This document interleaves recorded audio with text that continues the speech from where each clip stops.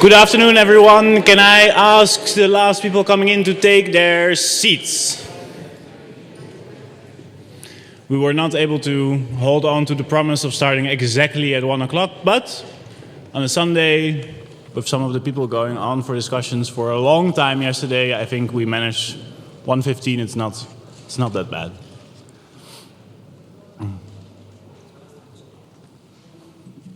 So, good afternoon and welcome on behalf of BAK, Basis voor Actuele Kunst in Utrecht, the University of Utrecht, Centraal Museum in Utrecht, the Unrepresented Nations and Peoples Organizations in Brussels and the New World Summit team.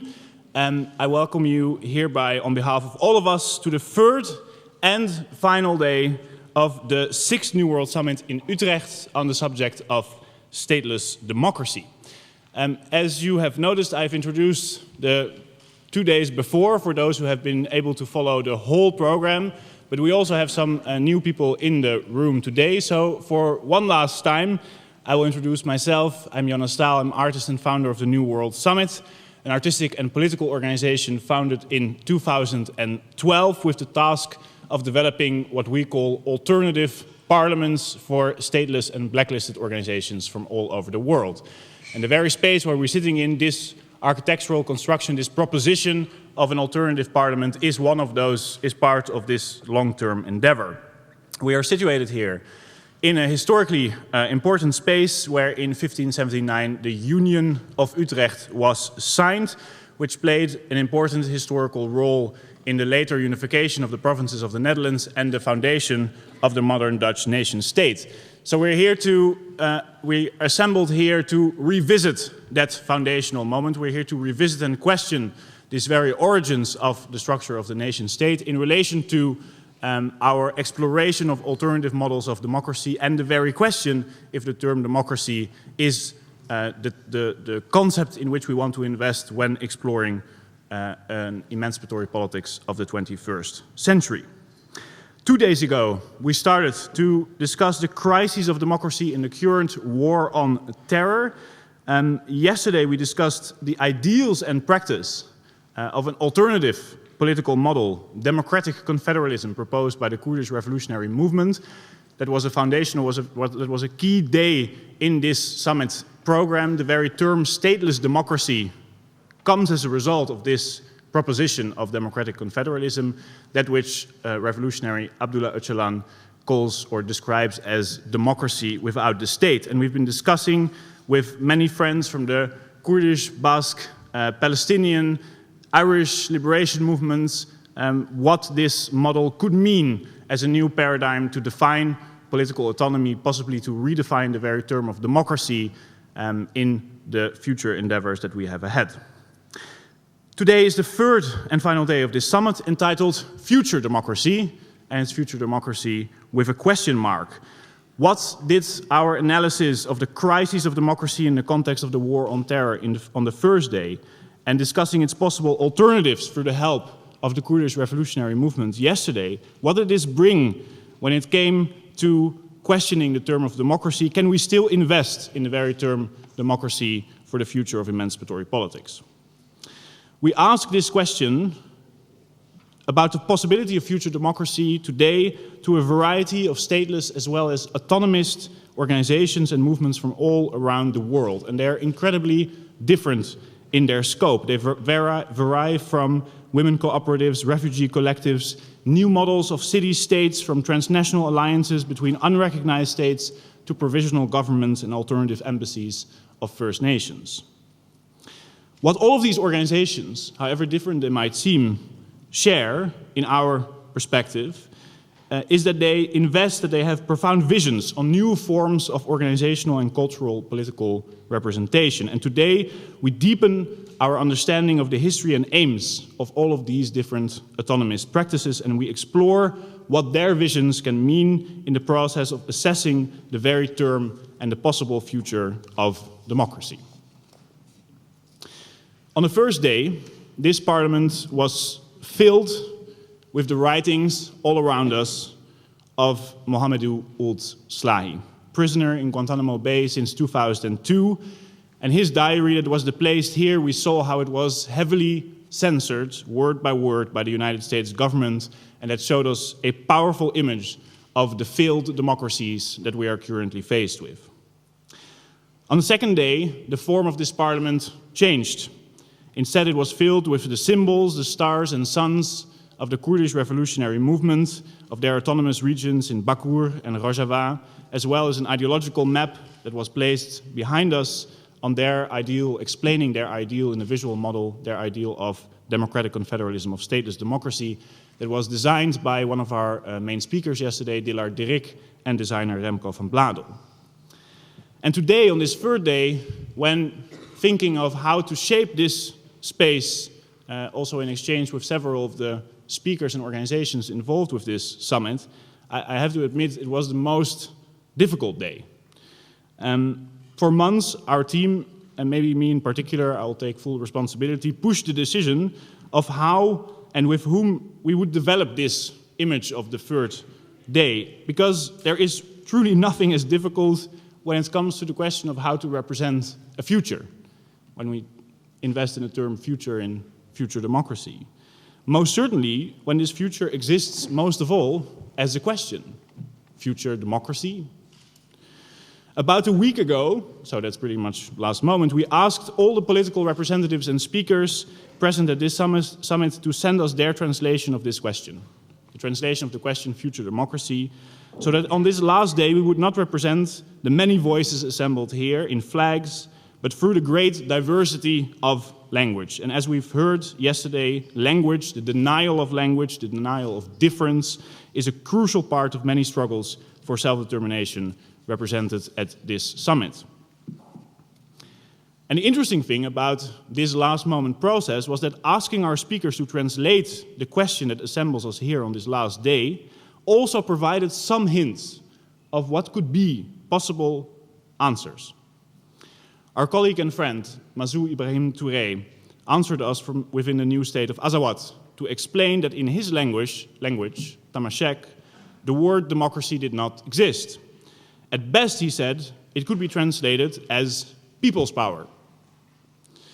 In the case of the Gumbayangir, Aboriginal people neighboring Callum Clayton Dixon, representative of the Aboriginal Provisional Government, who has trained with me all morning to actually pronounce this term well, and I'm afraid that I failed miserably, and I apologize for that, does not use the term democracy either, but Clayton Dixon proposed us the translation Gingan Guregu, translated as future freedom.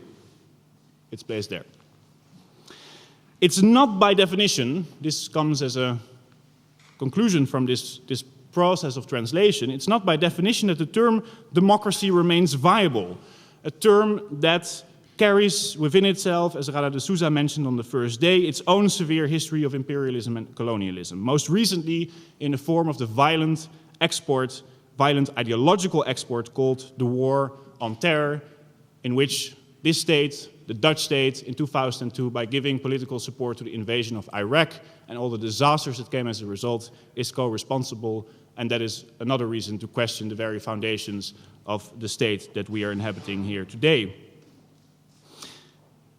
Maria Lavajova, director of BAC, Basis voor Actuele Kunst Utrecht, one of the main partners with which we organized this summit, on the very first day in her introduction, emphasized the importance of questioning and expanding our vocabulary. She referred to it as future vocabularies, and that touches on the question of future democracy. Which terms are we using to define the concepts in our exploration of what is an emancipatory politics of the 21st century? Today, through a variety of organizations that are redefining the right to self-determination and political autonomy in different ways, we will continue this endeavor of defining what the future is that we want and which names this future could possibly carry, which horizons that we can articulate. And we do so through 3 blocks. First, future organization will be the first block. The second block is future representation. And the last block will be future projection. It will be a block in the form of an assembly that will gather all the previous speakers of this summit. And maybe as a last note on this design, the color red. Why red? We all know why red. I want to thank all of the speakers that are present here today. I want to thank you, the public, for continuing your determined presence in this summit. These are long days, these are intense days.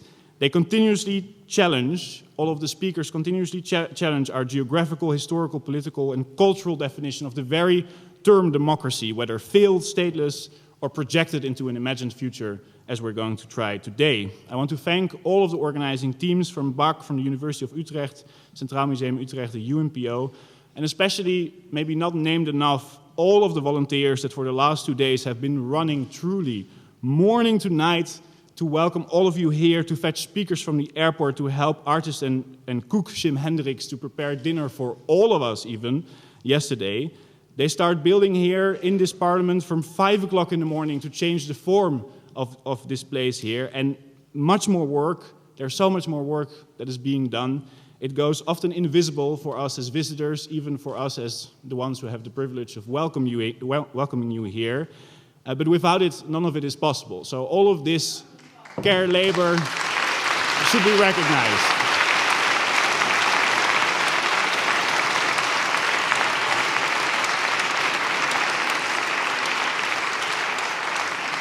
And the same goes to the security team of Ali. I said it on the very first day. They have been here from morning to night. Normally, we very much dislike, reject the cultures of surveillance, but we very much admire the respectful way that Ali and his comrades have been assisting us in organizing this summit, and we thank the Kurdish Federation of the Netherlands for bringing Ali and his team here. A special thanks on this day goes to curator and Frontier Imaginaries director Vivian Zigrel, sitting there, with whom I had the pleasure to discuss the very concept of the New World Summit many times. She proposed 3 of the speakers of the second panel of this day: artist and representative of the Aboriginal Tent Embassy, Richard Bell, artist and former Minister of Culture of the Black Panther Party, Emory Douglas, and member of the Aboriginal Provisional Government, Callum Clayton Dixon. Just this last Friday, the exhibition Bell Invites opened in the Stedelijk Museum Bureau in Amsterdam with major works by artist Richard Bell and his comrades such as Emory Douglas. I urge you all to see it, and next Saturday on February 6th at 1:30 p.m. Bell, Douglas, Zigrel will also speak at their Global Performance Symposium at the Stedelijk Museum in Amsterdam. So some of you suggested there are conversations in this room that have been building up the last day that should be continued. Well, we have a chance. Next week, Saturday, 1:30 p.m., we continue.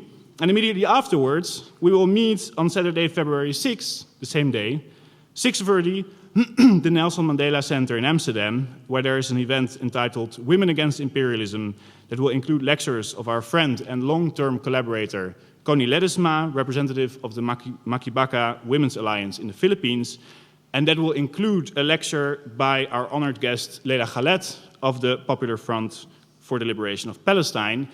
And then we're not done yet, because the very next day, on Sunday, February 6th, Leila Khaled will also speak at a book launch of a much admired comrade here, Professor José María Sison, a poet and the founder of the Communist Party of the Philippines, that presents his book Crisis Generates Resistance at 1 p.m. at the Cargador in Utrecht.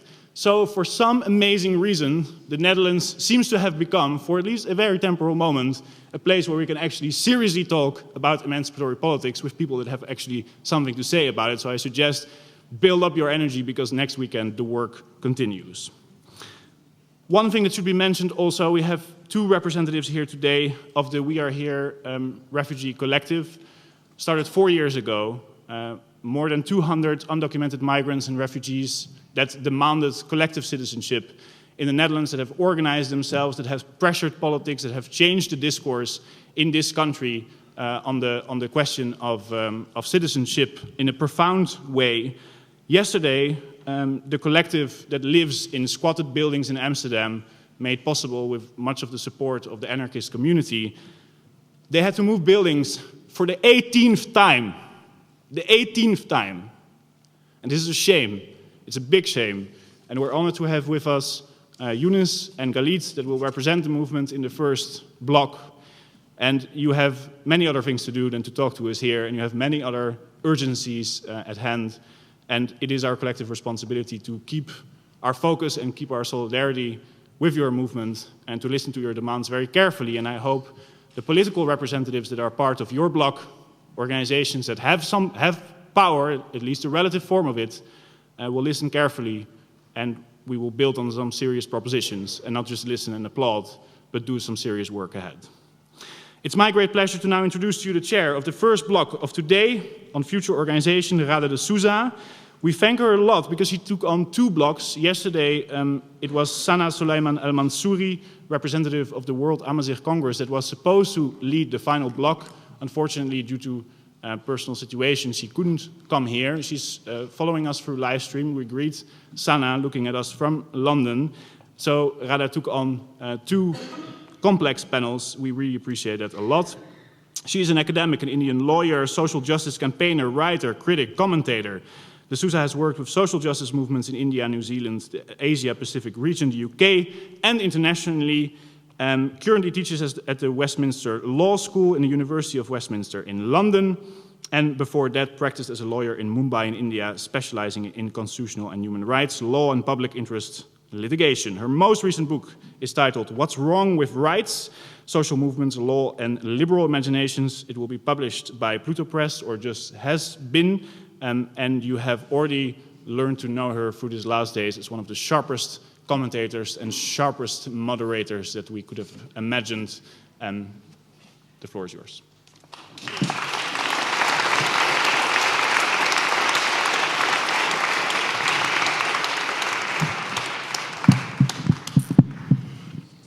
Thank you for that introduction.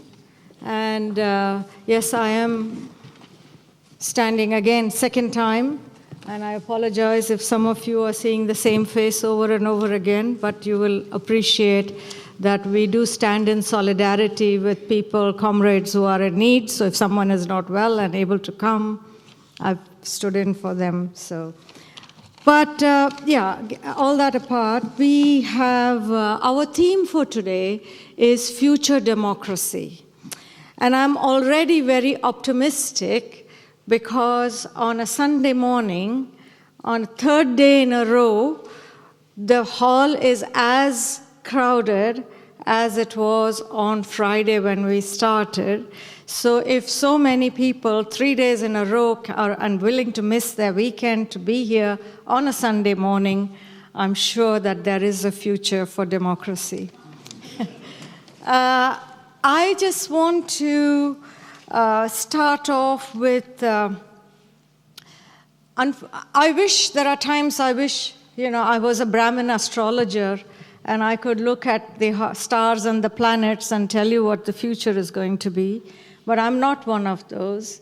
And I'm sure none of you here have a crystal ball that you can look into and say what the future is going to be. If anyone has a crystal ball, please put your hands up, because we would like to know the future democracy. And because we don't have those options, we have to learn to understand our future democracy through our own practices, through what we are actually doing now, and being able to see where this practice is going to lead. And so it is a kind of future that we talk about, which is very grounded in our actions, which is grounded in what we are trying to do. And what we are trying to do is also something that is about realizing some dreams and aspirations that we have for the future. And today's panel is going to be that, because all our speakers are people who have been doing things, engaged in actual practical organizing and action, trying to change the world, trying to make it freer, more democratic, more just, and all of that. And we want to hear from their practices about what we can say and what we can learn and how we can think about what the future might be. So I was just going to, I was remembering Dilek Ocalan yesterday. And one of the things that struck me about what she said was she said that in their decentralized governance system that they follow in Rojava, She said, land, water, electricity, and security are subjects that are with local authorities. And I think that's something quite revolutionary and quite something to think about, because we talk about, decentralized democracy, people's movement, voluntary self-organization, et cetera, but what are they actually going to do with that? And if you think about the world we live in today, if land, water, electricity, and security is decentralized, the whole architecture of economic and political power on which this world rests collapses. Because land is no longer decentralized. We have large multinational corporations coming and buying up land in Africa, in Asia. And in fact, multinationals have bought up land as big as the size of Great Britain in Africa alone. And with that land, there comes water and forests and everything else that comes with the land. Electricity, if you look at it, giant, we have, 3-4 big international companies who supply electricity everywhere. Yeah. If you take security, it's the most centralized, the most internationalized, because you have heard surely of the military-industrial complex, and we have a small group of companies and states that get together, and you have the NATO powers, and so, and water. Yeah, again, large dams, electricities. So I was just thinking that to think about these 4 elements as an integral part of a decentralized democratic system that is operated by local systems involves a whole raft of questions about science, technology, ecology, economy, democracy, everything. And I thought that really captures something to think about in terms of future democracies and future systems. So with that kind of recapping, something that was quite profound, I felt yesterday, that came out of Dilek's talk, we also talked a lot yesterday about 3 main concepts. We talked about democracy, we talked about nations, and we talked about states. Yeah? So what I'm hoping our speakers will help us to do is to rethink a different way of thinking all these 3 concepts, and keeping in mind what another kind of democracy might look like. So to help us to do this, we have 4 speakers today. And I will first of all invite Meike Nack to come and speak to us. Meike is a women's rights activist, and she is the European representative of Waqf Jina Azad Rojava, which is the foundation of free women in Rojava. And WJR uses a holistic approach to challenge the economic, social, political, medical, educational, and cultural difficulties that women and children face in Rojava. And one of its most significant projects is the creation of women's villages, where members articulate their own women's law and organize the politics, labor, and care work based on principles of an alternative feminist approach to the organization of power. And I think it's an extremely exciting kind of work. And I'm quite looking forward to hearing from you, Meike, not only about your work in Rojava, which I hope you will tell us something about, but also about what this actually means for Germans, which is Germany, where you live, and for other European social movements, and what can they take away from your experience working with this, working in Rojava and the women's movement there. So to Meike, the floor is yours.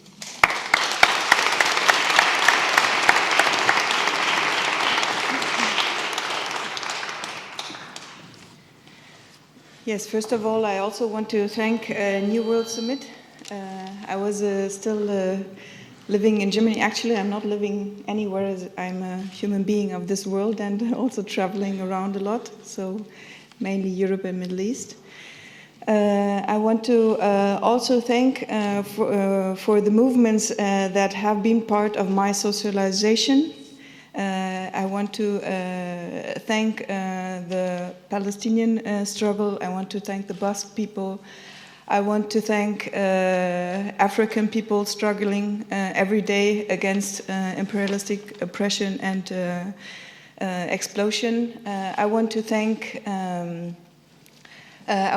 of course, the Kurdish movement, which are my dear friends, and we're struggling together since 15 years now. And I want to thank the indigenous movements in Latin America to open my eyes what it is to be a person, a human being of this world, and to learn what are the difficulties and the differences of being human being, to being born in different countries. And I think that there's a lot to do on this world. We have a common struggle to do, and for this reason I wanted to start with an action today, tomorrow morning, something very small. But I wanted to ask you all, we have been discussing now for 2 days already about democracy. Well, I think I want to invite you for a vote. So I think that we can all say that we want more democracy on this world. And the ones that want this from you could raise their hands now and accept this common decision of this conference. So you're invited to raise your hand if you want more democracy.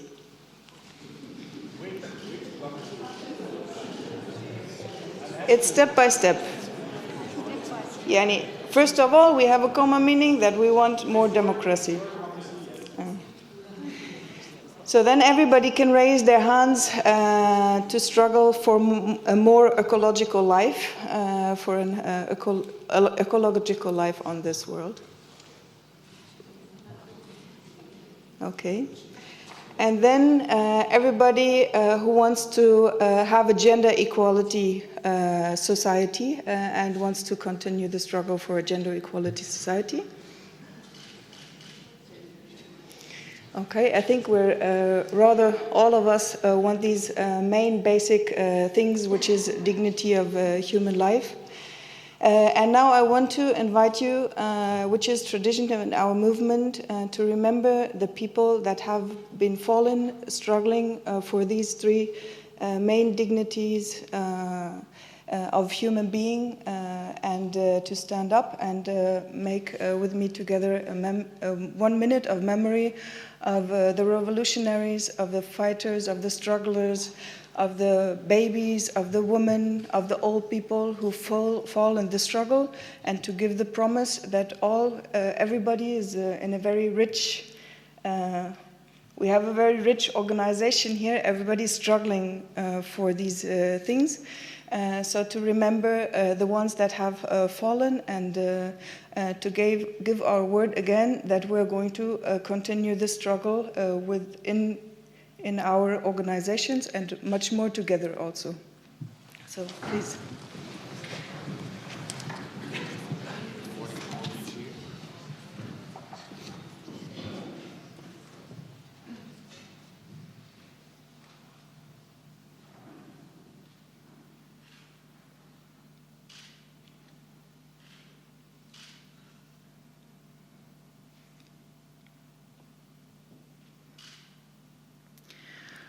Thank you. The ones that struggled, that fall, will be the ones that give us the perspective for a continuous struggle.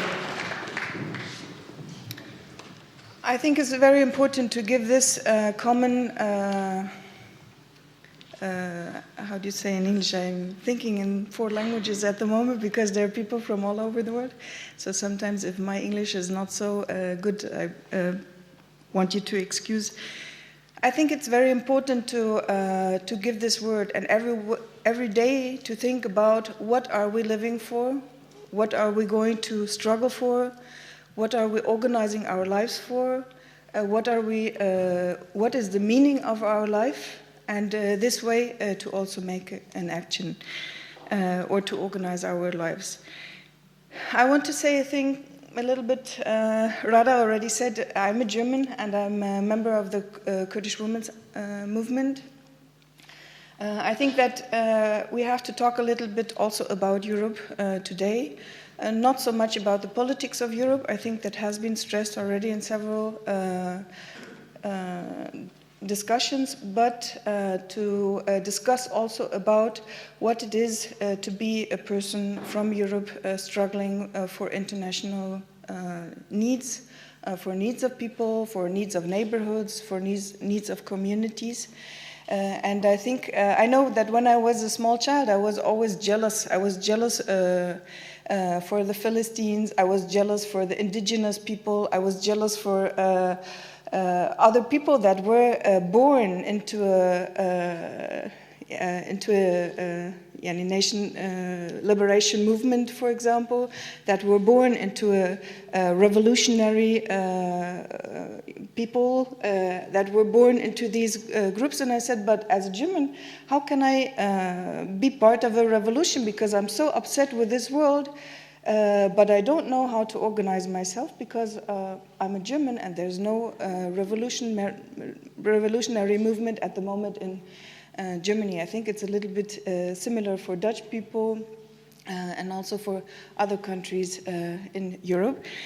So for this reason, I got to know the Kurdish movement, and I really thank Abdullah Öcalan, who said, okay, even as a German, or also as a German, you can be a revolutionary person. So I had to think, of course, about my own identity. I cannot say I'm a Kurdish struggler because I'm not Kurdish, I'm German.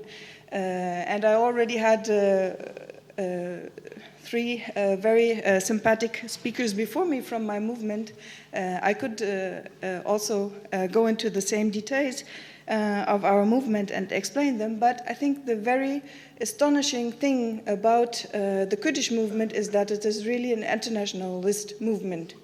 So from the beginning, it was not only Kurdish people struggling in the Kurdish movement, but it was also Turkish people, it was German people, it was people from all over the world struggling in this movement. But of course, it is difficult to be a revolutionary person if you don't, if you still have difficulties. Of course, as a German person, I know that there's a big fascist system which has been built up in Germany. It is difficult, it was always difficult in the beginning to say for me, I'm a German and I'm a revolutionary, or I'm a German and I struggle for something, because of course the state that has been implemented in our heads and also the restriction in Germany to be active for something is something very wide. So you have it, you don't maybe have a massacre in Germany against people in a physical way. Sometimes there also is, but not in the dimension, of course, like in Middle East. But you have a massacre of being a human being as an ideological massacre which you have against people. So what we did lose in Germany, for example, is to lose our own identity. Our identity as human beings, our identity as women in the sexist society, our identity in a very different way. So for this reason, of course, I had to go back into history. When we talk about future in our movement, we always talk about history first, because otherwise we cannot develop the future. So I had to go back into history and think about, okay, what is Germany, or what is it to be Germany? So for to be German, so not as a state, but as a person coming from a people. First of all, I understood, okay, Germany is not German in a way like the German fascists said. It's a multicultural, multi-ethnical, it's a multi-religious, a multi-clan society. So we have a lot of diversities also in Germany. The second thing, I'm only going to point it because, of course, I have to be quick with my words. The second thing that was very important to go back to history to also think, okay, where were women's struggles? And not only the feminist struggle, but before, what was it? There was, and I think this is very important to know for everybody in Europe, there was a big massacre on women with the burnings of the witches. So there has been the killing of a woman's culture, which has been widened all over Europe in a very strong way. There has been a clan system early in Europe when we still did not have states.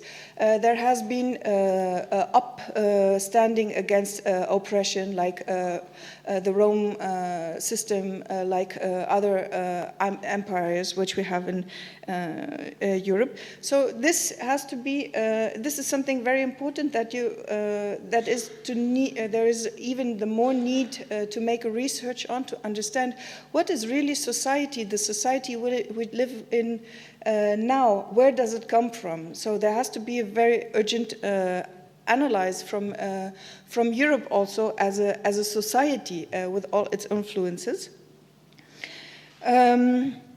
So this only for the ones that also want to come with us, follow us to make a little bit more a research on how can we really build up a society and which way we can build up society and what has historically already upbuilt in this society.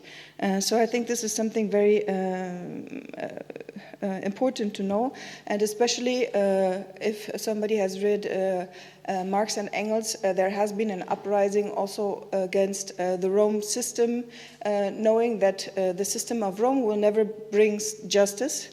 So there's really a lot of examples which we can read again and be more struggling and more stronger struggling people. So for this reason, I entered into the Kurdish women's movement with my complete identity as a German. And what we did, I went to several places, but for me it was always important to support the movement with things that I can do very good. So when the Foundation of Free Women in Rojava was built up, I said that I would like to be part of this work to build a bridge between Europe or international and the Middle East, the revolution of Rojava, and also for the complete Middle East. So I think this is something very important, and I think that there is a big need to think about three things. So if we want a really democratic society, want to be part of a democratic nation, as we discussed yesterday already, there has to be more action. Action on a local basic, which my colleagues will talk about, but also action in an international way. There has to be an action to stop these wars which are killing our friends, our other human beings.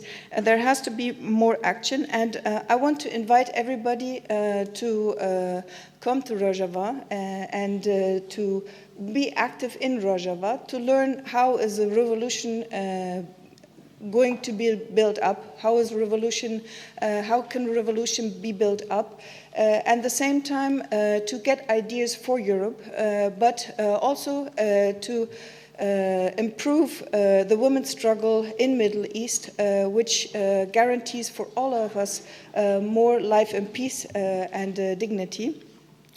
So what we do, I'm only going to say two words for what we do.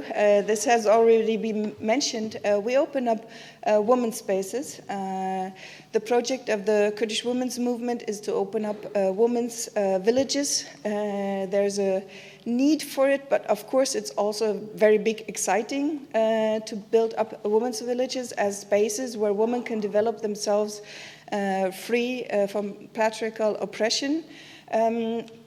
Of course, in Rojava, we have the very big impact of the war. We have the trading of women by ISIS, the slavery, all these kind of things. So there is a big need to have women's spaces where women can go back to live in their own identity. But there's also a very big wish.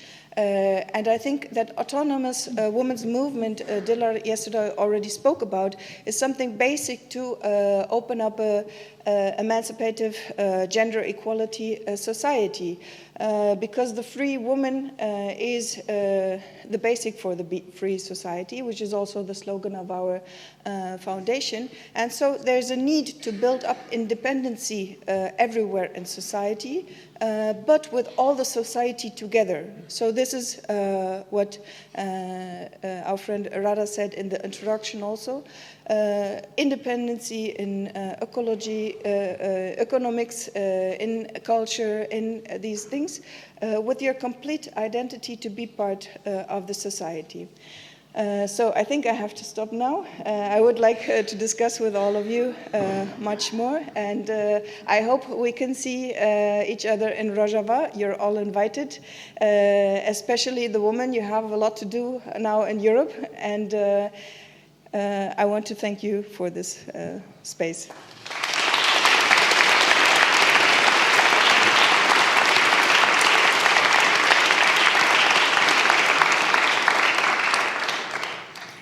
Thank you, Meike, for that very moving account of your work, and I hope many of you here will take up her invitation to go to Rojava very seriously.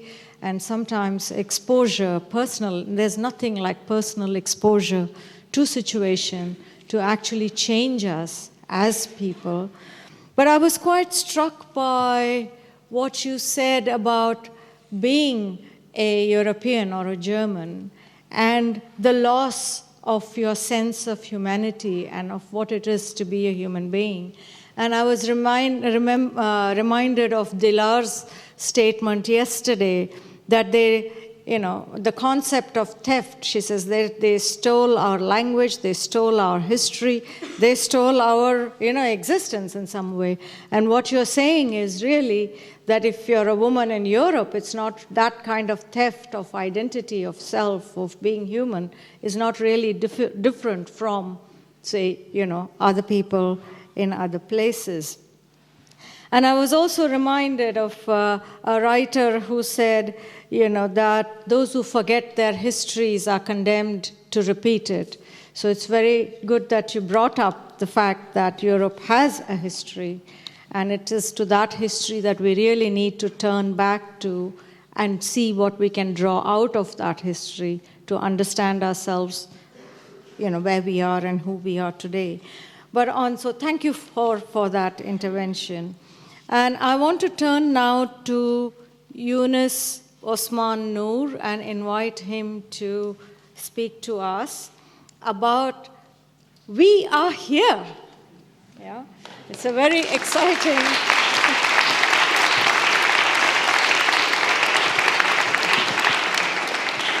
And indeed, Yoonis, you are here and we are here, right? And Yoonis, many of you may already know him, is member of the Amsterdam-based political movement of refugees called We Are Here, and part of the Refugee Council of the foundation Here to Support. And We Are Here consists of a group of more than 200 refugees who are in limbo, who first organized themselves into a political group in 2012.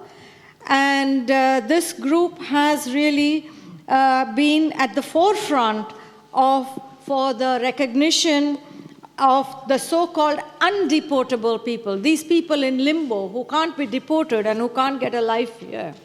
So we are very much looking forward to hearing from you about your experiences, your organization, and above all, if you can come back to what your experience tells us about a future democracy and what you want the audience to take away from your experience about future democracy. And also, please, if you can just stick to 10 minutes. Thank you.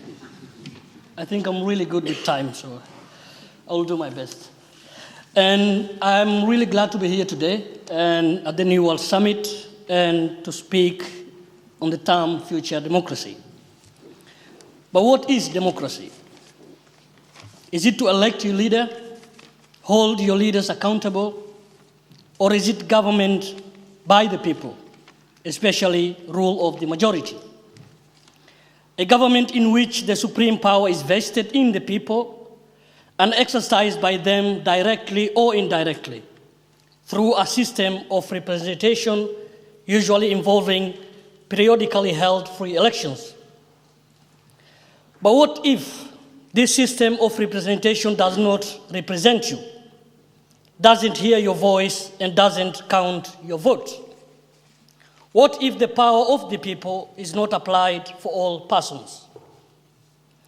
This is the daily life and daily reality of We Are Here, a social movement of refugees in limbo. We have applied for asylum in the Netherlands, but have not been allowed. We are expected to leave the country, but we are unable to do so. We can't go back to our war-torn home countries, and we can't go to other European countries due to Dublin regulations. We find ourselves between a rock and a hard place. We live in the Netherlands and inhabit an almost rightless position. We are not allowed to study, to work, or to participate in Dutch democratic practice. We are denied representation in the parliament. Yet despite this exclusion and the denial of our situation, we have created our own political space, our own democracy, with inclusive institutions and system of representation. We have been denied access to education, so we've created our own academy. An academy where everyone and anyone can pursue an education regardless of documentation or legal status. We are building our own parliament together with our brothers and sisters from refugee collectives from Brussels, Hamburg, and Berlin, on the 3-point in Wals, where the borders of Germany, Belgium, and the Netherlands meet, where we will discuss political topics that are important to us. Laws are made about us, but we don't have a say. We will propose a democracy takes into account the people that are being regulated.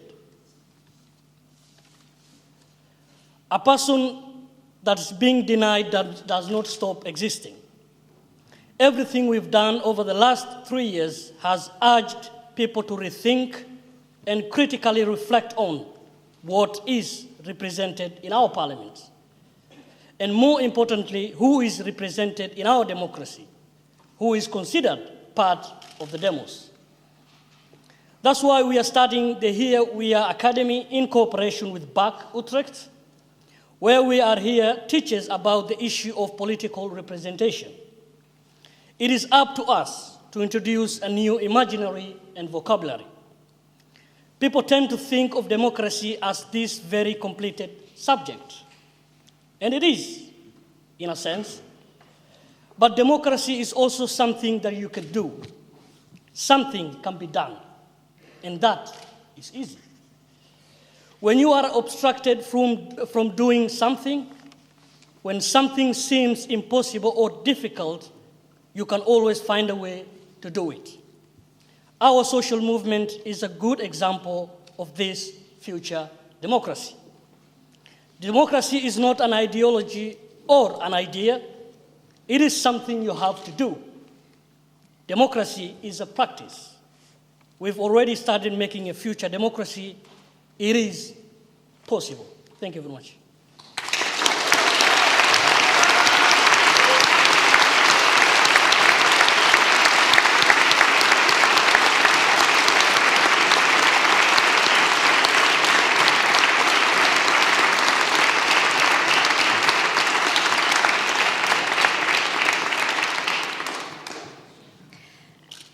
Yoonis, thank you very much for that very inspiring introduction to your work. And indeed, it is up to us to infuse meaning into words and to change vocabulary and meanings into words. And I loved what you said in the end, that democracy is about actually acting it out. Okay, if the Constitution, the Dutch Constitution, doesn't recognize you, you say, well, I'm here, and I recognize myself, and I do it. So, as you can see, and those are really very profound things, and thank you very much for that. I'd like to move on now to invite Elena Tarifa Herrero to come and talk to us. Elena is a journalist, and she's secretary of the Equality Committee of the Union of Journalists in Catalonia. And she's a feminist and civil society activist. She's a representative of Barcelona Comú, Catalan for Barcelona in Common. And Barcelona en Comú is a municipalist coalition between the Citizens Platform and Guanem Barcelona, a progressive political parties in Spain. And it's also part of an alliance of Greens and alternate left. And Elena's work actually illustrates some of the methods of local organizing, local solidarity building as an alternative to, say, traditional and conventional politics. So, Elena, please, the floor is yours. Again, please, 10 minutes, because it's not about cutting you out, but about being fair to the audience who all want to ask you questions at the end. Mm-hmm. Well, yes, thank you.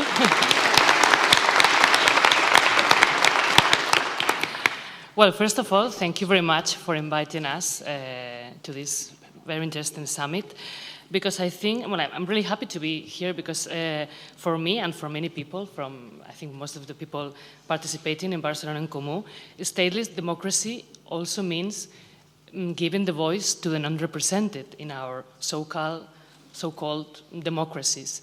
And the non-represented are most of the people, indeed, most of the population, because many people from our societies are not participating in social and political life. And for us, this is our main aim, so to give them the voice and to help them to participate, to really participate in our democracies.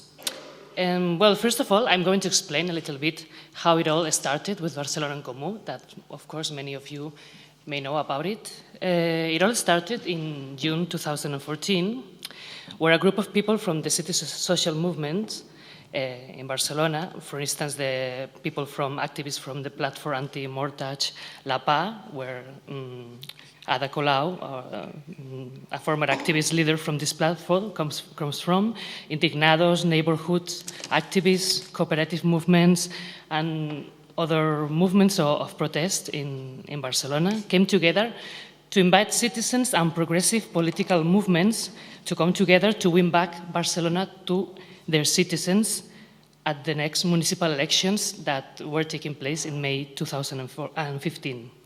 And during this process, there were held some meetings on the streets of the city to both present the project and listen to the people. There was, for instance, always an open mic for people to share their concerns and priorities. And some groups were set up in almost every neighborhood to discuss these issues and to discuss what we wanted to bring into the program. This was happening in parallel to negotiations with some progressive parties, such as Podemos and the eco-social coalition ICB. Well, ICB is an eco-socialist coalition also in Catalonia, and other progressive parties, so that they could join the electoral list that they finally did in February 2015. So we all came together, this social platform, citizens platform, and these progressive parties, and under the name of Barcelona en Comú, Barcelona in common, as all that we have in common was Barcelona, and we wanted to to represent the people in Barcelona. Well, so then Barcelona en Comú was really a new share municipalist platform to run in the elections of May 2015, and this was possible thanks to years of neighborhood activism, social movements, and political experimentation in the years before, in the context of economic and political crisis in Spain and in Catalonia, in which political institutions were failing to respond to the needs of the people.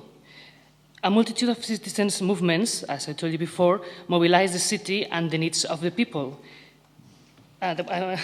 Movements mobilized the city and demonstrated the power of organized citizens to propose and implement solutions. All of these movements had learned how to self-organize and campaign, so there was a strong, vibrant network of activists ready to channel towards an electoral goal. Social change was blocked from above by the institutions, so the moment had arrived for us to take back the institutions and put them at the service of the common good. That means governing by obeying. So the elections arrived and we won. So this was a huge surprise for us because, of course, we wanted to win, but really we didn't expect that to happen. So really it was something really important, really special for the city because it meant a really big change. But for us, winning back the city is more about than winning the local elections. It means putting a new, transparent, and participatory model of local government, which is under citizen control, into practice. It means also implementing fair, redistributive, and sustainable policies to respond to the economic and political crisis. So our strategy has been to start from below, from what we know best, our streets, our neighborhoods. And we think that the proximity of municipal governments to the people make them the best opportunity we have to take the chance from the streets to the institutions. That is because cities have always been a place of encounter, of exchange of ideas, of innovation, and of revolution. Cities are where democracy was born, and they will be where we can start to recover it. That's what we think. So the institution was a tool, not a goal itself. The movement we've built, it is now more important than ever to put into practice a more participatory form of governance, a more social economy, and to support the proposals made by our colleagues in the City Hall. Regarding the autonomy of citizens, we have provided spaces of participation and other ways of doing politics that mean listening, participating, and collaborating with civil society and what their demands are. For instance, a new way of participation is when we introduce the so-called e-democracy. That means using technological tools to enlarge participation. For instance, when voting the program that we presented for the elections, everybody could vote which were the measures more important for them through computer, through so technological tools to be used for enlarging democracy. And also by using social media to answer to the attacks of the mainstreaming media to our proposals. So we were really active in social media, and that was really important to make people participate and also to let the population know about what we wanted to do. How do we organize? We have different areas of work, for instance, thematical ones, gender, economics, education, health system, social rights, and also local assemblies in almost every neighborhood that meet regularly and are in connection, sending one representative each to the coordination committee and to the territorial committee in Barcelona en Comú. All these areas are still open to the citizens' participation. And they were responsible for the program that we presented to the local elections and are now helping to develop policies led by the municipality. Another key point for us was gender equality. Because for us, a true revolution must be feminist or it isn't. For instance, we have gender balance in all the areas of work from the beginning. And of course, we have really an important women leadership in the person of Ada Colau, who is our major. And I think she really represents a new leadership led by women, and from women that were not professional politicians, so were as any of us. We also created, in order to improve gender equality in Barcelona, we created a new area in the municipal government called Regidoria of Feminisms, Life Cycles, and LGTB. This is the first time that in a Spanish municipality we have this kind of area, so gathering all these areas that work for gender equality and sexual diversity. And of course, in this area we are working, two of our main goals are fighting the poverty of women, because we have found that in Barcelona, the poverty has a women name. I mean, that there are lots of women that are poor than men. And of course, also fighting against gender violence, because we have had a lot of murders of women in our city and also in Catalonia and Spain in general, and we think it's a super important thing to fight. Another thing, another way of doing politics was also to approve a code of ethics in a public and a transparent way. A code of ethics that regarding term limits, salary limits, and transparency requirements for our representatives in the City Council. This was really important, not just because corruption had become such a big issue in Spain and Catalonia, but also because one of the main goals was to do, of course, politics differently. The medium was the message, the process was the goal. So this code of ethics is a document that defines the practices that those occupying elected and appointed positions in public office should carry out in order to ensure a responsible administration that remains in touch with real life. It sets limits on salaries and expenses that guarantee that anyone can get involved in politics, of course, but at the same time, we have to end the privileges that have led political representatives to be out of touch with ordinary citizens. What about our relation with internationalism movement? From the beginning, we were sure that the democratic rebellion in Barcelona wouldn't just be a local phenomenon. We want Barcelona to be the trigger for a citizen revolution in Catalonia, Spain, Southern Europe, and beyond. We know there are similar initiatives to ours that won in other cities and that aim to break apart the current political and economic regime from below. So indeed, since May 2015, none of the Spain major cities, Madrid, Barcelona, Zaragoza, Valencia, Santiago, none of them are controlled by the two main political parties. Not only that, but they are controlled, indeed, by citizens' platforms such as ours, and that were launched under a year before the elections. So that means that they didn't even exist in May 2014. And all these new municipalities, we have created a network of municipalities, of new municipalities in Spain. So I think this is the beginning for change. Indeed, it's difficult to explain the magnitude of this change in Spain. Democratic revolution from below. These cities are now the real opposition to the central government in Spain, setting the political agenda and showing that things can be done differently.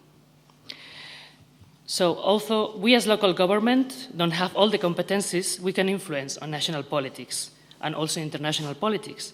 As for the refugee crisis earlier this summer, Spain agreed to take in just over 2,800 refugees, many of them reassigned from Italy and Greece, but it resisted a European Commission proposal for it to take it in around double that number. But following pressure from cities, led by Barcelona, They've now agreed to take 15,000 more and change their language and tone. And of course, at the same time, we have created a special commissioner in the city to tackle the situation and to organize the huge citizen solidarity movement ready to welcome refugees, regardless of the state immobility. So this is one example that we can influence indeed some of the national or international politics. So what are our challenges for the future? One of the challenges, in my opinion, is being at the same time a social movement and at the same time being in a government and institutions. And the question is, will this kill the social movement or not? It's difficult to be at the same time in the state and being also as a social movement, but we are working on that. But of course, this is a challenge. Another challenge is finding new ways of participation, because although we still have a lot of participation from citizenship in our assemblies and groups, we know there are still a lot of people who is not participating in those processes in Barcelona, from the poorest neighborhoods, of course, people from migrant origin, and we want them to participate. So we now have to think new forms of participation. And another challenge, of course, it's finding new alliances with left-handed parties and platforms, both at a Catalan level and, of course, at the Spanish level. One first step was we presented for the national elections in December, together with Podemos, and Comú Podemos was called our coalition, also in the frame of the Podemos list. So this was the first step to influence at the national level as Barcelona and Comú. And of course, we are thinking of establishing more stable alliances with left-handed parties, and also to lead maybe a big coalition of citizens' platforms and left-handed parties that really can mean an alternative for the Spanish government. So we are working on it. And of course, another challenge is how to influence at a national level. And of course, being here, it's one step towards this goal. So to establish alliances at a national level with other citizens' movements, and that want a change in democracy, participation. Well, thank you very much. I'm open to your questions.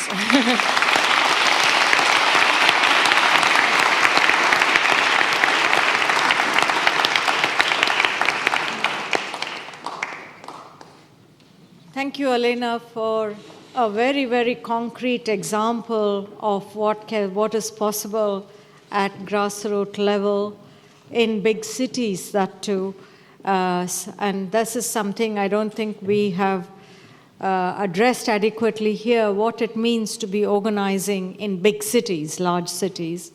And I think for some of us who come from countries where majority of our people live in the villages, this is really an interesting question that we haven't really, at least I haven't really thought about much. But going on, what the essence of it seems to be, what you're saying is politics has become very professionalized, very careerized, very, institutionalized. And we really need to bring democracy back to where it belongs, which is among the people. And that's what it seems to me you're trying to do in a way, in a very concrete way. So thank you for sharing your experiences with us on that.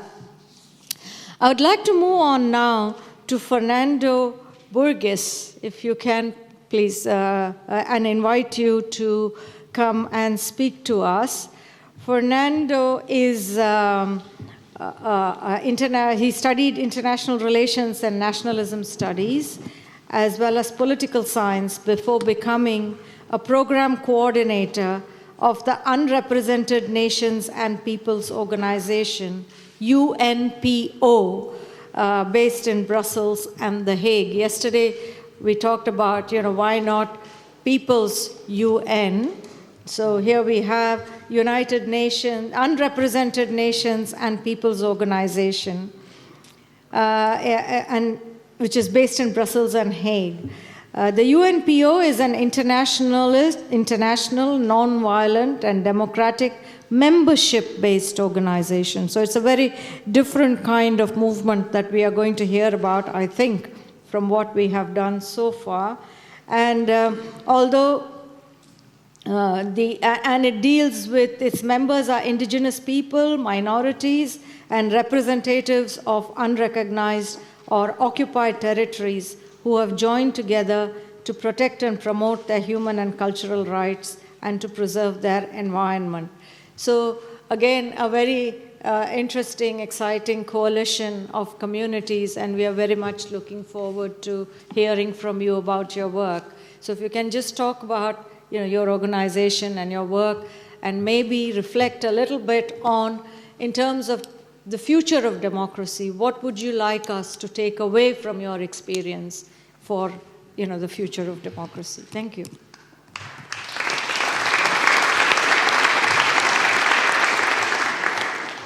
Thank you very much, Radha. I would like to start by saying that UNPO is very proud to be a partner of the New World Summit. I'm very glad to be here representing the organization which I work for.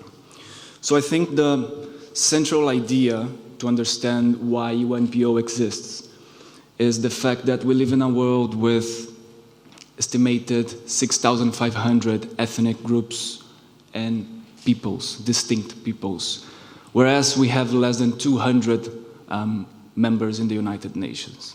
So something is wrong. Something clear is wrong. And this is where UNPO comes in. We were created to fill this gap, to give a voice to the voiceless. So the challenges of our members, I would just like to clarify first, what does it mean to be a membership organization? Some people are confused with that. We are not an organization for the members, we are an organization of the members. So I am here speaking on behalf of the Secretariat of the UNPO, but we have nowadays 42 members, and these members are representatives of indigenous peoples and nations who have different backgrounds, different challenges, different contexts, but they have in common the fact that they are unrepresented. They are unrepresented. They suffer. I believe that, let's say that the biggest fear our members have is loss of identity. So they suffer with cultural assimilation, they suffer from oppression, and most of our members suffer with the most horrific acts of violence perpetrated in most cases by the states that should, in the first place, respect them. So UNPO exists to remind every single day multilateral organizations that something is wrong. I was asked before by some people here yesterday if we are a shadow UN, if we are an alternative to the UN. And my answer to that is that yes and no. Yes, if you look at the fact that we are a platform, we offer a platform for people who otherwise wouldn't have a platform at all. We are a democratic platform. We have a General Assembly in which once every 18 months, all of our members come together and they discuss the future of the organization. They have a vote. We elect a president, the presidency. So we are a structure, let's say more or less like the UN, and we exist. So we are a source of legitimacy for ourselves. So the members recognize each other by looking each other in the eyes. So we are, yes, a source of legitimacy. But we are not an alternative to the UN in terms of we don't work to destroy the current system. In fact, when UNPO was founded, the founding members, they wanted to make sure that it would not be perceived by the international community as a new coalition that would incite further conflict. So one of the main cores of UNPO is that it's a peaceful organization. So we don't, by no means, want to wage war against the state. We work every single day of our lives to try to make the UN and the other multilateral organizations more democratic so that our members could have a voice. But this, as you know, is very difficult because the power relation is asymmetrical. So I think it would be almost naive to believe that UNPO could become a solid alternative to the UN, running in parallel to the UN, because at the end of the day, the states in the UN, they have, well, let's say, the power. So the UNPO is a unique political experiment. It was founded in 1991 in The Hague. We challenge the international community, this international community that turns a blind eye to what happens every single day in these countries, in these nations, with these peoples. So we try to make the invisible visible with our work. Another question that I was asked is that if it's possible to imagine a global structure of solidarity among unrepresented nations. And my answer to that is that I believe that UNPO is exactly this. I think that we are this global structure of solidarity among the unrepresented. So the members back in 1991, they realized that alone they couldn't do anything. If together is very difficult, alone much less. So they thought that out of this feeling of frustration of not belonging to the international community, they could combine efforts and create this democratic membership, non-violent organization to try to have a say in the international community. It's interesting because when we hold these general assemblies, you put in the same room people from the most diverse backgrounds and cultures and religion, and I only like being able to see that you could. So I think that is the most clear example of the solidarity, and I think it's something that we've been speaking here for the last 3 days about the necessity of inspiring solidarity among people who suffer oppression. So I think that UNPO is exactly this, and we try to be this global structure of solidarity. I think to link our experience with the overall discussion here, and especially when in light of this block, the topic of this block, I think democracy and the future of democracy. Democracy is absolutely nothing if it doesn't come together with human rights.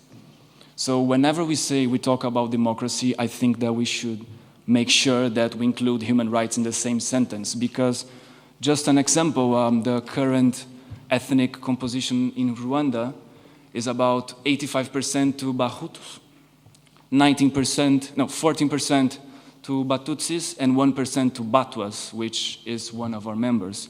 So if you think, okay, if you hold the democratic elections in Rwanda, you can say that the country is democratic, but if you don't have full respect for human rights, what is democracy?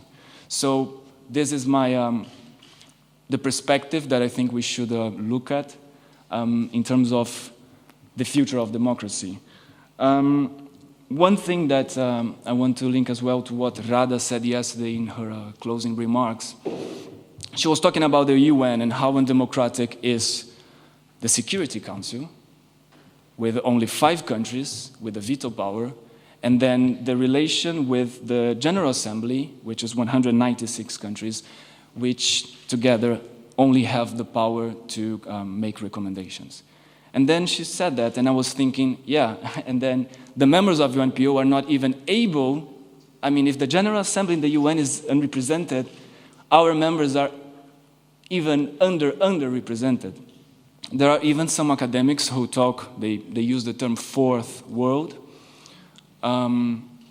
which I particularly like this term because sometimes we talk about the first world, well, the second world doesn't exist anymore, let's put it this way, and then the third world, but then the fourth world is what we don't know, is what most of you or all of us in the world don't even know that they exist, because they haven't been given a chance to be in the headlines of newspapers. We don't talk about them, they are invisible. So our struggle is to make the fourth world, to try to exclude this term and put these underrepresented peoples and nations in the international platform as equals.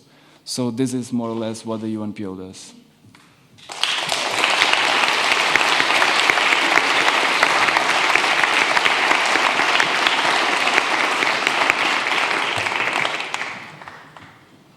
Thank you. Thank you for that very interesting and I think a very important contribution, because these unrepresented groups, they become invisibilized because they are not institutionalized in particular ways. So even to oppose institutions, as we are doing in this conference, criticizing the way democracy works, the way electoral politics works, and so on and so forth, these people are not even visible. But having said that, I think it's also important to remember that at least since the so-called globalization, of the economy and so on, the indigenous people everywhere have been at the forefront of opposing globalization. In my country, I can say that, but everywhere, in New Zealand, in Australia, in Canada, you look at everywhere, because they were the only ones who recognized straight away what this globalization was about. So, yes, I see that they are not recognized in the way that you are talking about in institutional politics, but they recognized, what was coming long before other people went to Seattle and Cologne and protested and all of that. So there is some acknowledgement that is required there of their contribution, which is, we shouldn't be complicit in that invisibility, if you like. So I just thought I'd mention that just for that. We are now heading to that point where we invite all of you to ask questions. And in the question-answer session, please include Khalid Jones, who is also from We Are Here, and he is also very much part of that struggle. So if you have questions about that, Yoonis and Khalid will both be taking those questions and answers. And Khalid, please feel free to intervene and contribute anything that you have, because I think people here recognize that what you're trying to do here is something quite important. So just on that, with that, any questions from the audience? Yeah.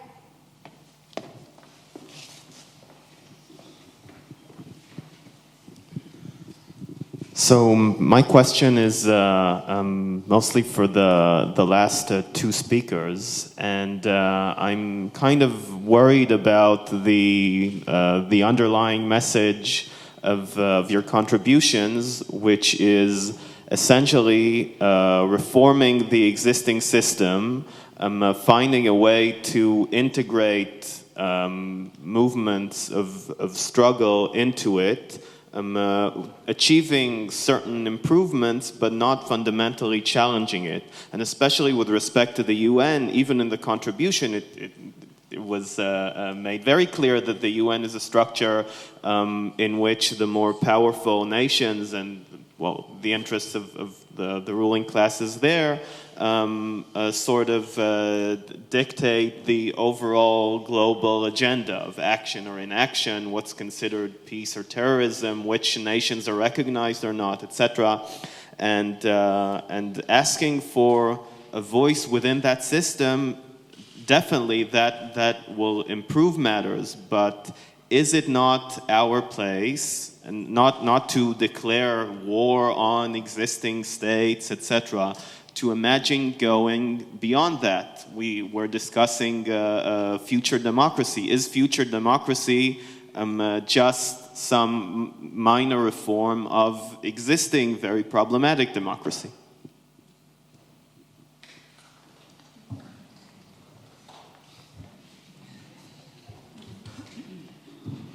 Well, it's a very good question.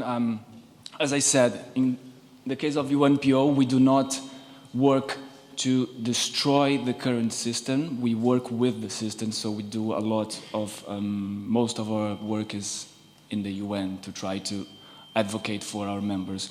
The thing is that when you ask about what can we do, if we can imagine, of course we can imagine, and we all have our own concepts of what could be a more just world and equal world, but I think to some extent we are pragmatic in thinking that at the moment this is what we have, and we have to try through the mechanisms that we have already to implement what is actually already in the international law. So I think it's both. So yes, we can imagine something beyond, but while we do what we have in hand right now. So this is my...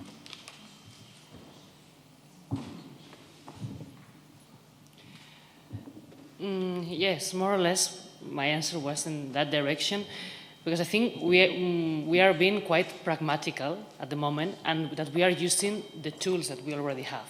Of course, I mean, we have this tool. It is organized, for instance, local administration. It's organized by municipalities, and it is as it is now. So, okay, let's use the tools we have, but in favor of us, no? In favor of the majority of the population. And of course, when we are in, then we decide, or the population decides, if we want to change them in other ways. But of course, we cannot change the whole system along, I mean, like this, so we go step by step. And I think it's a great thing if in many cities and in many administrations, it could be changed in that sense, that really the citizenship could arrive to the institutions and of course open the institutions to the population. I think this is quite important. First, change in order to change other things. So I think it's quite pragmatical, and then of course establish alliances with other, because we believe in the solidarity among other peoples in the world, regardless their organization. I mean, if they are in institutions or if they are recognized or not recognized, of course, we are going to create these alliances. So I think it's a good thing. It's like a first step to change things. Okay, thank you. One step at a time and one question at a time. Karim? Yeah, I want to follow up on my the UNPO and my colleague Fernando. As a member of UNPO, we, all the ethnic groups in Iran, the Ahwazi Arabs, the Baluch, the Turkmen, the Azerbaijan, and the Kurds are members of the UNPO. You know, the reality is that we don't have enough UNPOs. Let me tell you what has UNPO did for us as a European organization who was formed by liberals. In fact, mostly were Dutch, but there were Germans and Swedish and Norwegian. You know, when we joined the UN, the UNPO, you know, the UNPO opened the world for us. They took us to the UN. Now, what that meant, you know, our own, there were about 100 executions the past 2 years of our comrades alone in Iran. Some of them, the last 3 that they were executed, where they had an NGO to teach Arab kids how to get to the Tehran University. They were executed.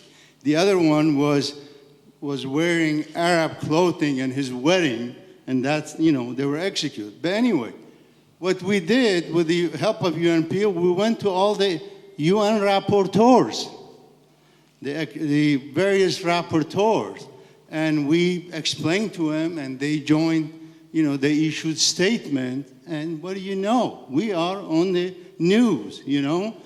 And I go to UN, to EU Parliament very often. With the help of UNPO in Brussels, they they help us and meet with all these MPs, you know, with various committees. So yes, I mean, I appreciate the comment there that you're helping the system But look, without UNPO, we couldn't have. In 2012, I don't know if you know Milon Qatari. 2005, he went to Iran.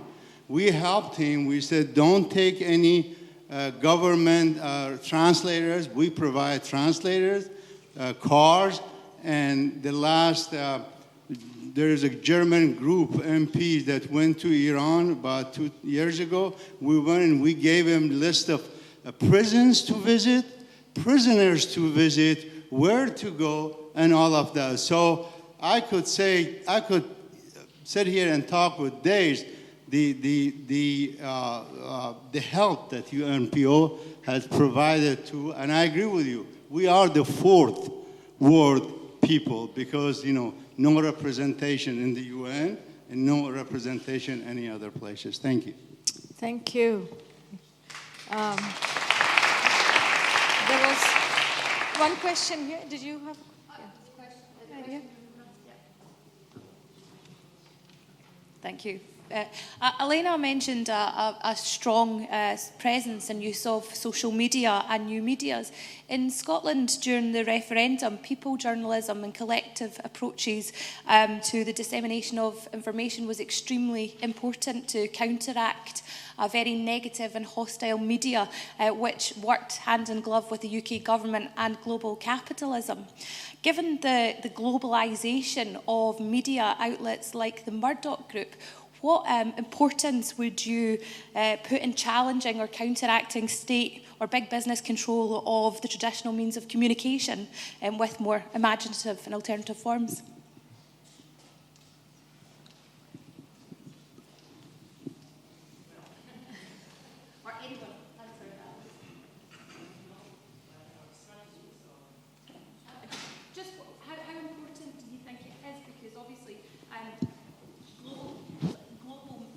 Globalization of media means that we're being spoon-fed global capitalism. How important do you think it is for organisations to challenge that type of media and use new medias and new forms of communication? Sorry, I didn't No, yes, well, very important. I think this is a very important issue. I mean, to face this media groups, because for instance in Spain and in Catalonia we have the media are controlled by 2 or 3 groups, editorial groups, and of course they are influenced by interest from multinationals, from other capitalist interests, and of course they are also in relation with the main political groups in power. So it's really difficult to let people know your message and to spread your ideas if you have the position of the main media. And of course, I think this is an important thing to focus if you're in an organization of future democracy or of current democracy. And it's important to organize, because this is quite a volunteer job. The participants in these movements, that they are active participating in social media. So all the time, and because social media and digital media are like networks, and so you have to be active all the time. And it is, of course, thanks to the collaboration of all our members and people following us that we could get to do that. And of course, it's important to training in that issues, of course, in the frame of your organizations. And of course, why not? But to establish alliances with other alternative media. Because I think, for instance, in our case, we have digital media that, are quite open to reflect this reality, and that were recently created, and some online newspapers. And of course, it's good to create these alliances and to go directly to them, of course, be open to offer all kind of information, interview. But it is very important. I think it's one of the most important things to succeed. Meike, did you want to respond something? Yeah. I also wanted to answer something because I think, of course, well, we know everybody, the media are in which hands. So mainly media are in the hands of capitalist system and also the states. But I think there's something else. It is there is a big need to make all our struggles also visible, and I think there's a very big lack. I know. We talked today already about the movement of Awaz, I think. I'm not sure whether I'm saying it right. We're talking about, for example, all the things that Nancy mentioned in the first meeting, which was that this concept of power and concept of state system, of imperialism, of oppression, of gender oppression. This is something that is managed by the media, of course. So I think that there has to be a very big movement also to go much more into the medias by different things and publish what movements are taking place on this world. There's an agency which is organized by the Kurdish Women's Press, which is Jinha, which tries to break through, for example, the press, which is with patriarchal thinking. But there are, for example, also press works with everyday good news to show what kind of upstandings there are. And I think this is something very important that we, as a different political movements, also always have to keep in mind. Sometimes we're not even informed about our actions, each one of us. And this has to be much more to go outside to also break through this establishment of power, which seems to not to be breakthrough, but I think there is a possibility to use this also. And I think also what's most important thing, because I think... Khalid, do you want to? People may want to see you. Oh, okay, good. Everybody see me now? Good, let's go. Hello, everybody. I think also the most important and very effective tool to use is to create our own media center. That is what we were working on it now in the We Are Here Academy. Because we have been realized since decades, the media always has been showed by one side. That's the system want to show. Only the system want to show. But also you have a true story. Yes, you can add your picture with your story and you deliver it to the people. That also is one of the good ideas of sharing the information directly from you to the public. Thank you. Any other questions? Anyone else? Yeah. And there, and there. I have a question to Elena, and it could be extended to Mireia and Kim, about the phenomena that is happening in Spain now. This shift from representative democracy to direct democracy obviously happens still in the framework of representation. So you were elected to represent other people. Are there thoughts within the parties, about rotational method of representation, or is that something that is not really present in your internal debates of who will represent? And if you guys, for example, stay there for 10 years, there is a worry about from people that this movement can become what we were fighting against at some point, because people get used to it and they become exactly that what they were fighting against.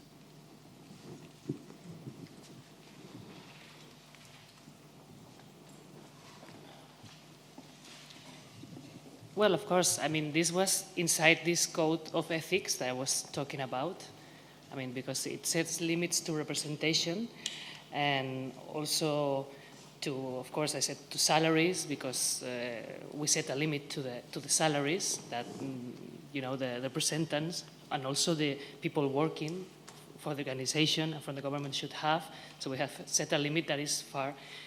beyond, what it was a standard, no? Because we want to give an example in that sense. I mean, that politicians cannot be different from the rest of the people, and of course from the rest of the salaries of that. I think that are of course fair, not. And well, yes, we have of course in the party, like, we tried.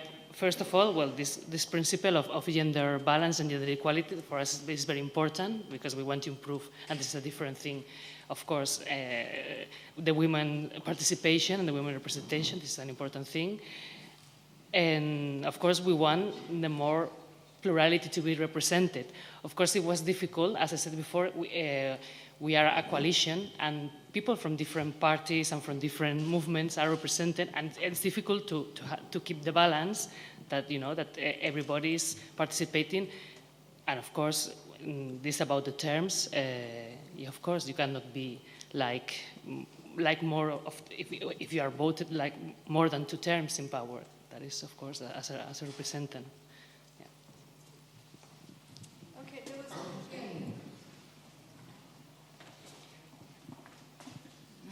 Thanks to all the speakers. I just wanted really to come back to the first question, because I think it was particularly important, this distinction between reformism and kind of revolutionary practice, right?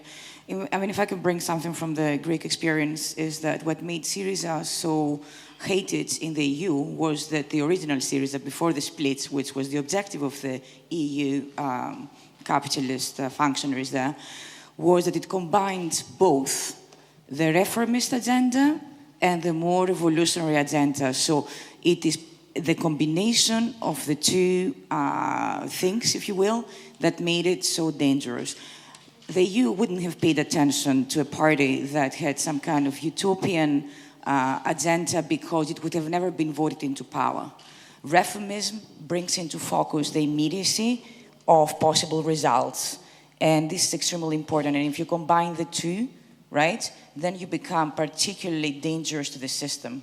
So I think it doesn't mean that you're going to succeed, because they have incredible, powers, incredible means, including the media, to come to your question.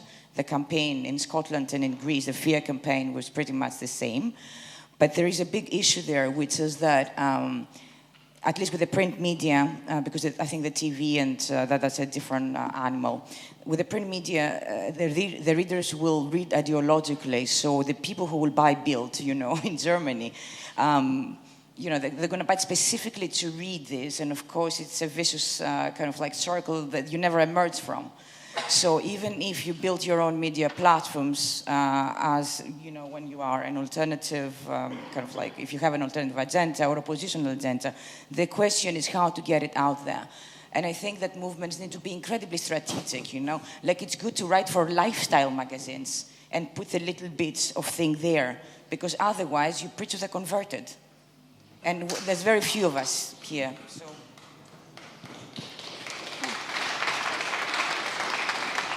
Okay, other questions? Yeah.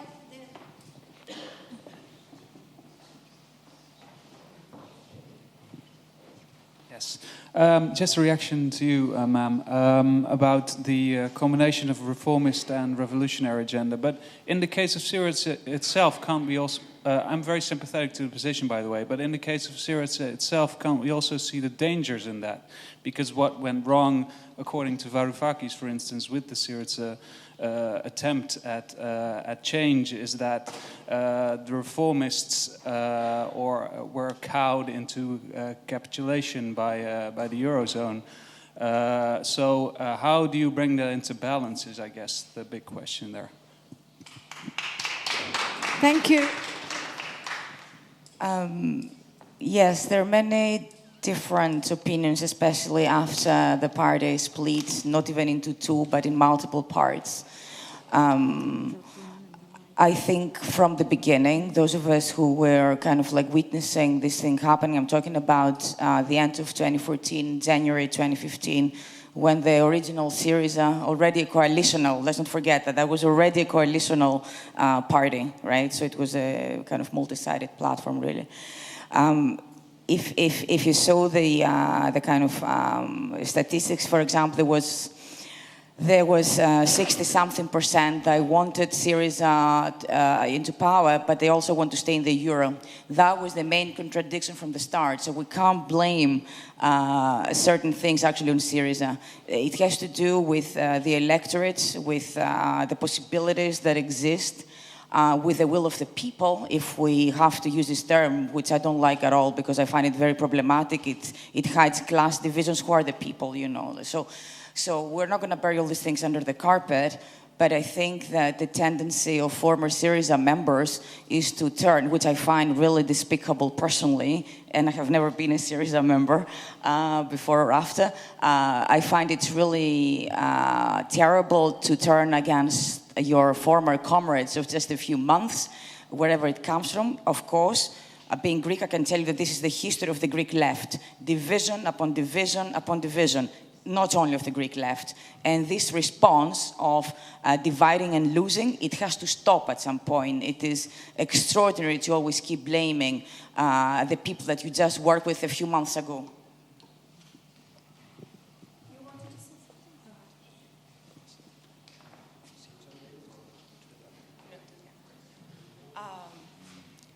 So I have heard a lot the whole weekend about we cannot do anything in isolation. We need to work together. And I think looking at future democracy, you also have to look at the other transnational revolution and everything. It's all related.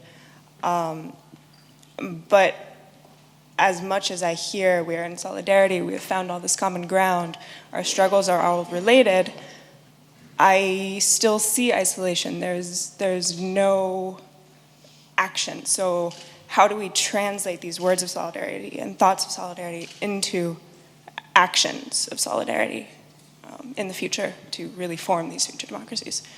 Anybody who wants to take that.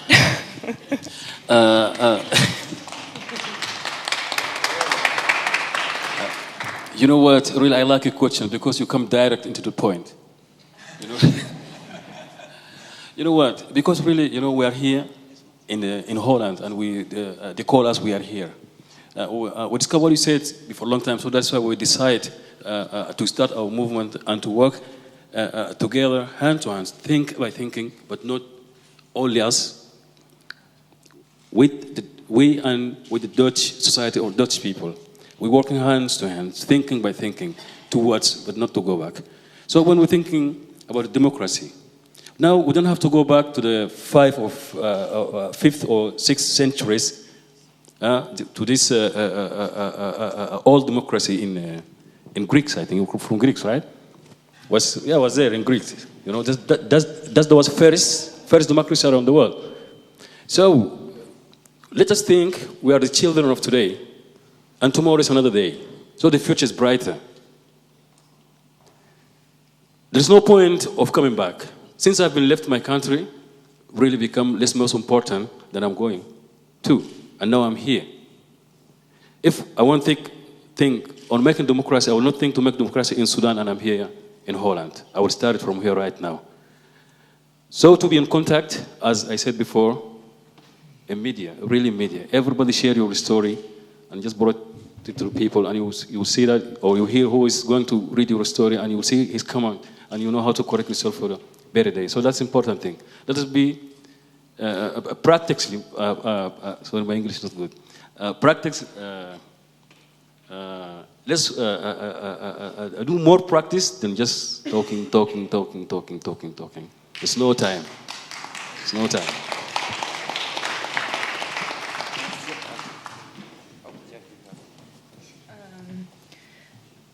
Yes, thank you. I think this was something very important. I think that there is an urgent need also to think about what kind of action is there need. I want to talk a little bit about how we started well, it's maybe as a foundation, but also, of course, as a women's movement in Rojava to see what are the needs to get in action, what are the needs of the women to do something. So what we've done in the beginning of the funding of the foundation, we went from house to house to ask the woman, what is your living situation and what do you want us to do and how do you want to get involved? So I think this is something also very important. I know I have sometimes discussions with people in Germany also. I think it is possible to go into your neighborhood and like the friends from Catalunya did and ask the people, what are your needs? What is your daily sorrow? How do you want to organize yourself? How do you want to get involved? What can we do with you together? How can we support each other? And this way also step by step to organize a common community. People here even don't know their neighbors. They don't say hello to each other. They don't sit in the train next to each other and talk with each other. They don't care about each other. If in Germany somebody is falling because of illness or what else, just on the street, who is helping? It's migrant people helping. It's not German people helping. This is really very dangerous situation. If people don't understand themselves anymore as a human being helping the one that is sitting next to them, it's very urgent.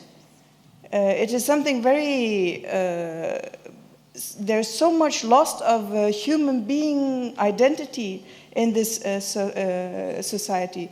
So for this reason, there's a big need to look, how is my neighbor doing? How is the person next to me doing? What is the history of this person? What is the history of this woman? So I think that there's a lot of possibilities to do to get in action. And also to sit together with some people that would like to do this together.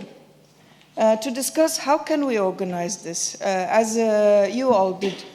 So this is something very important, to sit together, to see how can this be organized. And of course to learn from the other revolutions that have been done.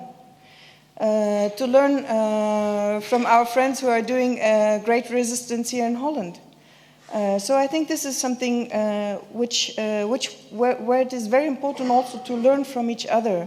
And again, of course, to learn from the revolution in Rojava, to see how people have done something like this. It's not to put the system of Rojava here, but to learn, okay, what are initiatives, how can I organize myself?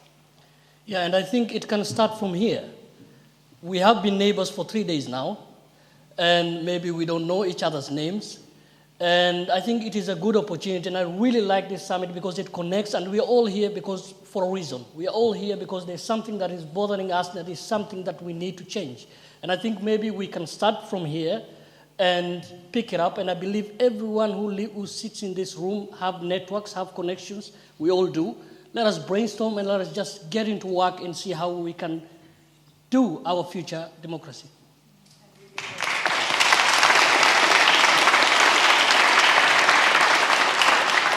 And also just like to correct something, because also the term of need different from country to country. I don't know what people need in Deutschland, but of course we know what we need here in Holland. But through the communications, by sharing our story, look, I come back again to the same point. Same point. To start, you need to share. When you share, equal result. The result will open your eyes and your vision for the next day. It's very important, sharing. And again, share your story.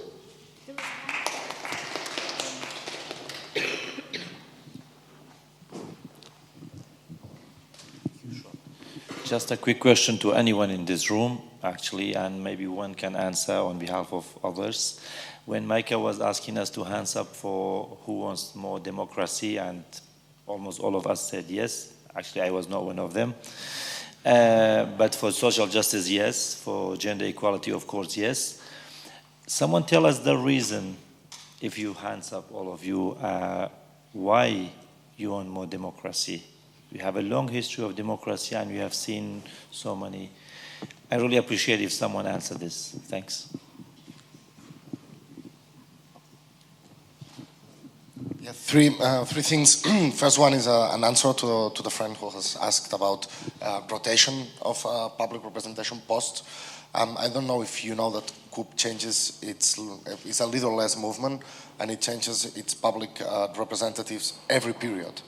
So we were 3 MPs. I was MP in last period until September. We were 3. One of us was the spokesperson. In all polls in the last 2 years, he was the most voted by all Catalans. He was the most, and we changed him. So we put not him in the first place for next elections. We changed all of them. New MPs are all new. We do the same exactly in the 400 city councillors we have in the municipalities. We change them every 2 periods. In the municipalities, we let them 2 periods. It's a very extreme position, because when you have some leader in the parliament and he is very well known by population, you change him. But it's a radical democratical position that we have no leaders. This is one thing. Second thing, we have our limit for salaries for everyone. It means the mayor of a 250,000 big city, which we are ruling, and the salary of our MPs and the salary of somebody working for us is 1,400 euros. That's the limit, and that's more than the average salary of our population. This is more. Now, of course, it is very, very far away from the salaries of politicians, very far away. I wanted to say, in Spain, in the Spanish state, as we say, there is, after 40 years, was a so big social and economical crisis that led to a political crisis. So people believe these 40 years where politicians have made a country we don't like, an economy we don't like. But we are now in the new platforms of citizens of whatever are winning popularity, they are winning elections, they are being created, whatever. But we are in a very huge debate. Will it be a break with the ancient regime that we had these 40 years and the opening of a new, not period, but a democracy, design of the country, or will it only be the renewal of the elites? So new leaders are coming, young leaders are coming, and they will replace the ancient. And the third thing, and I finish, when we have representative democracy, parliamentary democracy, it comes from the English, French, and American Revolution from 200, I don't know how many years before.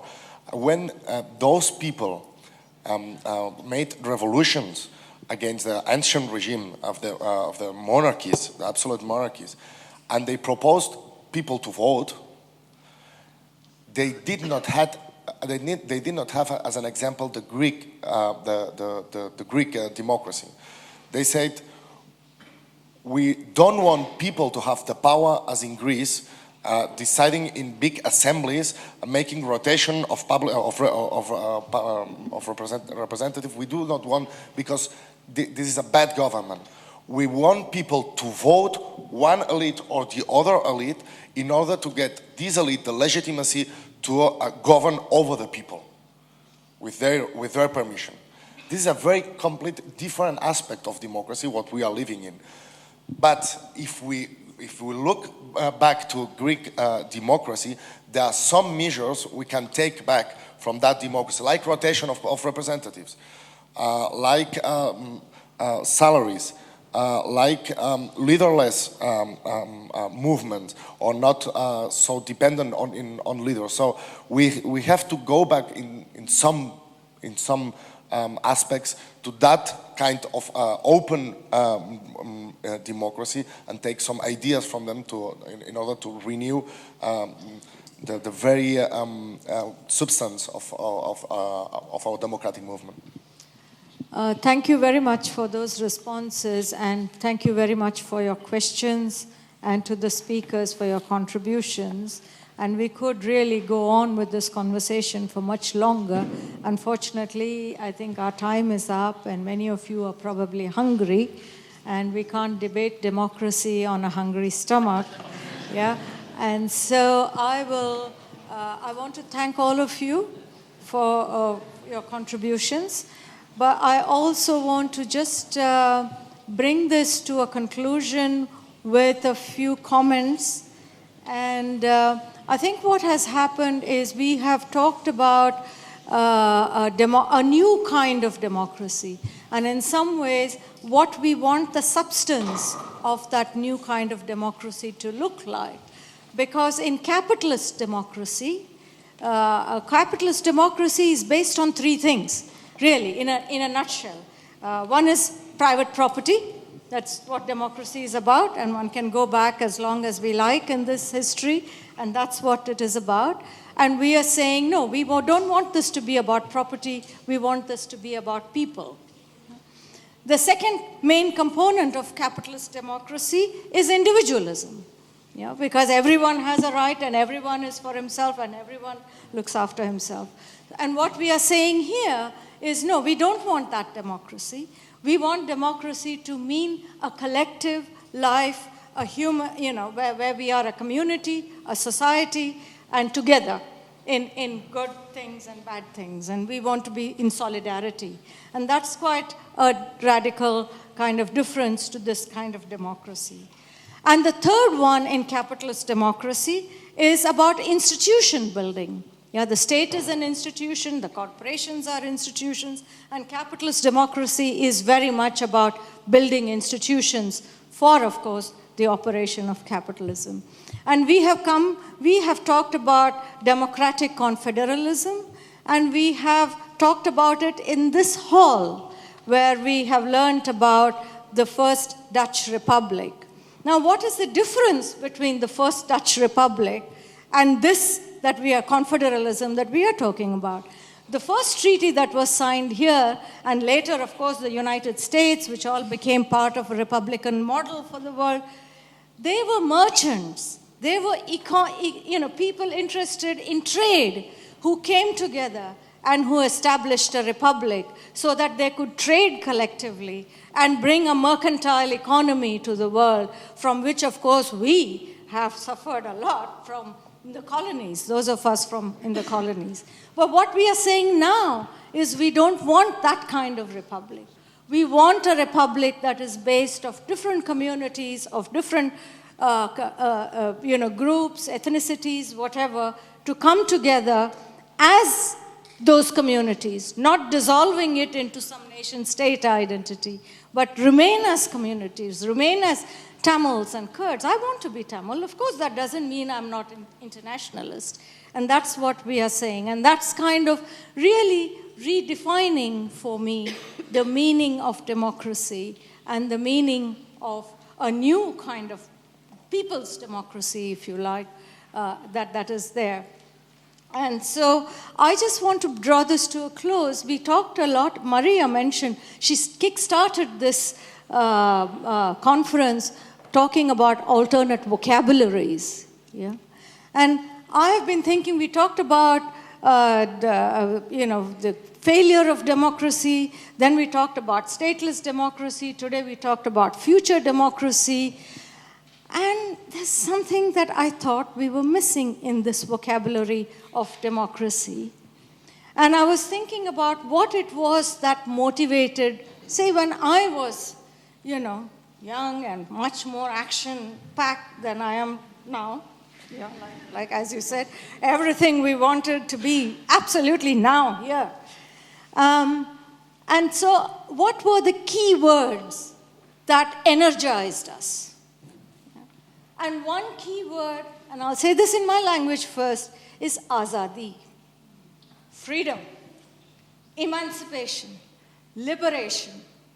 And those were the words that changed the meaning of democracy for us. Because democracy without azadi, without freedom, without a concept of human emancipation, can become quite oppressive. So I think we need to really put this democracy into perspective of human freedoms and keep that as the... And human freedom is an endless project. It's not, as long as there are human beings in this world, the freedom will always be on the table. The second word that actually was a motivation for us was the word insaf, justice. Because we live in an unjust world. So any content we want to bring to all this future democracy has to be conditioned by some sense of justice. And what is justice is always a contextual thing. In this present context, all these wars and all these, corporate plunder, that is justice. Maybe in another world it will be something else. 100 years ago, for my grandparents, it was just getting the British out of the country.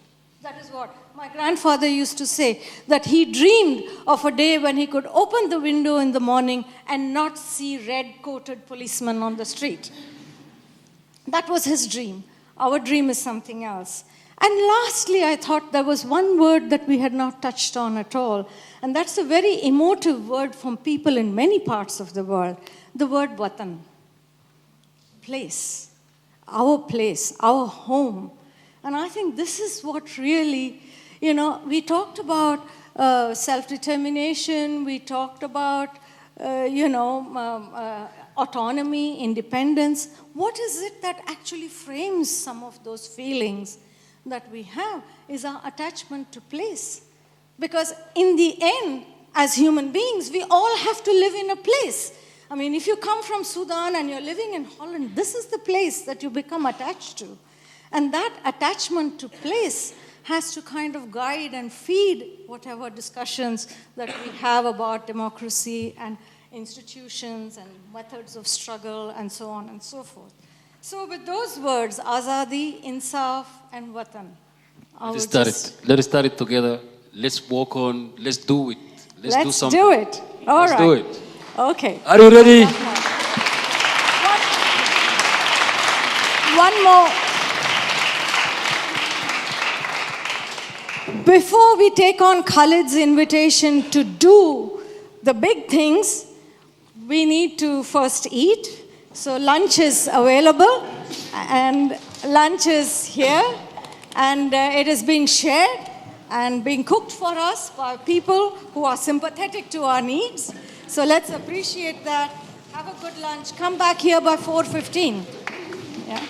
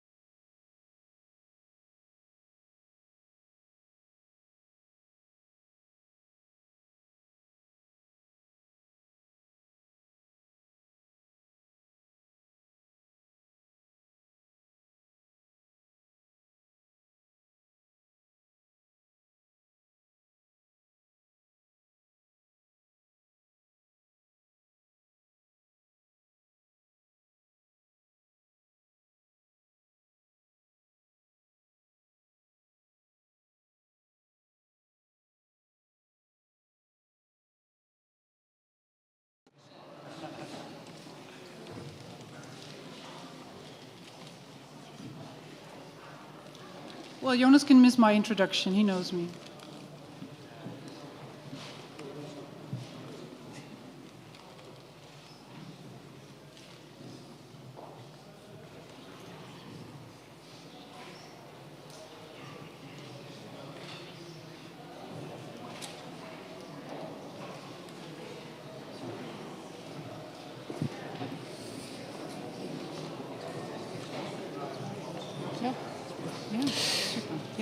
All right, welcome back. Find your seats, squeeze in. Welcome everybody to block 2 of the third day titled Future Representation. I would like to introduce the facilitator of this session, Jolle Demmers. Jolle Demmers is Associate Professor and co-founder of the Center for Conflict Studies, based at the History of International Relations Department here at the Utrecht University. She has background in political science, international relations, and anthropology, and lectures and writes on theories of violent conflict, securitizing conflict diasporas, and neoliberalism. We've collaborated together on a number of projects, and specifically I would like to mention one collaboration, which was 2014 project of New World Embassy, Azawad by Musa Ag Assarit and Jonas Staal. Musa Ag Assarit is a representative of the National Liberation Movement of Azawad, MNLA. And here she engaged in the very important and interesting opening discussion and conference, where she engaged the culture imaginary of autonomous and independentist groups in a lecture titled Bluffing the State. Here she talked about the process of both mimicking and contesting traditional enactments of statehood, and I think this is something we could take into our conversation on specifically hegemonic institutions and a usage of hegemonic concepts for non-hegemonic use, which could be one of the potentially interesting strategies for us to engage in. Jolle, the floor is yours. Thank you.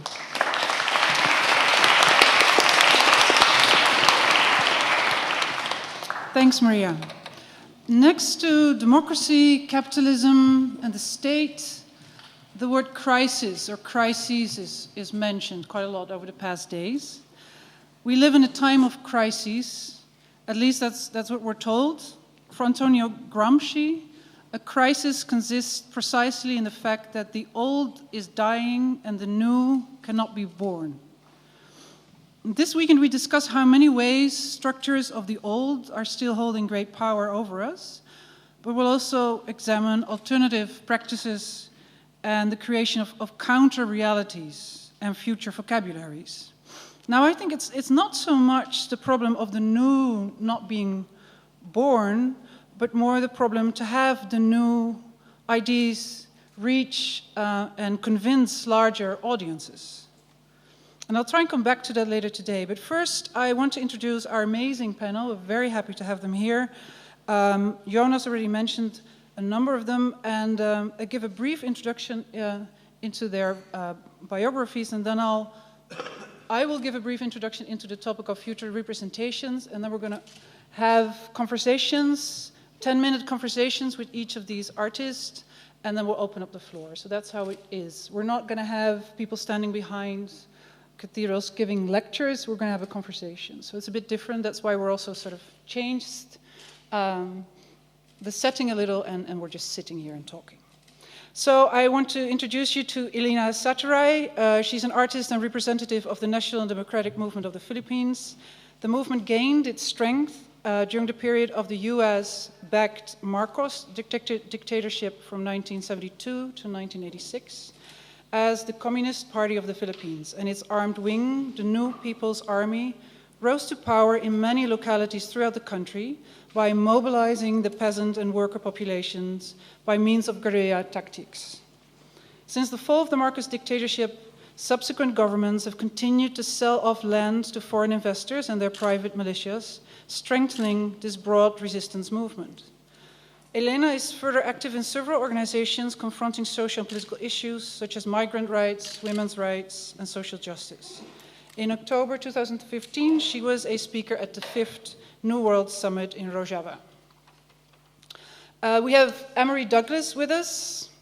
Emory Douglas was the revolutionary artist and minister of culture for the Black Panther Party from 1967 until its ending in 1982.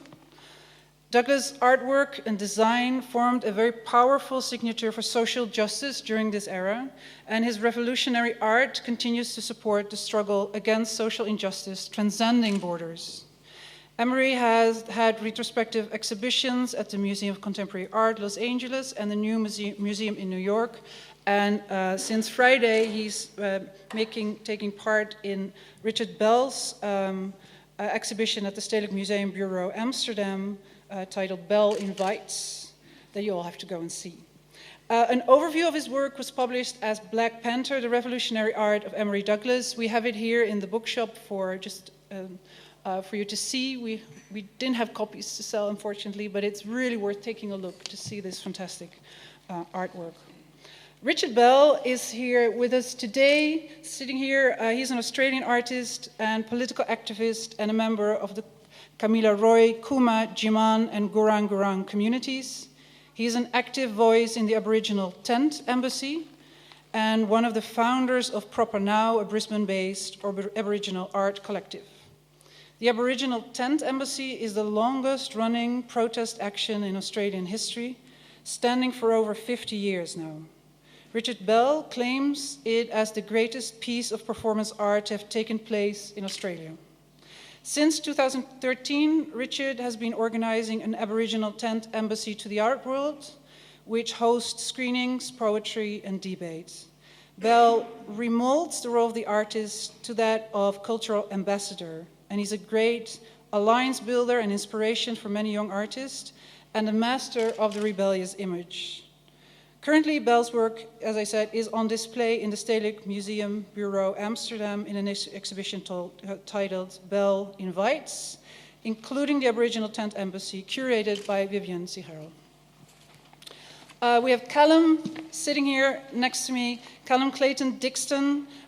He is an Anai one, okay, and a member of the Aboriginal Provisional Government, an organization formed in 1990 to campaign the Aboriginal sovereignty and self-determination. Callum will talk about his Aboriginal passport. He is a founding member of the Warriors of the Aboriginal Resistance, an organization of young Aboriginal people committed to decolonization and Aboriginal nationalism. He also co-edits Aboriginal activist magazine Black Nations Rising, which promotes symbols, stories, and strategies of resistance and revival.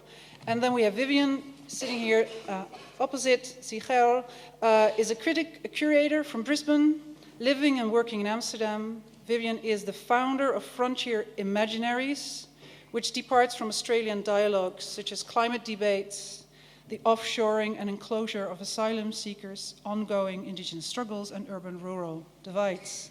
She's further curated major projects around the globe, including the Aboriginal Tent Embassy with the Stedelijk Museum, and she's taught at the Dutch Art Institute in Arnhem and in critical studies at the Sandburg Institute in Amsterdam. So a very warm welcome to this fantastic panel.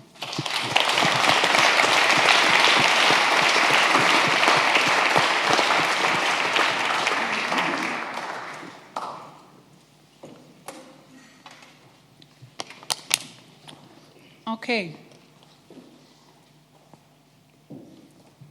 The gaze of the artist and the social scientist or the academic, I think, is not that different. Both aim to question the categorizations we live by, to look at things, to look at phenomena as if we see them for the first time. That is at least what I try and tell my students. Try and look at the world as if you have just landed here. Destabilize stable meanings in the shadow of powerful explanations. Study also the built environment and question how space generates a certain form of being, a certain form of subjectivity. Who's welcomed and who is expelled? What are the rules of the game here? Take nothing for granted, question everything. This panel, as I see it, helps us to explore the art of creating counter-realities, to visualize alternatives.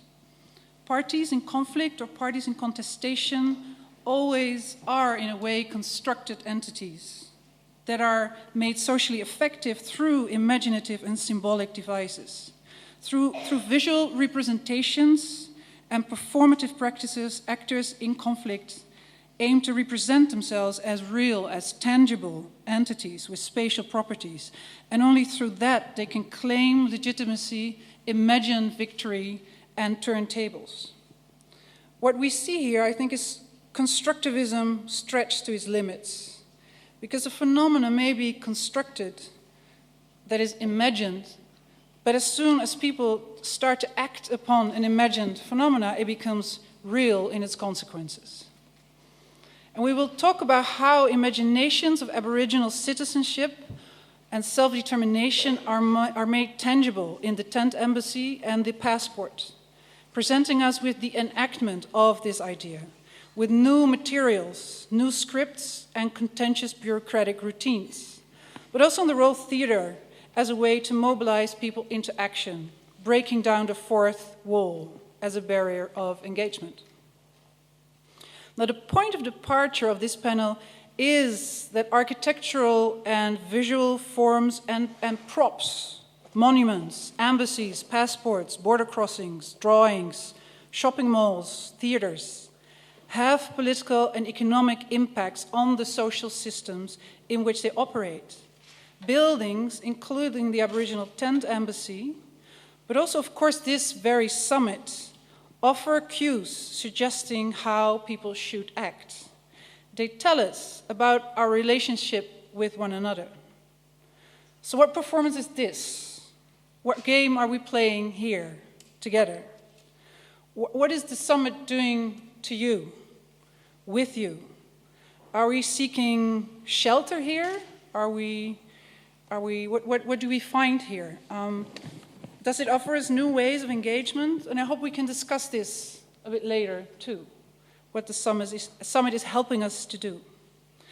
The work of our speakers today informs us on how art and visual representations work as collective action frame, as a repertoire of contention, as contentious performance.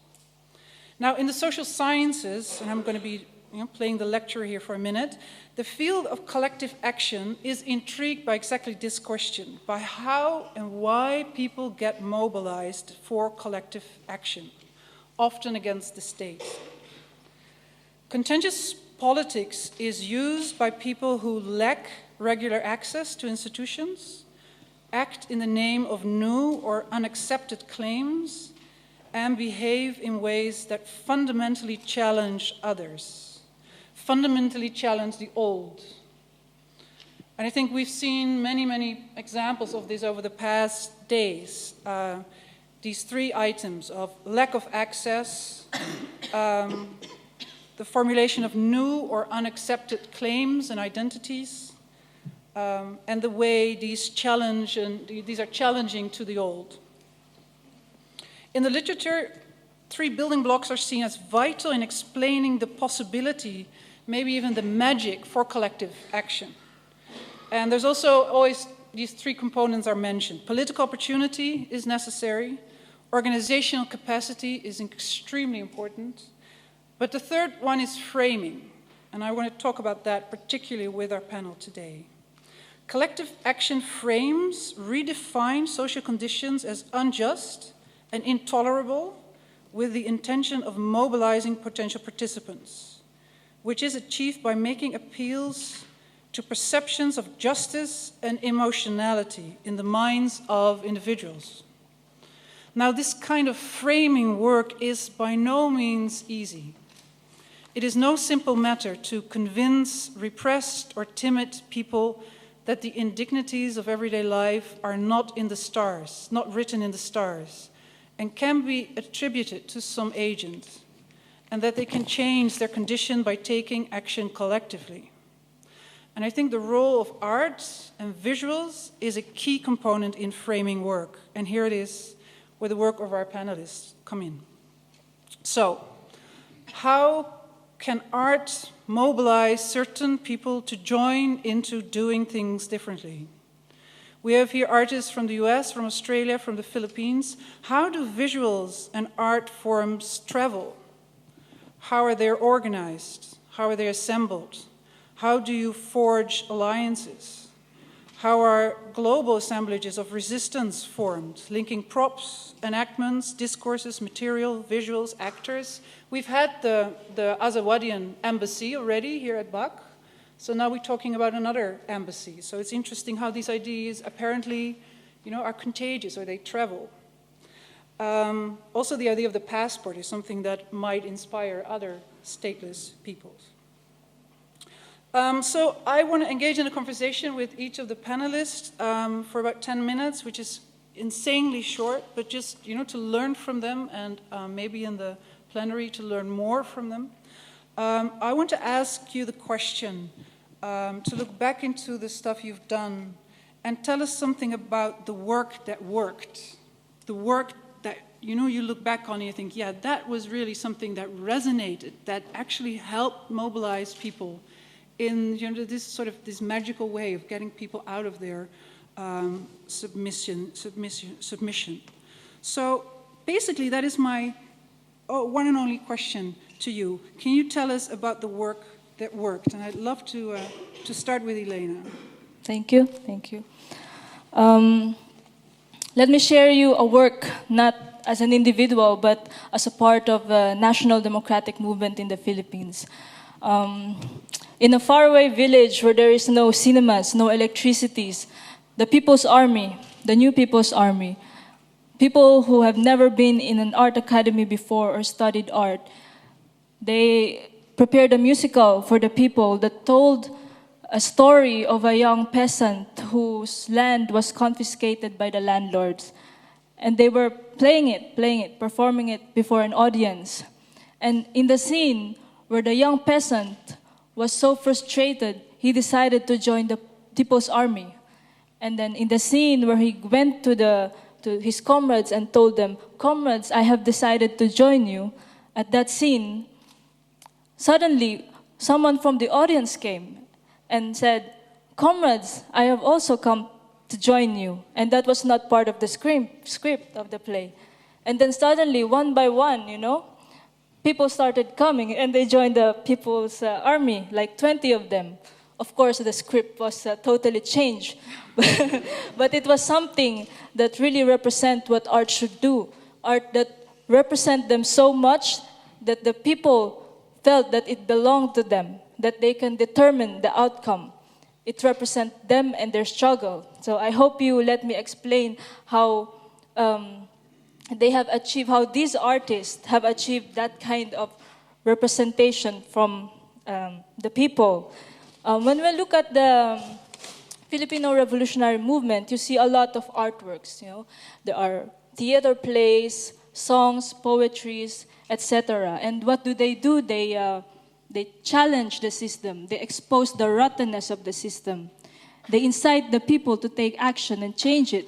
But it's not only that. It's not what it's all about. It's more than that, The theme of this block is called future representation. But we think what is really important is not just representation. What really, really essential in this matter is participation. What does that mean? Art has bloomed in the revolution, but that's not primarily because we have excellent artists. No, that is because we have a revolution going on. People look at artists as creative people, but they don't imagine things. Their artworks do not come from imagination. They come from the struggle of the people. And if I now declare myself an artist and paint the revolution, sign my name at the bottom of the painting and put it on a museum, I wouldn't call myself a representative of the revolution. My works do not represent the movement of the people. No. In the experience, I hope you let me share some experiences from the artists in the Philippines. The the artists there do what we call mass integration, where the artists go to the masses, they go to the peasants, to the workers, to the urban poor and other oppressed sectors of society. And they don't go there for an hour or a day to interview them and get their stories out and make an artwork out of it, like parasites. No, they live with them, they work with them, they join in their struggle. And that's what makes their artwork great, you know? They are them. The greatest artworks are created in the mobilizations, in the picket lines, in the workplace, in the barricades, in the villages, and in the mountains where artists hold one pencil on his one hand and an AK-47 with the other. And what is also important is that the artistic skills that they have do not only belong to themselves. They make it accessible to the masses.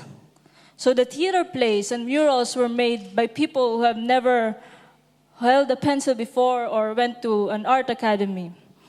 It is not something elite that people should not have access to. Everybody can be an artist. And I remember the first time I gave a theater workshop in a peasant community. I was just new in the organization and I had no idea how to do it. So I went there to the peasants and I was teaching them some movements on how to plant rice. And I was doing like this, you know?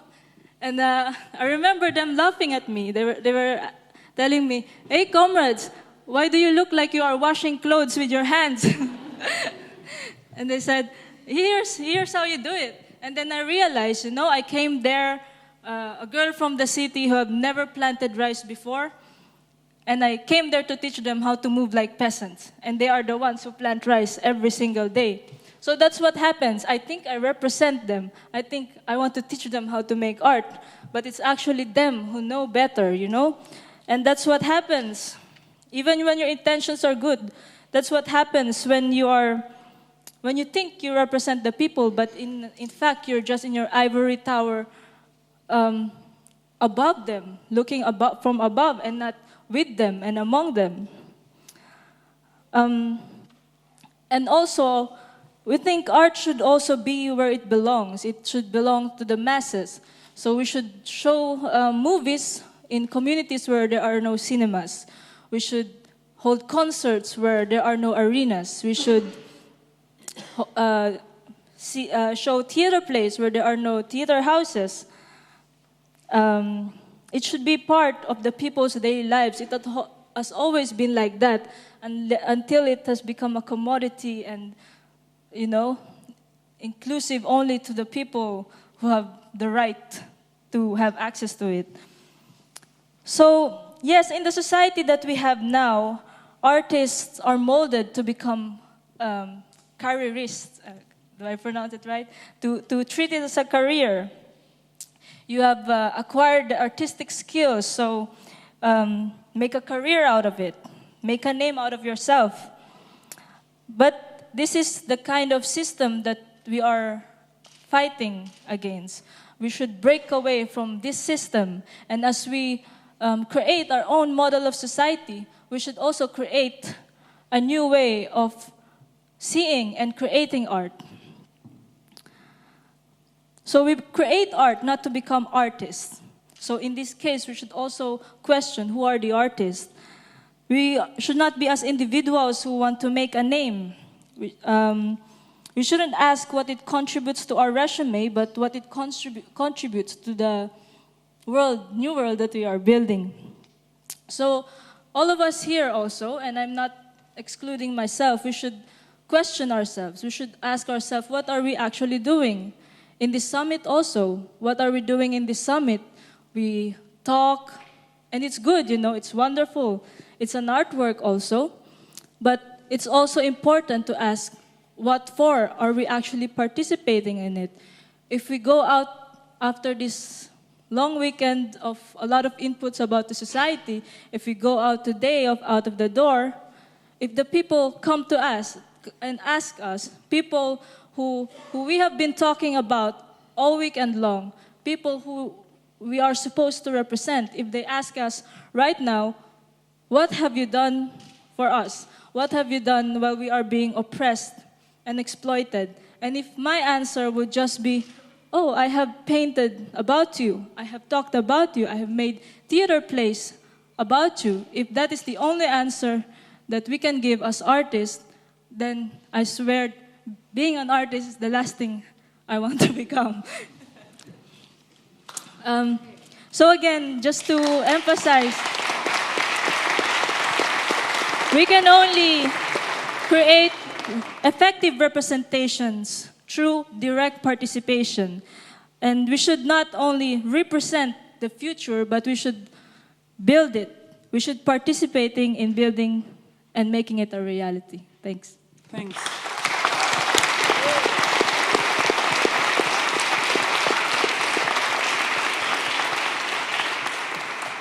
So already a suggestion here to change the title. That's a nice radical, no future representation, but future participations. Yeah, great. Okay, let's move to Emory with the same question. Of course, you have a huge history to look back on and a lot of work you've made. But if I ask you the question, which work worked in your memory, what would you answer? Well, it would initially have to start off with the pig drawing. Yeah.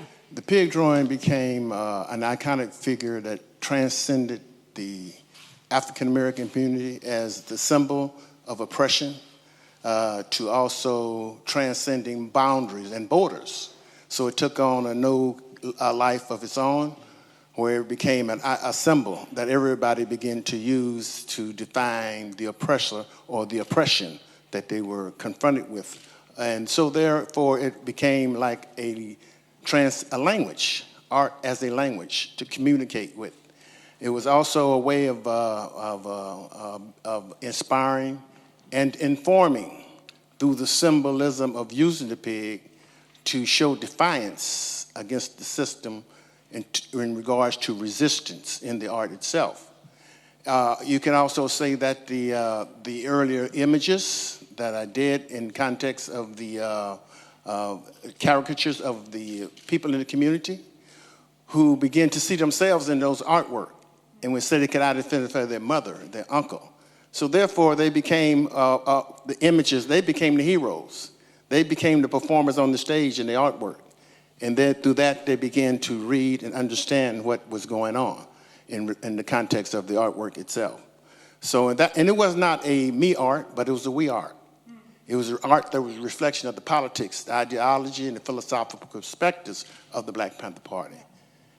Because can you tell us something? How did it sort of come to life? This image of the police pigs. How was it created? Well, it came to life when Huey Newton and Bobby Seale early on used to go out and organize, and we worked in a studio apartment with just a regular table. This is Oakland? Yeah, this is in San Francisco at Eldridge Cleaver's studio apartment. Okay. This is before there was even a headquarters for the Black Panther Party. Right.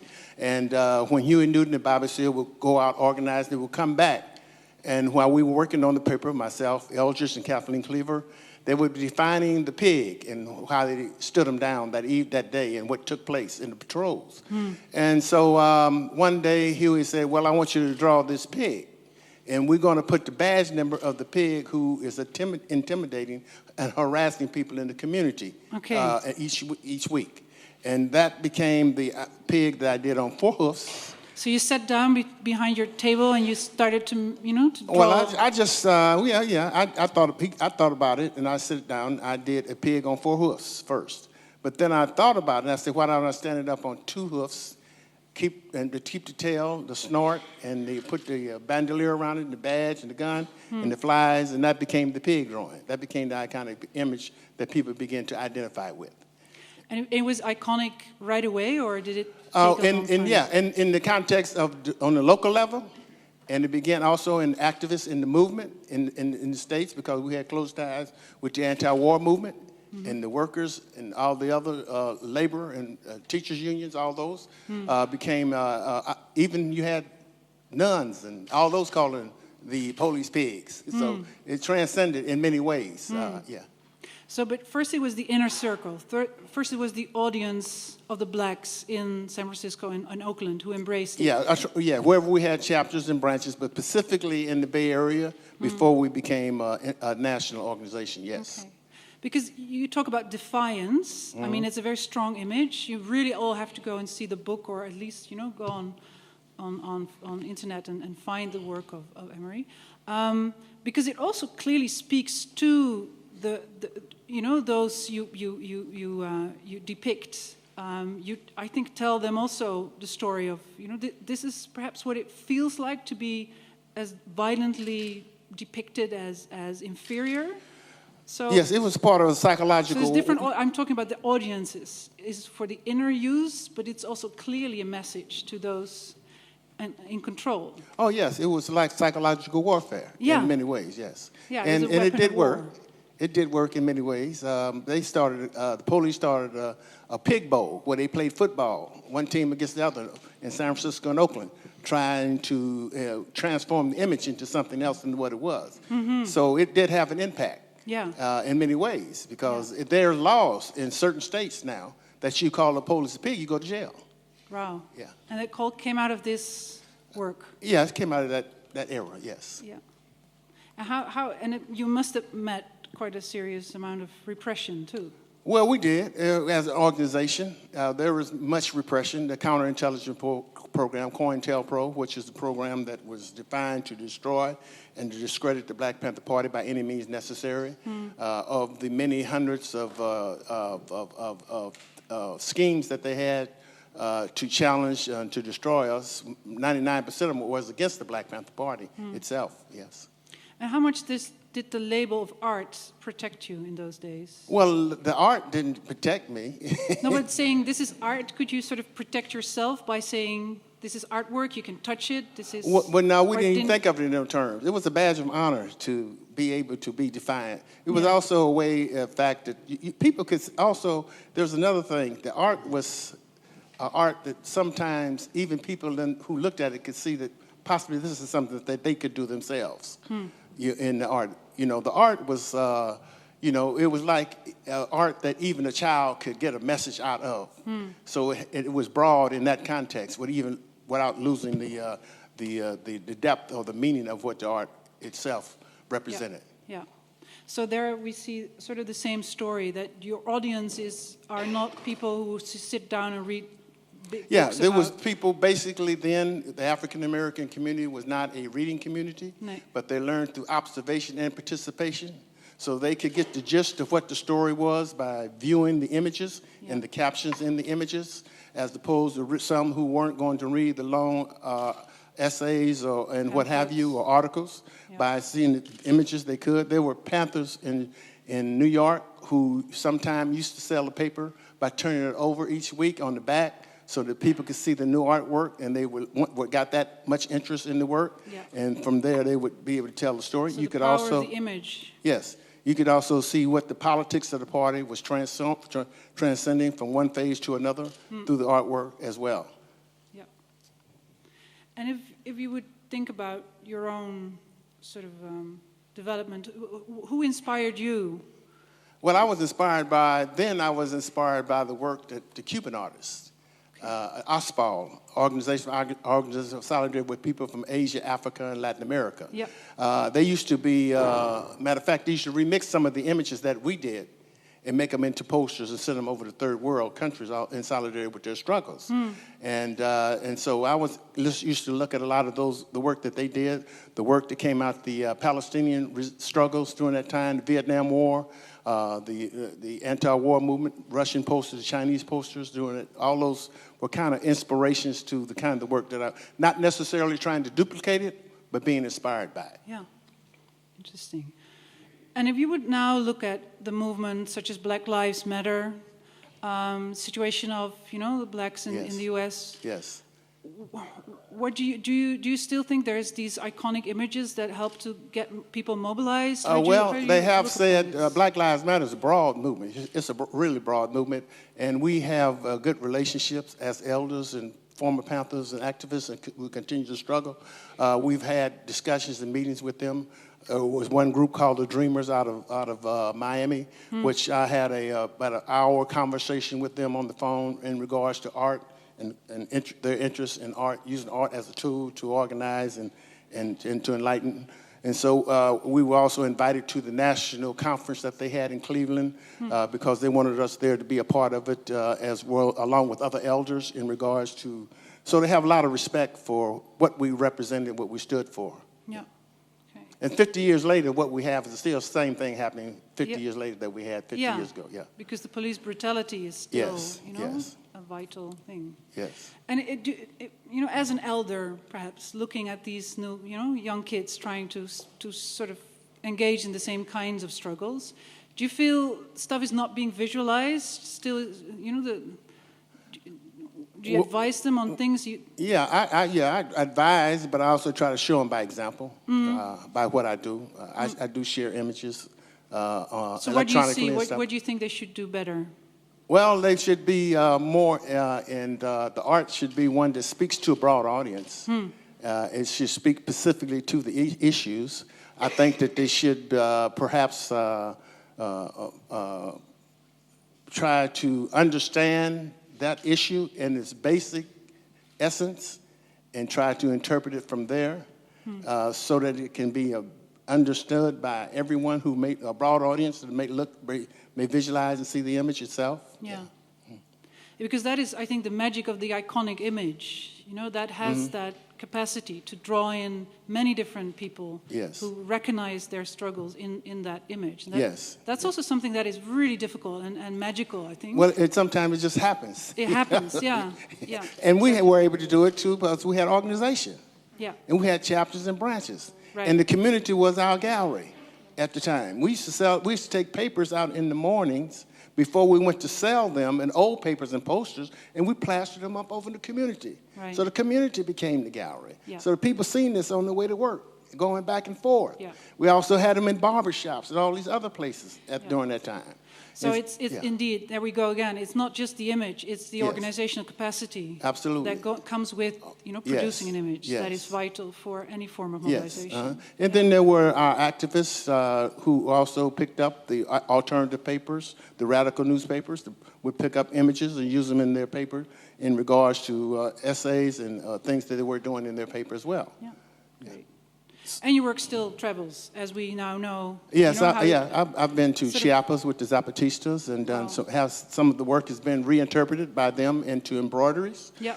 Yes, I've been over to Beirut, Lebanon, and done some work there at the Art Center. So I'm going to Palestine in a few about a month and a half. Then at the end of April, I'll be going to Cuba to participate in the Havana, Cuba Poster Festival. Okay. Yeah. Coming back home to Cuba anyway. Yes, yes.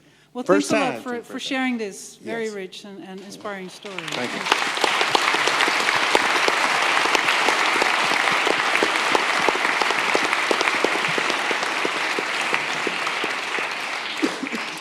I'd love to turn to Richard Bell and ask you again the same story. The work that worked. Why did it work? How did it work? It's probably the work that the most recent one that I've done is the embassy. I decided to do this work after in 2012 was it? Callum was part of the sovereignty movement in Australia, which started protesting around, and they started activating all around Australia a good 12 months before Occupy and before, what's the other one? Idle No More. So these kids re-established tent embassies around the country. I thought, wow, this is fantastic, because the original tent embassy in Australia was set up by these young Aboriginal people. In the 70s, right? It was 1972, and the Prime Minister at the time, he just said outright that there would be no land rights for Aboriginal people. That's what we were fighting for at the time. And so the response was to go down to Canberra, and the discussions about that action of going down to Canberra and letting the government know very clearly that Aboriginal people were not going to take this lying down. And part of the strategies of doing it, they were using metaphor and dance, interpretive dance, and all sorts of things. But why an embassy? Who came up with that idea? Well, there was one of the activists was a poet, and he came up with the idea. His name was Tony Curry, and he came up with the idea that the protest should be called an embassy, and that we should set up an embassy. And they said, well, why an embassy? You know, this is our own country. I said, well, we're being treated like foreigners in our own country, so we need to have an embassy. And the fact that it was to be a tent embassy meant that it was collapsible, that it could be moved, you know, wherever. You know, if they took one down, we could get another one. You know? Yeah, because it started out with just two chairs and a beach umbrella. Yeah, a beach umbrella. Yeah. So they didn't have much of a budget. You know, they were very poor. Basic art. Yeah. Yeah. So I've done this work where it's a homage, you know, to those young Aboriginal people. You know, because from the beach umbrella, it grew into something. Yes, much. It was always there over the past 50 years. Oh, it's 40 years. It was 72. It's a long time. It's not. Yes, it's a long time. You know, way older than more than you people here. So, but and that.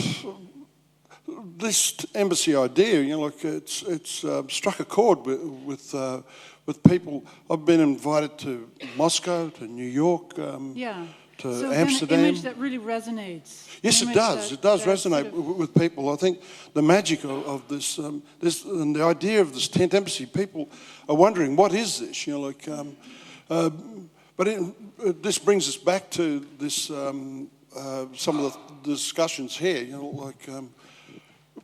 We have to imagine victory. You know, we have to imagine what life would be like, because if we don't, you know, like it can't happen. Nothing has ever happened without it being imagined first. So we have to imagine, you know, that the left will unite. You know, like in the same way that the right wing does. So, you know, just get behind one solid idea. You know, like. But the problem with that is that, you know, we allow, you know, diversity of ideas on the left side of politics, and that tends to be taken over by ego, I guess. And branding and the whole commercialization of art and all that. Yeah, that's right. Because can you say something about the tent embassy that is now based in Amsterdam? I didn't get that much of a budget from the Stedelijk, so I've gone back to a beach umbrella. In Russia, I had better budgets. So I've gone back to something similar and just recreated the signs in the handwriting of those first signs. And with the exhibition, I invited Emory Douglas to come and help, because this is the first time I've shown solo in Holland. So I thought, well, for me to connect with an audience, you know, like I need to be talking about issues that are important to the people here. So I had Vivian, the curator, you know, make contact with some local people. She got in contact with the young lady from the hip hop house in Rotterdam, and they found a couple of artists. One who's got his own graphic design business, and he participated, and another artist does works with fabrics and that sort of thing. She did a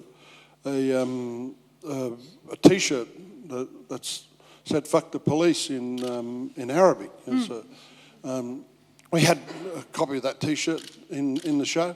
And look, all my friends tell me that the show is fantastic. You should go and have a look at it. You know, so. What does the tent allow you to do? What does it stand for? Well, it's symbolic. You know, like and that's the major thing with it is the symbolism that it holds. You know, the power that this thing represented. You know, the hopes and aspirations of Aboriginal people. You know, remember, we had nothing. We just most of us had come through living on Aboriginal reserves, you know, which is like reservations in the US, and I'm sure the South Africans had a similar thing there, and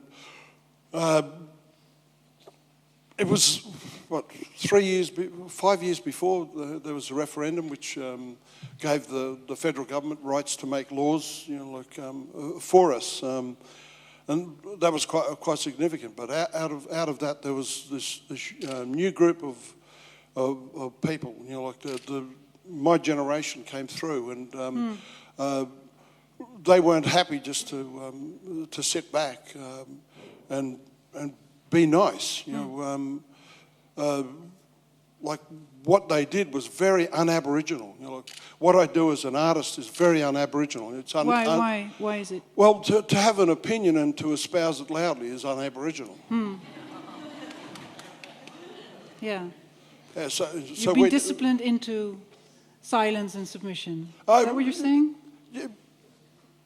Yeah. Well, yes. You know, like basically, and we just said, well, you know, like that's not working. So we wanted to do different things, and we imagined, you know, what we could do, I suppose. So yeah.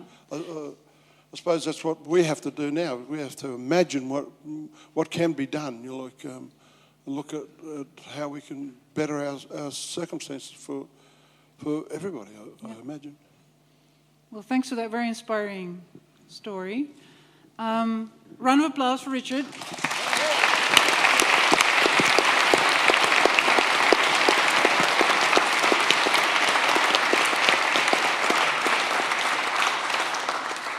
And the great thing is to have these two generations sitting next to each other, because we have Callum here, and also involved in, you know, struggles for their Aboriginal rights, using another prop in a way to draw attention and to imagine rights and self-determination.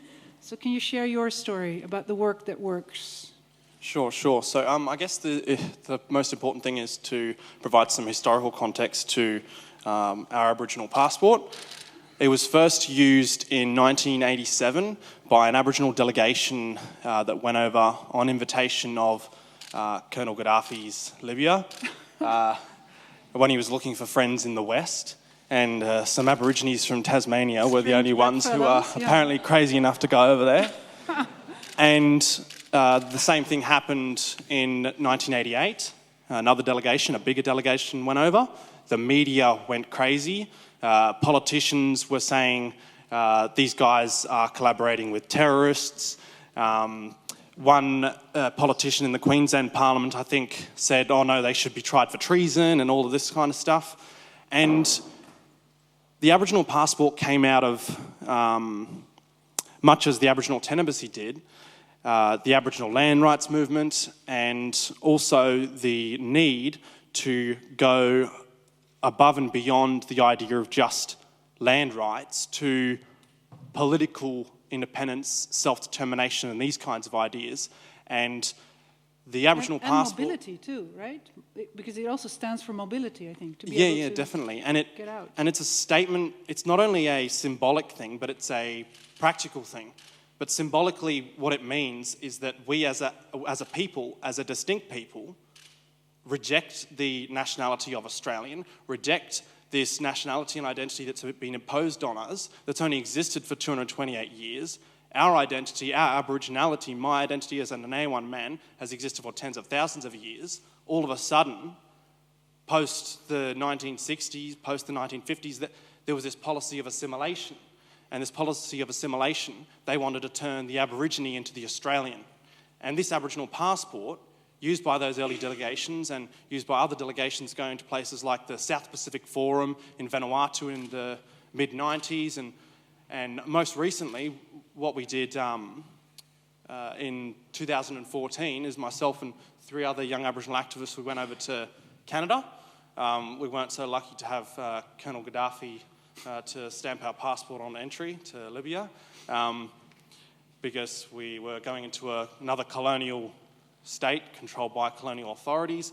We turned up in Canadian Customs and Immigration and handed over our 4 Aboriginal passports, and they looked at it, oh, we're not sure if this is okay, we'll just send you over to this line over here. We ended up being detained for almost an hour, and they turned around to us and said, well, sorry you guys, we get that you're trying to assert your rights, but no, we won't accept it. On re-entry into Aboriginal land via Brisbane and Melbourne international airports in 2014, Australian Customs detained us as well, all 4 of us, and they kept asking us, no, we need your Australian passport, otherwise blah, blah, blah, blah. And we kept saying, no, we're Aboriginal people, this is our Aboriginal passport, and this is the travel document that we intend on using. And eventually they had to let us through. What are they going to do, deport us to our country of origin? So because you prepared for this, right? You trained for this, I bet. You made sort of... We're lucky to have a couple of... Probably in front of the mirror saying, this is what I demand. We were myself and Bo Spearham, we came through Brisbane International Airport, and me and Bo were standing in line and thinking, oh, we're not allowed to go to the electronic passport, the Australian passport line, we've got to go through the international line because the machine won't take it. Yeah. And we're thinking, oh, this is what we've got to say, Bo, this is what we've got to say, like this. Yeah. But we'd had legal advice beforehand just to say this, we're Aboriginal people, returning to our country on an Aboriginal passport. And luckily, and I guess this was a bit of a big thing for the idea of the Aboriginal passport and recognition of it internationally, was last year myself and Pakiri Ruska went over to the Solomon Islands, and Solomon Islands Customs stamped and accepted the Aboriginal passport on entry and exit from Honiara when we went over there to talk with the West Papuan Independence Movement for the Melanesian Spearhead Group Summit. Before that, obviously Libya had accepted it, Norway and Sweden back in the early 90s, Vanuatu, and also I think significantly, rather than just looking for colonial states to accept and ratify the Aboriginal passport, we looked to other Indigenous peoples, other colonised peoples to build relationships with. So when we went to so-called Canada, colonial Canada, we were privileged to spend some time with the Mohawks in Kahnawake, and they also have their own Indigenous passport, the Haudenosaunee passport, and they stamped our passport, and above and beyond Canada and Australia and any of these other colonial states stamping our passport, that's far more of a, I guess, a positive. They're a legitimate authority, and we recognise that, and they recognise when they stamped our passport, and we went through traditional protocol with them, and that was far more important than getting in the terms Canadian of recognition. customs. Yeah. Do you know who started this? Are you the first who made their own passports and start traveling with it? Did you take inspiration from an example? I'm not sure where the guy who originally created it was Michael Mansell, and I'm not sure where he got the idea from. But I know the Mohawks, the Haudenosaunee, they'd been issuing passports since the late 70s, so before us. I know recently we've seen an Indigenous group in Ecuador using it as well. So I think it's something that... So it's an idea that sort of pops up in different places, but also is maybe traveling, or people get inspirations. Say again? The first one was the Iroquois Nation in 1923. Really? Yeah. Okay. That would be a great study, the first sort of it's been going on, passportization of unrecognized identities. Yeah, great. Okay, so this is really an example of sort of performing sovereignty, performing self-determination, also a very interesting way of sort of bluffing and mocking and mimicking at the same time. So I guess it has 3 effects when this turns up in the newspapers and on television. the words Aboriginal passport in big gold lettering and an Aboriginal flag, red, black and yellow emblazoned across the front. It courts the media. The media are like, oh, what's this again? Oh, we got to cover this. So it's, I guess, an effective tactic on the part of the Aboriginal movement to use this kind of strong symbolism and strong imagery and such an amazing concept that was they came up with back in the 80s. And the second thing is it angers racist Australia. So you get all the rednecks and all the racists and all them lot up in arms. And we had the immigration minister, the federal immigration minister on live radio calling it a nonsense passport, that we're all Australians, like continuing on with that kind of rhetoric.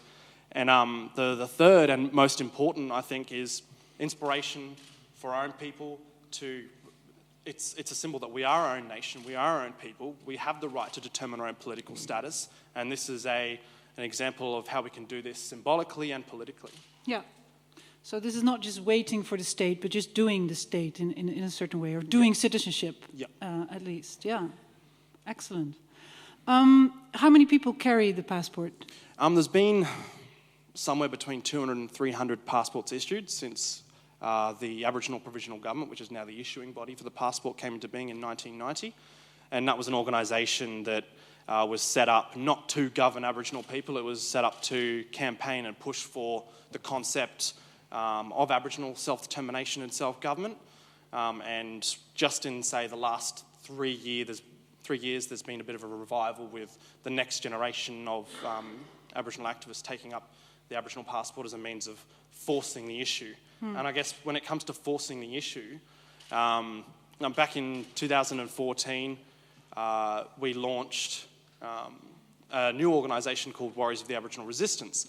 And this organisation came out of the need for a new platform for young Aboriginal people to put our political views out there with regards to the Aboriginal movement, Aboriginal rights, and in front of the world's cameras when Tony Abbott was rabbiting on in the convention centre about something, we burnt a whole set of Australian flags.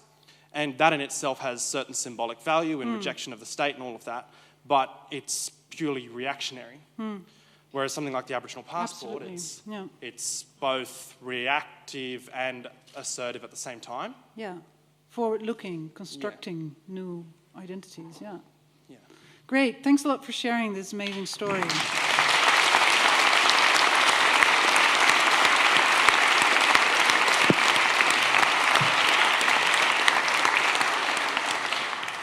Vivian, enough stuff to reflect upon, I'm sure. So I'd love to give you the first reaction, and then we're going to open up for inquiries. Thank you. It's a challenging and a very humbling set of positions to reflect upon. But it's absolutely an honor to be part of a session which, to the best of my knowledge, is the first session within the now many years long history of the New World Summit in which there have been presentation of people from Aboriginal nations. And I think there's something that's very interesting that's happening within this particular session, which is perhaps a radicalization of the question of the non-citizen. Certainly in its earlier phase, I think the New World Summit was best known for delegations and representations of people who were stateless in the sense of claiming the condition of the state, or at least of being on a black list, as I understand.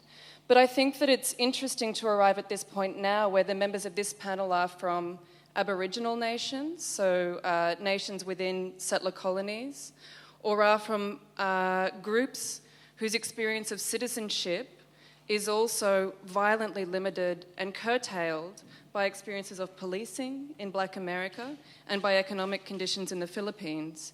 But I think that is the commonality. Throughout the exhibition that we prepared last week, Bell Invites, which was quite an amazing crash course in Black radical artistic production for me as a curator, and one that I'm grateful to have had, the question repeatedly came up, but what does an Aboriginal rights activist from the 60s, a Black Panther from the 70s, and these University of Colour and hip-hop kids from the Netherlands have to do with each other? Why is this relevant? And it became very quickly very clear that the reason is that they all know intimately, deeply, Anglo-European technologies of dispossession and have the capacity to produce images that articulate them and that are therefore immediately immensely relevant to shared projects, even though the bases of those claims and the material details of those claims shake down to very different things in terms of Aboriginal land rights or wishing not to be the subject of occupation of police forces. To draw a particular history of that, I think it's also significant to point out that the imagery of the police pig also arose in the same year as the establishment of the SWAT force, so the Special Weapons and Tactics Forces in the United States. So it's the moment of the turning of militarization of policing against civil populations. Likewise, the Aboriginal Tent Embassy arose in 1972 in Australia, some years after Aboriginal people had been afforded the right of citizens, and yet at which the government had declared that there would be no land rights. So again, it's an image of defiance that rose up against a denial of the presence of citizenry. So the point is to end in a discussion. I guess one of the things that I've learned also very strongly in everything that's been said here, but also in the process, is the way that art, as I've learned it to be practiced by the people here, is a mandate. And it's something that gives permission. The exhibition that we started to put on Monday was a technical material impossibility. There was no way in hell that thing was going to happen. We were all sort of sitting there going like, oh, okay. But there is something within what the images that Emory has been making since 1968, the art that Richard practices, and the tradition that he honours when he honours the Tent Embassy, that meant that every single day of installing that exhibition, I would look up and there would be 6 to 15 kids from the University of Colour Network and from the Hip Hop Network who I'd never seen before in my life, walking in the door, picking up a brush and putting the show together, including guys from the We Are Here Network who, as we know, have a lot to do with their lives, who also came in, moved ladders and scrubbed floors for the show to happen. It meant that when the show opened, we counted, I think, up to 400 people through the door, and also, in my 5-year experience, by far the most diverse audience and the most engaged audience. And I think what I learned was that response and that participation is in the work. It's in the images when they were made in 1978 by Emory and by Richard. So there's something, I mean, Jolle's sort of invoked the term of magic a couple of times, and I'm not afraid to sort of say that the best language that I found for that is that an artwork is something like a spell. It contains within it a mandate and a demand and a sense of permission that continues. And we are, as has been said today, in an artwork. We know it's an artwork because it's being paid for, because it's an artwork. Its business model is an artwork. And so the question is the spell that we are creating today. To continue on that, I'm interested to ask a few more questions about this idea of what the business model of art is, of a we art, not a me art. And I'm interested to start by asking you, Callum, what is the economic category of the passport? Because passports are in some ways, well, as the We Are Here guys could certainly tell us, are economic objects. Can I buy an Aboriginal passport? Can I become an Aboriginal citizen? Or is it something more complex than that? And I'm interested to ask you both about the idea of doing business as well and what that means. The question of can non-Aboriginal people get an Aboriginal passport has been asked a million times. And the response, the very subtle, the very blunt response that has been given by Michael Mansell, the guy who came up with the idea in the first place, is you can get one once we get our country back. So, and in terms of an economic thing, like we have a model where if you're unemployed, it's I think $25, and if you're employed, it's $40 or $50 or something like that. So, and in terms of covering costs and everything, it's just the bare minimum. So, yeah. What was the question? About what it means to do business. Oh, to do business. Look, I'm sure that that there's probably business opportunities there to be had. We have to come to terms with living in a modern world. Like there isn't much chance of us surviving. If we don't adapt to some in some way, to what's happening around us. We adapt, with clothes. We adapt by living in cities and that sort of thing. So I imagine that we would do business, but I think it would be much more carefully thought out than what happens now. In the Eastern Hemisphere, things are not looked at. In an election cycle, they're looked at 50, 100, 150 years out. So our view is like that. So if we think that in 50 years' time coal's not going to be there, we're not going to be digging it out of the ground. So things like that. We're not going to pump dangerous chemicals down into the ground to release gas and that sort of thing. So I'm not ruling out business opportunities. Although I'm pretty sure that there'll be environmental. There's an environmental company who's got a system that's competing with what's that, Tesla already. So I'm sure there's lots of stuff happening.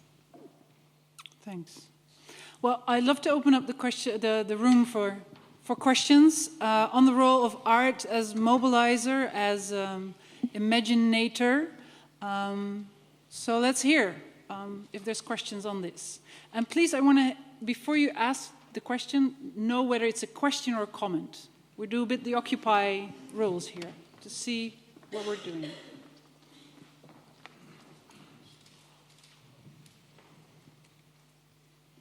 I'm sorry to say this is a comment. Okay, a comment. Keep it short. I will. I just want to show you a passport, another one. This is an art project, Neue Slowenische Kunst, which is a group from Slovenia, the counterpart of Laibach, who is a really good band. They use a strategy of over-identification.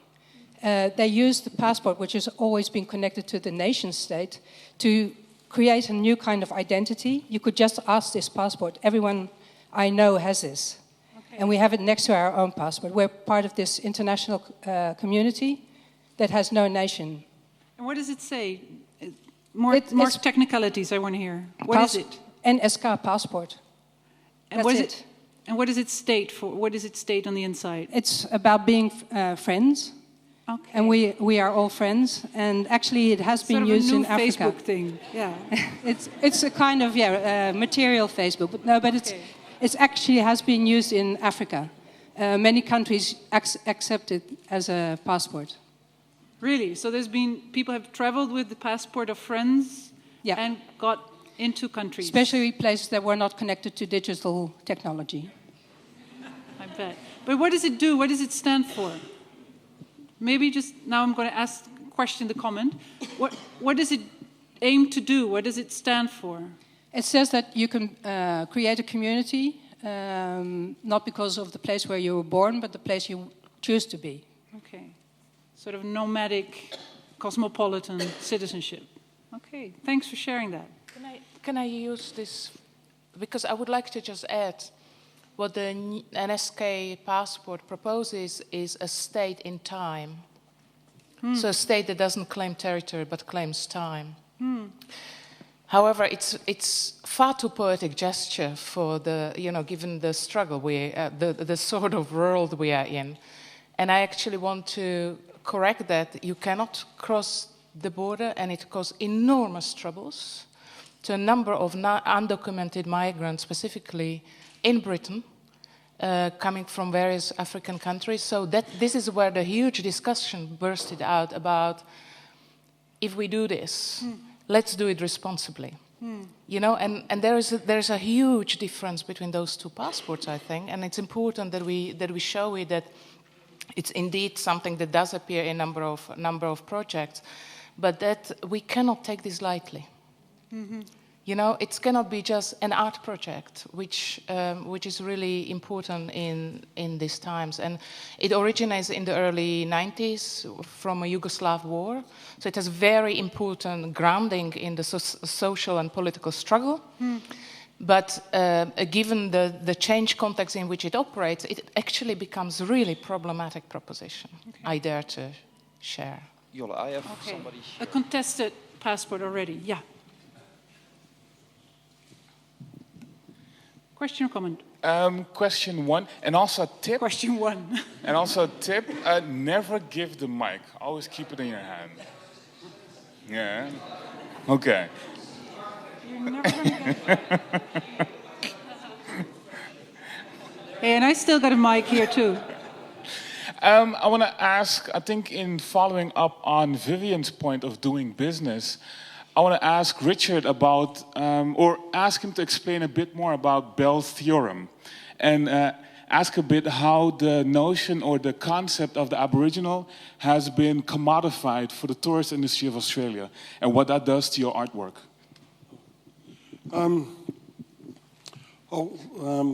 I wrote this essay in 2002,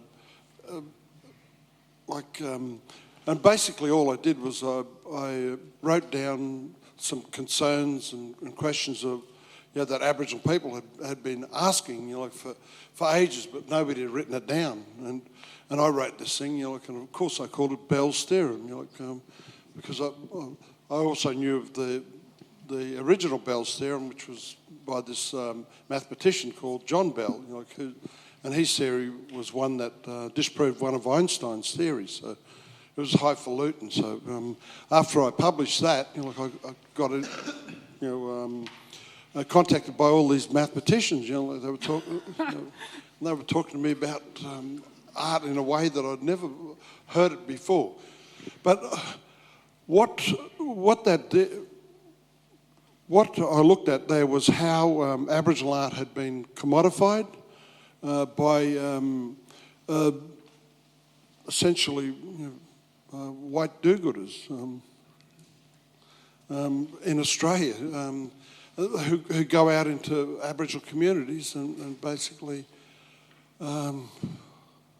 fetishise our culture. So I wrote about that, and it changed the way that they actually market Aboriginal art now. They market it as contemporary art rather than as something that belongs in an ethnographic museum, which was we found was problematic, and it's quite interesting, really, how some people in the Western Art Academy look at Aboriginal art and say that it doesn't fit. Well, actually, we don't care that it doesn't fit.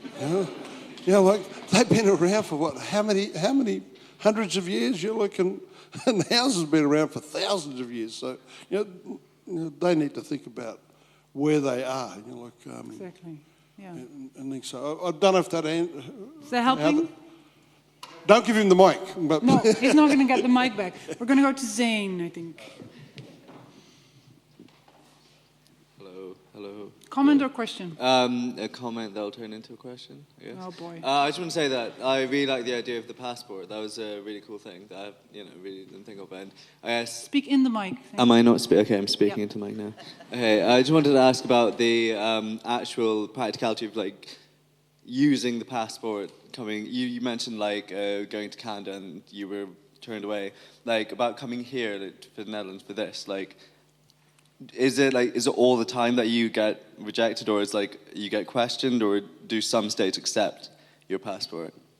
Some states have accepted it. Most recently last year there was the Solomon Islands, and we had no trouble with that at all. With Canada, obviously another colonial state, similar position on Indigenous peoples. Oh, this is suspicious. No. With the Netherlands, I actually came from Paris, via Paris. And I was really excited, the Netherlands might accept the Aboriginal passport. I'm really interested to try this out. Little did I think that it was within the special Eurozone and you don't require a passport to travel between You're ready. France. Damn. And I wasn't game to try the Aboriginal passport, to be honest, going into France, given all the extra Current crazy security stuff that they're going through at the securitization. moment. So, yeah. Mm. And as I stated previously, it has been accepted by other states, like Norway and Switzerland and originally Libya and a few other South Pacific countries. Okay. More questions, Pat, on the passport particularly. See, we can group the questions. Is there passport questions? Is that a passport question? No. Anybody else who wants to follow up on the practice of passports through? There's a mic running this way. Wait. Now. Sorry. I just want to say that I don't think I can use that passport to go to Rojava, for example, if I want to. I either need to convince my government to give me a passport or buy one from, it costs £1,000 plus a test in Britain. So the question of having a passport is a really, really extremely serious one, and I'm totally with Marie on that one. It's not something that, and this is where you see the function of the state, what it controls, that you can enter a continent or not, so it's a comment. Yeah, that's what we're talking about. No, there was a comment, I think. Okay, we're going to move over to We Are Here. I thought you would ask something about passports, but no. Thank you so much. You know, in We Are Here, we always try and we work so hard to find a solution. I remember there was a serious solution in my country until the country divided to two, to south and north. And I hear really there are a lot of also similar issues, not 100%, but look-alike in Australia too. And in Sudan, before we have a Sudan People Liberation Movement and Sudan People Liberation Army, the leader was John Garang, the maybe was assassinated by a helicopter crash in south of Sudan. That he was calling for one country, one nation, one, all one. But he's been assassinated. So, in Australia, I see you guys, you are really serious in your issues.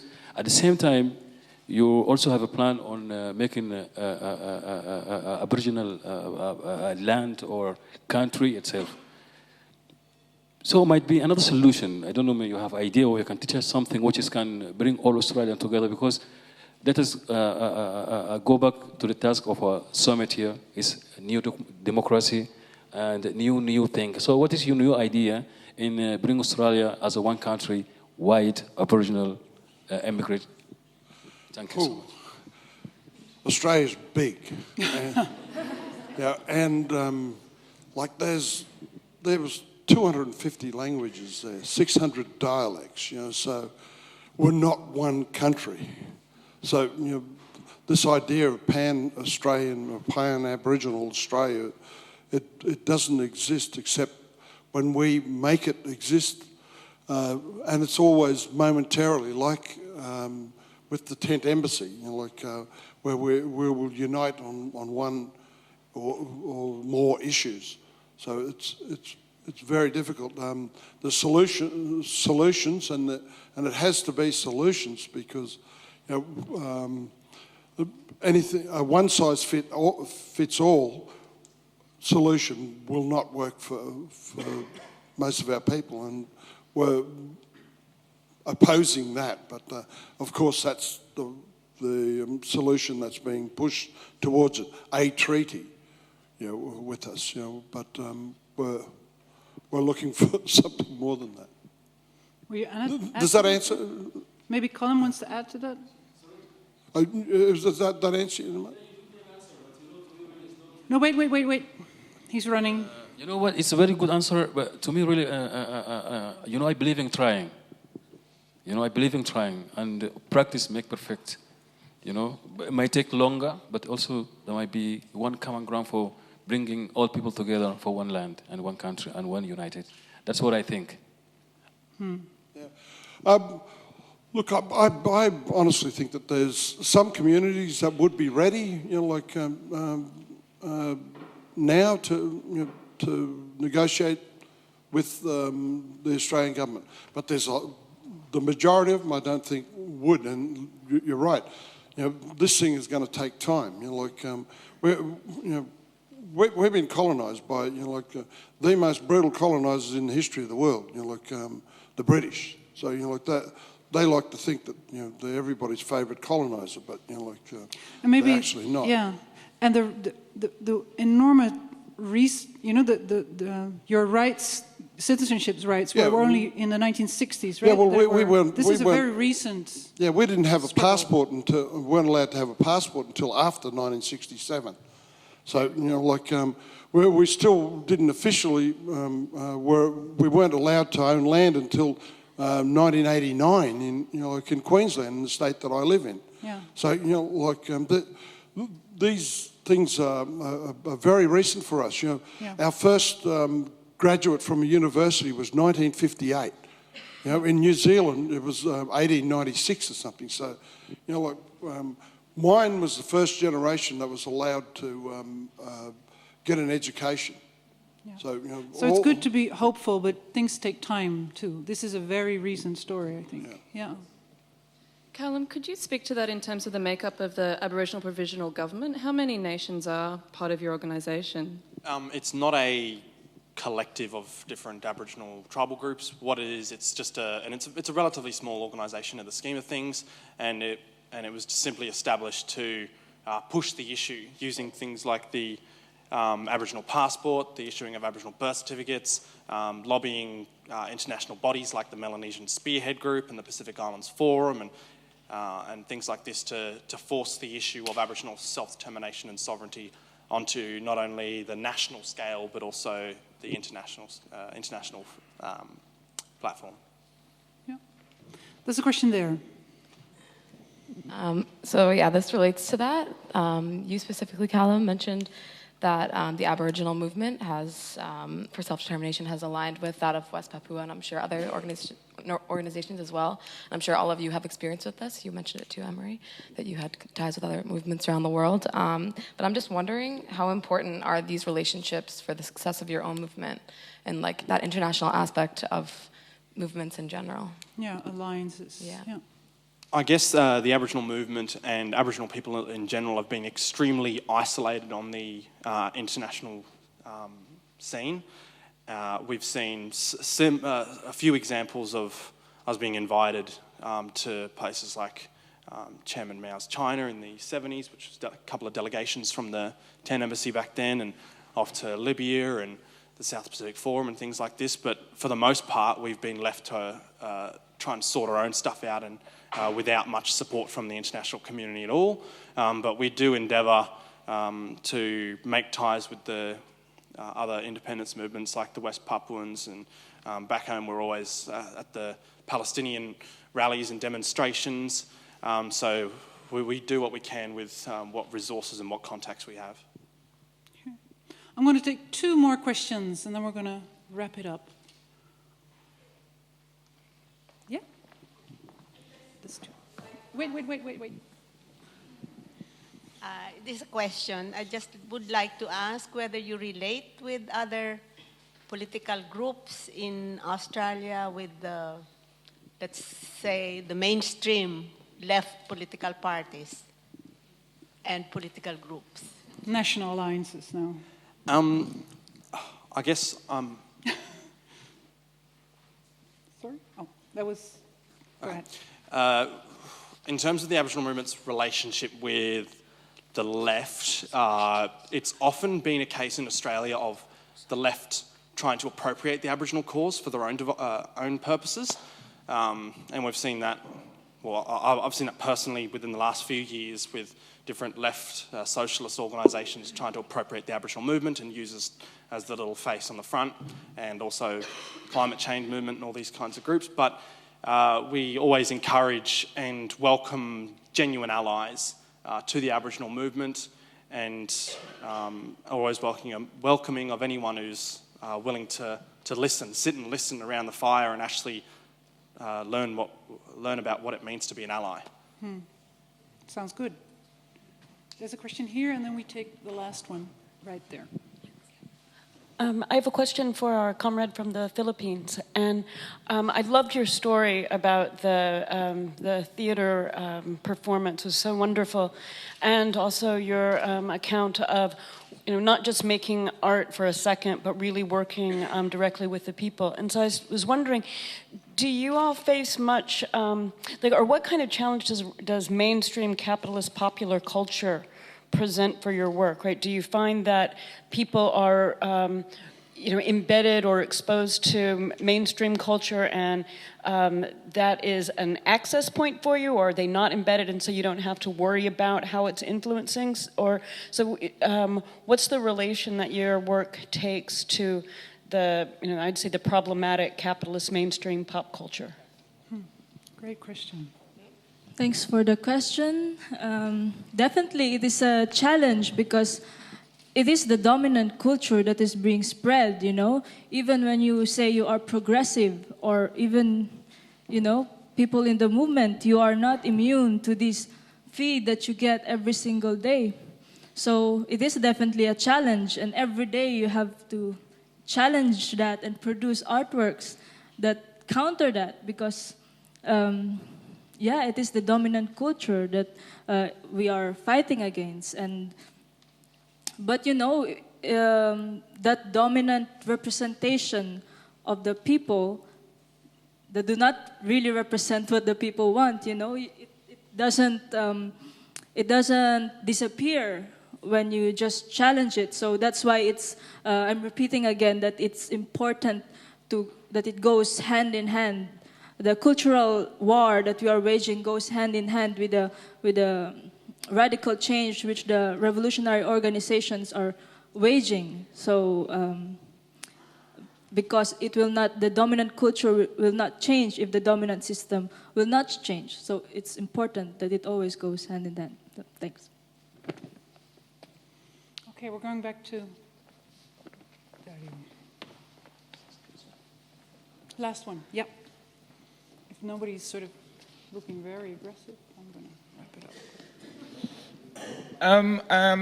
I wanna actually also thank all the presentations. I didn't do it the first time. Yeah. Go ahead. And my question is for Emory. What I find interesting about the story you told us, and also the story about your work, is that it was expressively against the institutions. It was expressively for something else. But what does it do with your work now that it has been accepted into the canon? Now that you are being part of these big international art constellations, institutions. I mean, you're talking in the Stedelijk Museum next Saturday. If that isn't... You're mainstream. Mainstream. Well, first of all, I would like to say is that nothing have I promoted. None of this do I market. It's all come my way, not by asking or requesting or putting it out there. So that's the first thing. The second thing is that you have, that opens it up to talk to a broader audience of people who may not be informed, enlightened, and you can use that venue for that purpose in regards to the art being installed in those locations and what have you. And so in that context, yes, I'll go anywhere where I can, because I'm not going to change what I've got to say, but so maybe perhaps I can inform some folks about the reality and change and give them a context to the reality of the artwork itself. Perhaps they have this misinformed context about what it represents, you see. So in that way, it's relevant. It's always relevant for me to go wherever, I may not sign off on some things, but I will go to most places and talk about the art in that context, yeah. So,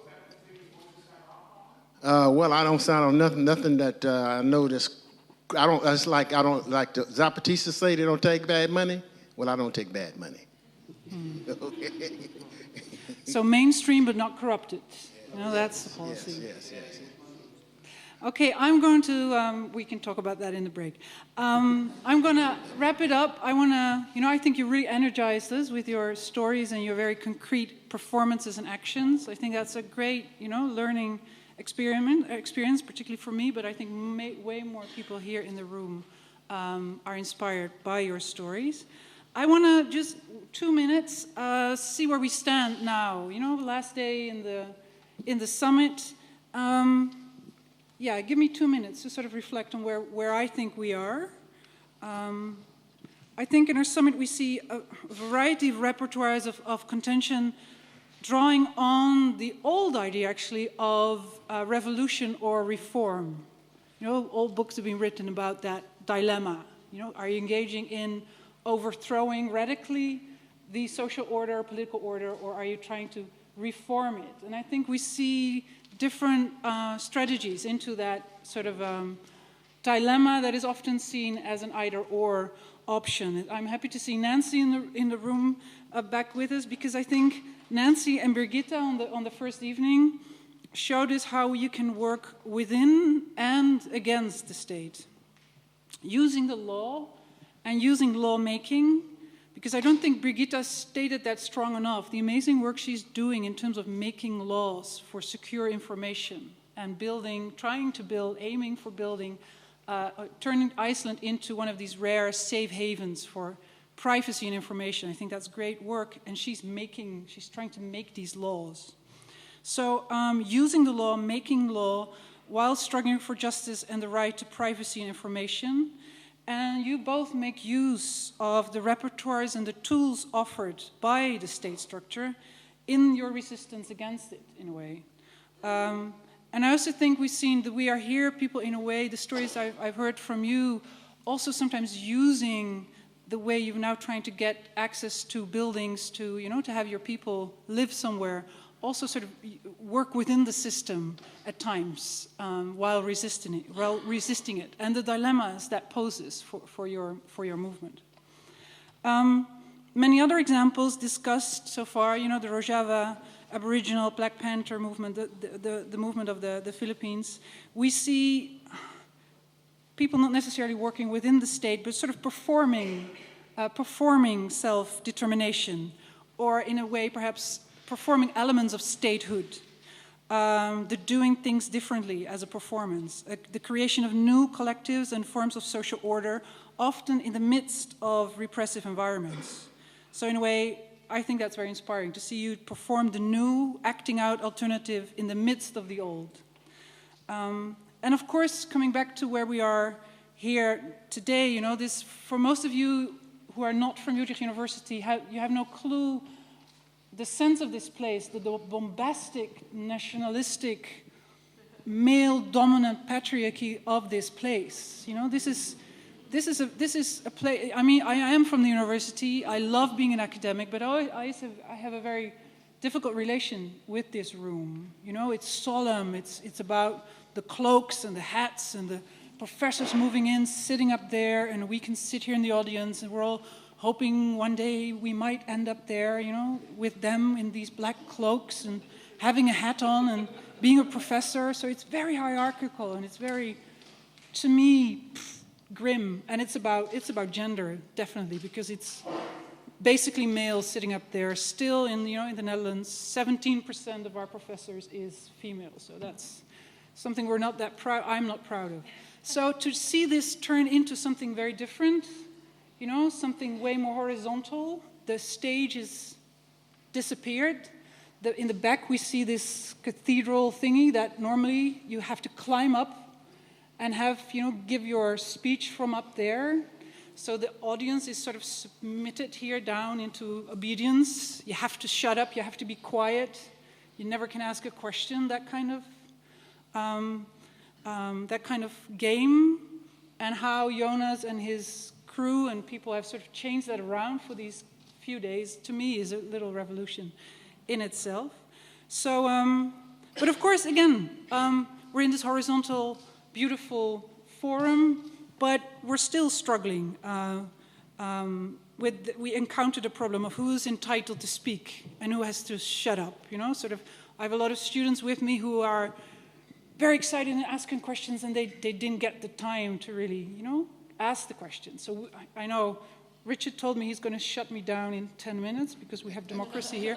So again, you know, it is not an ideal situation. Nevertheless, you know, the way it looks so beautifully, we still have games. We're playing games about entitlement and legitimacy and who can speak and who has to listen. So we can't solve that. But I think we had a great panel. We learned a lot. And I think this dichotomy of reform or revolution, it shows that we can do both, as long as we start acting and imagining our way out of the crisis and performing that imagination. So thanks for being here. And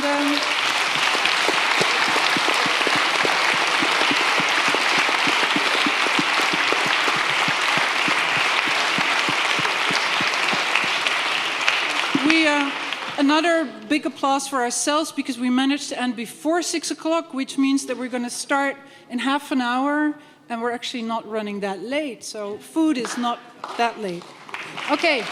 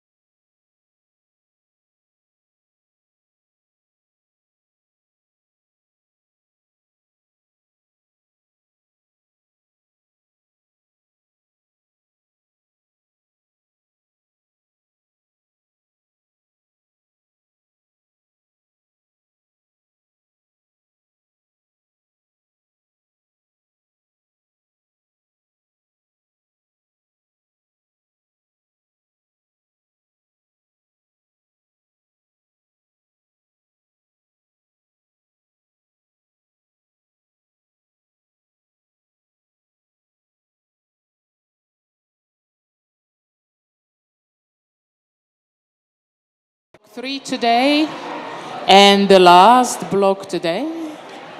I just would like to encourage all of you to take your places, take your seats.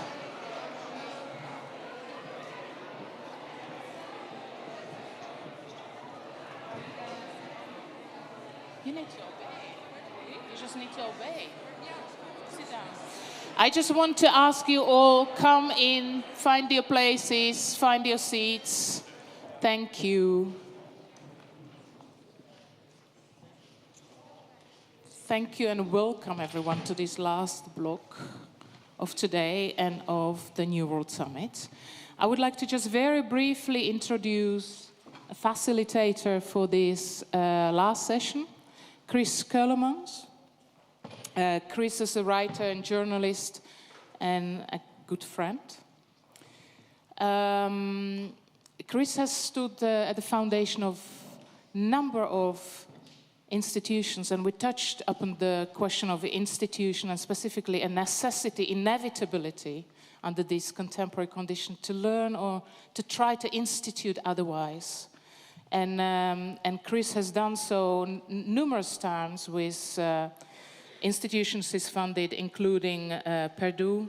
He's been director at the Bali, he's been artistic director of the Tolhuistuin in Amsterdam, and he's a co-founder of Free Press Unlimited. He's also chairman of ASKV, which is the aid organization for undocumented refugees in the Netherlands, and also of In den Vreemde, which is an organization in support of artists under pressure.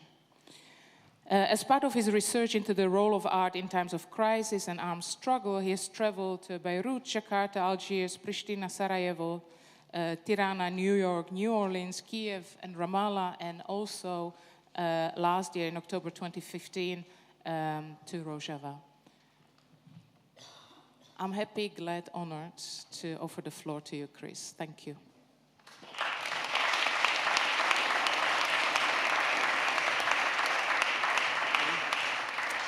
Thank you, Maria, and thank you, everybody at the New World Summit. I've been here almost 3 days, like many of you, and it's been a roller coaster, incredibly inspiring. A few things strike me all day long. The level of attention is unbelievable. The sense of commitment among so many people is unbelievable. And what I love about this place is the applause, the sound of the applause. Really, because it, I don't know, yeah. Because I've been in this place before. Normally this sounds like, you know, the tomb of a nation state, maybe. But today, probably because of the whole setup and because of you, I don't know. But these days the applause sounds so heartfelt and strong and real. So that's one of the things that struck me. Also, of course, the hospitality that we're all getting here is incredible. Like, you know, just now I was preparing for this and I got all the Coca-Cola and cigarettes that I needed, so it was fantastic. But the hospitality is great, and you know that the best hosts are people who are driven by a raging fury to arrange everything perfectly, who have their own story that they want to tell through the party or the conference or the summit that they are organizing, and they are generous enough to have other people tell that story for them. So while they're running around making everybody feel comfortable, they are suppressing their dictatorial impulse all the time. And Yoonis Staal is such a host. As an example, he asked me to do 3 things now to summarize the whole thing, 3 days.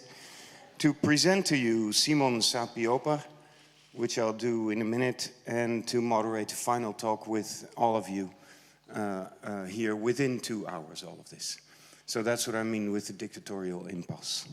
Now first I'm going to run you through a quick summary of 3 days, because many of you have been here for 3 days, others have not, And in any case, I feel in the hall that there's such an urgency to get to the new chapter. I thought, okay, I'll summarize what I have heard. Maybe I'll be paraphrasing people not completely accurately, but I hope you'll forgive me. To begin with, I myself, I'm not a politician, I'm not an academic, I'm not a visual artist, so I feel completely unrepresented here. But I feel totally at home, just like I did in Rojava in October when I was lucky enough to be part of the delegation that visited. We started up here with the opened pages of the diary of Mohamedou Ould Slahi, who was imprisoned in Guantanamo Bay. Stories I was reading in his handwriting, fragile stories, vulnerable stories, frightened stories, but somehow a sense of strength came through those stories as well. Mohamedou, I think, is a personification of the victims that Western state violence are making these days ever since the war on terror. By blacklisting people and movements, by declaring them stateless, you strip people of their rights and of their visibility. And Jonas Staal said in his introduction, movements like these, movements like those that are represented here during this summit, they may be too democratic for capitalist democracy to bear. So he set us all out with the question, can we separate the construct of democracy from the nation state? And that was a question that kept coming back all through these days. It started out with Mohamedou's lawyer, Nancy Hollander, who's still with us. Impressive start. And she told us about the illegitimate secrets, the secrets that are kept from us by the state, things that we have the right to know. Whistleblowers are just people who are telling us things that we have the right to know. Like Mohamedou, who, as she said, took the secrecy out of torture. And then she posed an essential question in this start of the summit, which was about the crisis of the nation state, the crisis of democracy in the nation state. She said, should the government know more about its citizens, or should citizens know more about government? And she said, if the first is the case, if governments think they should know more about us than we know about them, then that is a sign of failed democracy. Birgitta Jonsdottir then said, but we also have failed.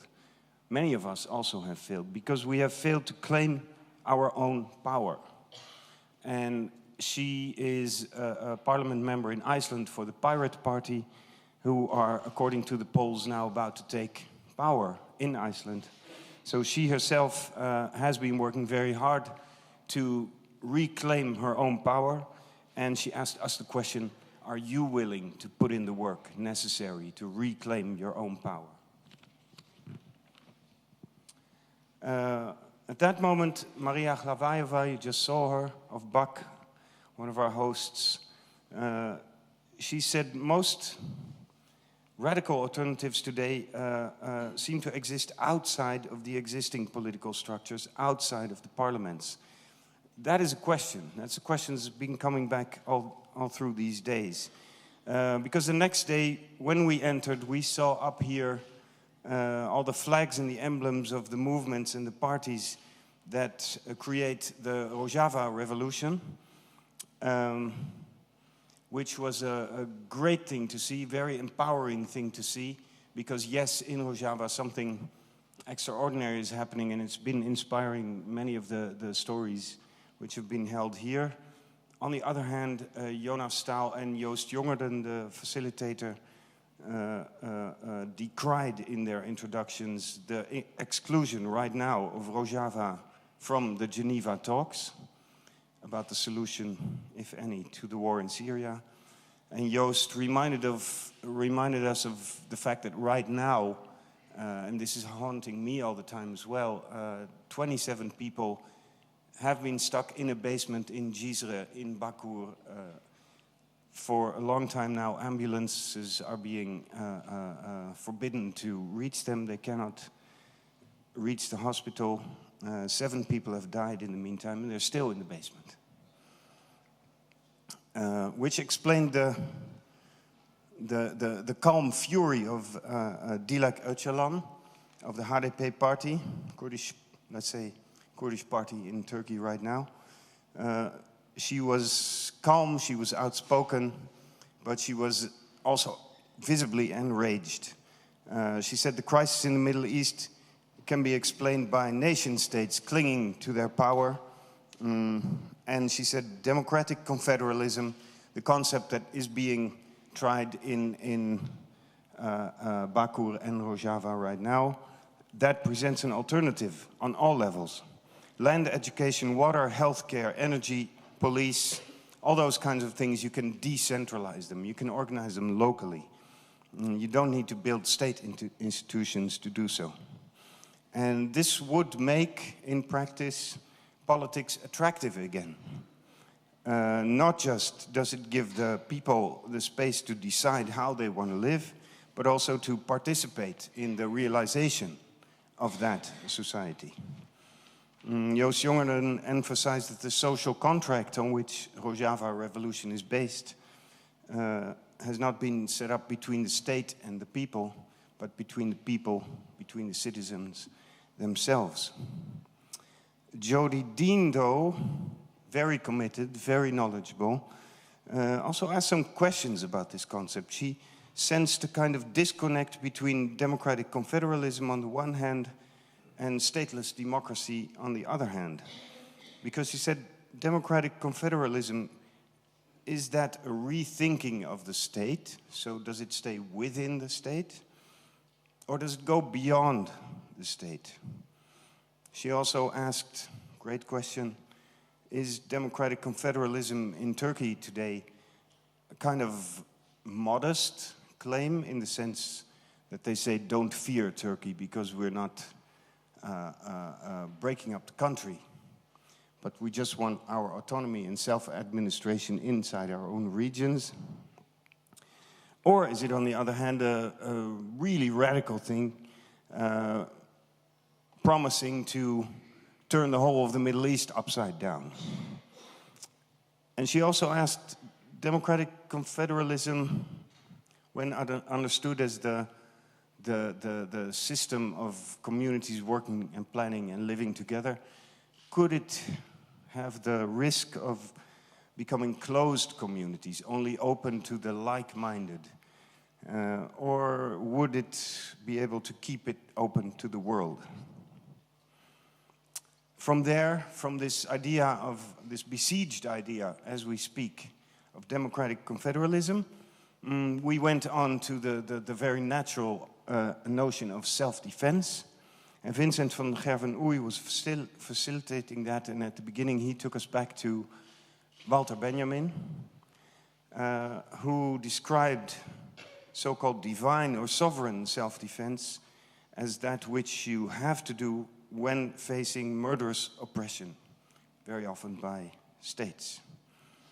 But he also said, Benjamin, that self-defense is codependent with education. Education and self-defense, self-defense and education, they can only live together. They only work if they exist next to each other. At that moment, I wished for Walter Benjamin that he would have been able to escape to Rojava today on his trip fleeing Germany, because I think he would have been very happy there. He was followed then by Suat Kobani from the BYD, who turned out to be an excellent replacement of Salih Muslim, who was unable to come because he was in Geneva hoping to be sitting at the table. Suat Kobani described the democratic modernity that he is working for, which is a place of no unification, but of diversity, of no capitalism, but of an economy that listens to the needs of the people and the nature. And in response maybe to earlier questions by Maria Glavaeva and Jody Dean, he said, wherever the state is strong, democracy is weak, and vice versa. He claimed a state cannot survive without people and society, but a people and a society can survive without a state. Leila Khaled from Palestine opposed this view. She made a very strong statement up here. A Marxist herself, she confessed to be new to the concept of stateless democracy, but she was fascinated, and she herself believes throughout everything that she's experienced still very strongly in democracy, so strongly that she says those who pretend to be democratic while spreading exploitation, as we're seeing from the capitalist democracies in the West, those are the terrorists. Those who pretend to be democratic, those are the terrorists. By that moment, yesterday, ideas began circling and communicating and exchanging, and people started testing those ideas on their own local context. Like Jennifer McCann of Sinn Féin and Gorka Elegabarrieta of Sortu in the Basque country. They stressed the value of ceasefire, of dialogue with opponents, dialogue even with the people who are your enemies, not by waiting for permission to enter the table, but by claiming the right to enter into dialogue. And they said that creates space for peace, that creates space for the future. And in that future, they both hope that we could help each other with these ideas that have been expressed here. Taking them home, translating them into your own local situation. This was a moment that internationalism entered the summit. Radha D'Souza, great commenter, analytic and facilitator of some of the meetings here. She called for internationalism. She reminded us of how India and Ireland found each other in opposing colonial British Empire 100 years ago, and she hopes for this internationalism to exist again today. After which Dilar Dirik did the same. She referred to Chiapas, to Palestine, to Black Lives Matter, and she said everywhere it's the same. It's a clash between a statist civilization and the civilization of the oppressed. Because democratic civilization, she says, is mobilized by the oppressed. It is, and this is a beautiful line, it is humanity's desire to express itself as freedom. So she said, let's build our democratic confederalist structures globally while building our autonomy locally. And Kim Arafat from CUP in Barcelona, he responded, yes, let's bring democratic confederalism to Europe as an alternative to the Europe we know of the banks and the nation states. That brings us to today, future democracy, on all these signs. And Yoonis explained in the morning that in some languages the word democracy doesn't exist. So that already makes the question pretty complicated.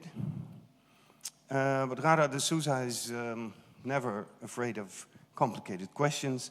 So she said it's time to rethink the main concepts that we've been discussing here, rethink democracy, rethink nations, and rethink the state. Like Meike Nack is doing when she told us about her commitment to the Kurdish women movement. Like Yoonis Osman Nuur is doing of the We Are Here. He said, let's not just think and talk, but he, as an undeportable person, he is forced to create his own political space at We Are Here with his brothers and sisters, because he said democracy is a practice. Democracy is something you have to do, not just talk. And yes, democracy is being reinvented by many people here, by the people in Barcelona, in Catalunya, by the representations that the UNPO offers to indigenous people, by highlighting people who have been invisibilized, in the words of Radha. And Radha says, if capitalist democracy means private property individualism and state institutions, we as communities designing our place in future democracy should work on freedom, justice, and yes, the place where we are. This might be your mother country, it might be the place where you moved to, but the connection to the place where you are is one of the vital things. So all of this happened over the past 3 days inside this New World Summit. Vivian Zier, who described this place as that it has the business model of an artwork. Smart comment.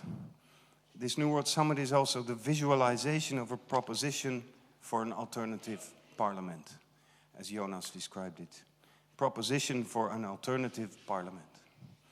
It isn't a parliament, it's the visualization of an alternative, of what could be a real parliament. And that is what art can do, Jolle Demmers of the university here said. It can provide a radical frame, it can provide the imagination that enables the mobilization of collective action, that enables action to change what looks like fate but is not fate. Emery Douglas, Richard Bell, and Callum Clayton Dixon provided us with art that changes, art that you make, not to become an artist, like Elena Saturay said, but to take part in people's struggle. Vivian said, this kind of art, this is art that opposes Anglo-European tactics of dispossession, so the tactics that have been central to all the talks that brought us here. But this is art that is a mandate, art that gives permission. And I think if the New World Summit is also a work of art, I at least feel very much that it does give us permission to rethink democracy and to rethink community. So that's my summary of the past 3 days.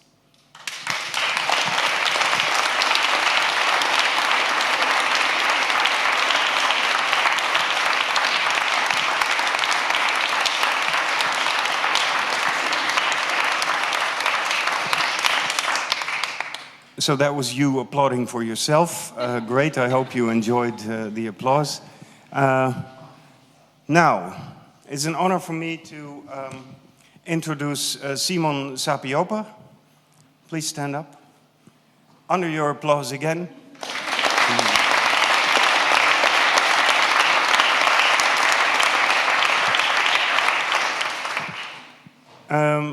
Please, you have the royal place, let's say now.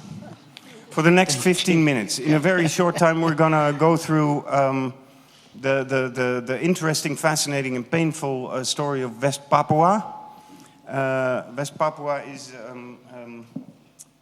how do you say, the western part of the huge island with a Melanesian population of about 900,000 people now, which has been growing, added by a growing number of transmigratie Indonesians who have also come to live in West Papua. Now there's about 1,800,000 people living there. Many different tribes, many different languages, and indigenous people that had the misfortune, quite unique I think, of going from colonial practice to neo-colonial practice. Being a Dutch colony first, and now since 1963 in practice being an Indonesian colony. Leila Khaled told us yesterday that revolution actually starts in the family, and to prove that, Simon Sapiopa has taken with us his daughter, Sophia, and his youngest sister, Elena, because the West Papua revolution lives inside the Sapiopa family, clearly. Simon Sapiopa is now the Minister of Foreign Affairs of the National Government of the Republic of West Papua. He was literally born into the liberation movement. He was born in December 1963, just after Indonesia took over power from the Dutch in West Papua. As a kid, as a young boy, he saw the tanks, the Indonesian tanks in the streets, and he told his mother, one day I'll grow up and fight them.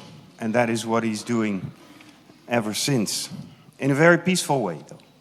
That is one of the signs of the liberation movement. Simon Sapiopa, you will introduce a short lecture to us in Bahasa Indonesia. Then Sophia will read this lecture in English for all of us. Go ahead. Selamat malam, tuan-tuan dan nyonya yang saya hormati. Good evening to everybody, ladies and gentlemen. Saya berterima kasih atas nama pemerintah nasional rakyat Papua yang berjuang untuk merdeka mendapat kesempatan di New World Summit untuk menyampaikan inspirasi atau suara mereka sebagai bangsa yang sedang dijajah oleh kolonial baru, yaitu pemerintah Republik Indonesia.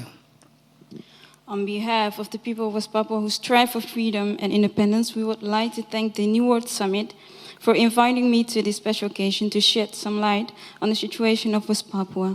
We are grateful for this opportunity granted to us by the organizers.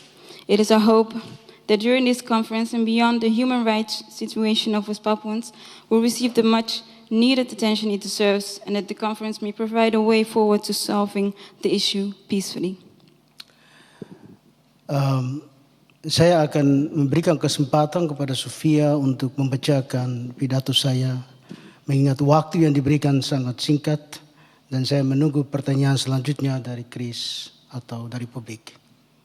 Due to time, I will read the speech, and after the speech, Chris will give the opportunity to give. To ask questions. I'm sorry for my English. And so, yes. Can I stand there? So this is Simon Sapiopa's speech read by you, Sophia. Yes. Well, in this speech, I will address the topics of independent statehood, human rights and refugees. I will specifically stress the importance of international documents such as the Unilateral Proclamation of Independence 1971 and the United Nations Declaration on the Granting of Independence to Colonial Countries and Peoples. These documents establish the principles of the Republic of West Papua. Since the 1960s, Indonesia has prevented any possibility of West Papua achieving independence. In 1962, Indonesia launched a significant campaign of airborne and seaborne infiltrations against the disputed territory, beginning with the seaborne infiltration launched by Indonesian forces on 15 January 1962. The Indonesian seaborne infiltration was comprehensively defeated by Dutch forces. Forced to regroup, the Indonesians relaunched their campaign for infiltrations in March 1962.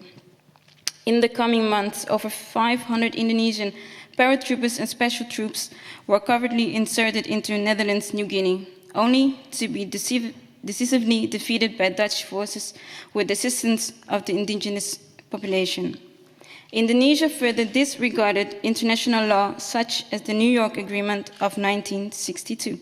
This agreement ensured self-determination of West Papuans in Article 18, which reads in part that, and I quote, the eligibility of all adults, male and female, not foreign nationals, to participate in the act of self-determination, to be carried out in accordance with international practice, who are resident at the time of the signing of the present agreement, including those residents who departed after 1945 and who returned to the territory to resume residence after the termination of the Netherlands administration. Indonesia has misappropriated means to control West Papua, such as the Act of Free Choice. This act required the involvement of West Papuans. Instead, the Indonesian military selected 1,025 Indonesian men to determine the future of West Papua by vote. It resulted in the annexation of West Papua in 1969.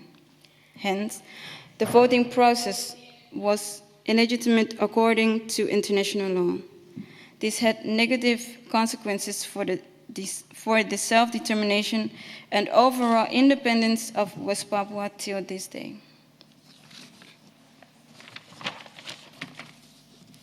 In response to Indonesians' human rights abuses and action to control West Papua, such as it's the unilateral proclamation of 1971 that assigned the territory of West Papua to Indonesia, the leader of the resistance movement, Brigadier General Seth Yafet Rungkorem, and his comrades proclaimed unilaterally Papua Barat, or West Papua, as an independent democratic republic, complete with a national liberation army, a provisional constitution, a provisional government, a provisional senate, and a national liberation council, as well as other needed institutions.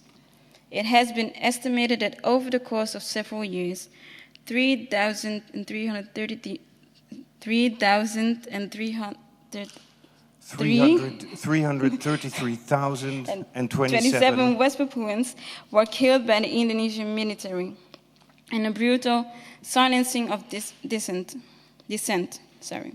Today, the people of West Papua continue to suffer from human rights violations committed by Indonesia. The people of West Papua merely seek to exercise their inherent human rights, self-determination, and independence. The national government of the Republic of West Papua, in cooperation with the Free Papua Movement, OPM, continues to struggle for self-determination of the Papuan people through advocacy, diplomacy, and non-violent actions. The national government seeks to establish and implement the right of self-determination, the country's independence and statehood, and its international recognition. West Papua has been a founding member of the Unrepresented Nations and Peoples Organizations.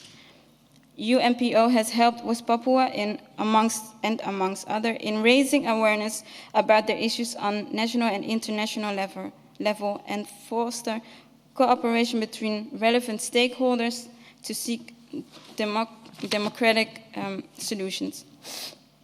In order to effectively represent the interests of West Papuans and foster union and solidarity between the people of West Papua and West Papuan refugees in Papua New Guinea, the national government of the Republic of West Papua has commenced an initiative to register West Papuans in these territories, as proposed by the UN Nations High Commissioner for Refugees, Senior Legal Officer Nadia Jibor.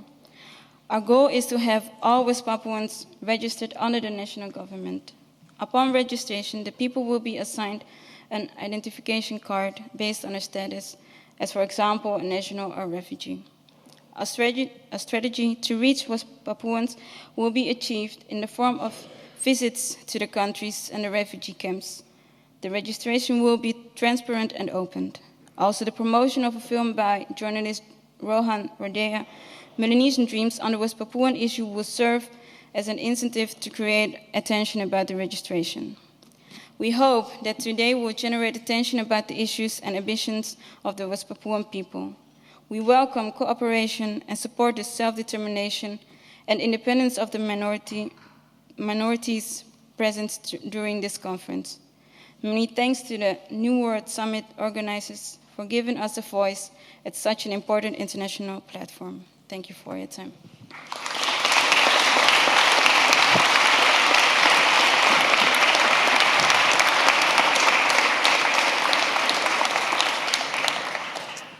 Thank you for that. And this was an incredibly short summary of long and painful history. So in 1971, you proclaimed independence. Ever since, this has not been recognized.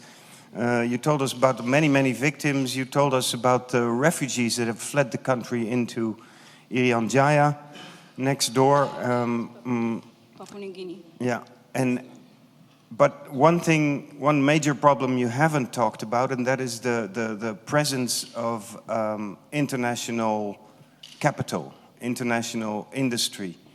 Freeport is home to the biggest gold mine in the world and the third biggest copper mine in the world, among other mineral riches. This is of major international and Indonesian interest, and I believe this stands also between you and independence, doesn't it? Selama kami dijajah, as long as we are oppressed, kekuasaan sekarang ada di dalam pemerintahan Indonesia. the power is by the Indonesian. Indonesia mengatur sesuatu sesuai dengan dia punya kepentingan menurut undang-undang yang berlaku di negara dia. So the Indonesia will have the power to organize and structure its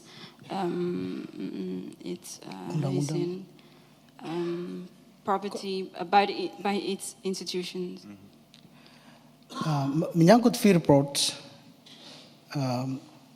adalah kepentingan Indonesia, Amerika, dan negara-negara yang punya kepentingan lain di Indonesia. So about Freeport, it's not just Indonesia, but it's about we have America. It's how you say that? Multinational property. American so we have companies, America the Shell and oil other, companies there exactly, too. Shell and other multinational companies. Yeah. Rakyat Papua, khususnya penduduk yang ada di wilayah tersebut, Ang Movement, mereka sendiri tidak mendapat apa-apa dari perusahaan atau dari pemerintah setempat. If we talk about the local people, they don't have anything. If we talk about the capital, that it is in Papua right now. Untuk itu, pemerintah nasional adalah pemerintah yang memperjuangkan hak rakyat Papua. Pemerintah nasional adalah pemerintah yang memperjuangkan hak rakyat Papua. So the national government wants to help to regain, how you say that, to take over its capital to memperjuangkan hak rakyat Papua. So, okay, you need to help right now because I'm losing it. Well, the national government is trying to cooperate, trying to organize the people from West Papua to help them, educate them by themselves also about the situation that's going on in West Papua right now. And also, excuse me, it means you're also educating the people to be, how do you say, knowledgeable enough to take over power, including all the mineral riches and the industry once that you reach independence. Dalam usaha seperti yang Chris tanyakan, kami tidak langsung mengajak rakyat untuk mengambil alih kekuasaan seperti begitu. As you mentioned in your question, we're not trying to involve the people to take over everything because it's taking process, I think. Dan yang kami melihat penting di sini sebagai pemerintah terhadap rakyat kami yang kami perjuangkan adalah bagaimana kami membawa masalah kami ke forum internasional. As a government, we're trying to take this problem, the issues of West Papua, to the international world. Yeah. Sebab ini masalah internasional. Because this is an international issues. Yeah, excellent. Now, because this is one huge obstacle, and we've been talking about many movements and nations during this summit who are not just blocked in their struggle for independence and autonomy by states, but also by capital. And West Papua, I think, is a terrible example of that. My next question is, you know, we're here in this special place where in 1579, I believe, the Treaty of Utrecht was signed, which is more or less the birth of the nation state of the Netherlands as we know it today, which then turned out to be a great colonial power, including exploiting your part of the world. In 1963, the Netherlands left Papua Barat. Indonesia took over. Ever since, you're struggling for independence.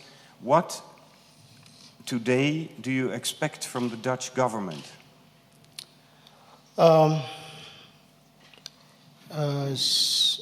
Kalau saya melihat hal ini, if I can see this situation,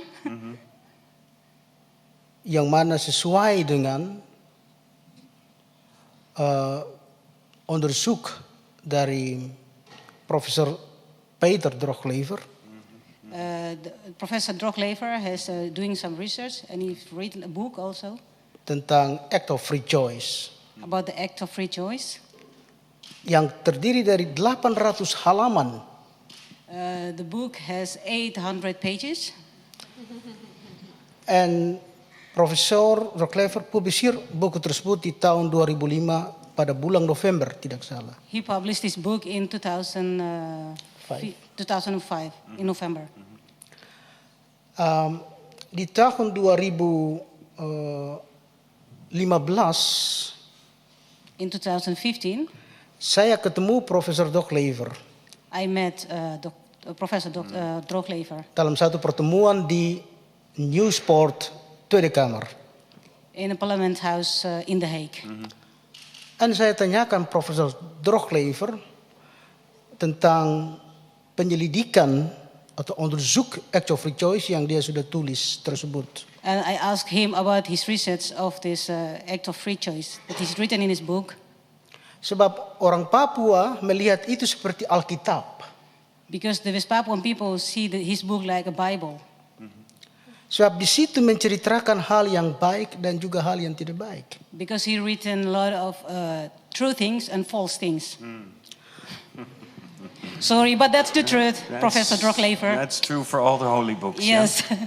that's why the holy book called, yeah. Maka dengan itu saya tanyakan hal ini kepada Profesor Droglever. Setelah you punya penelitian buku tersebut. So I asked him after his research of his book.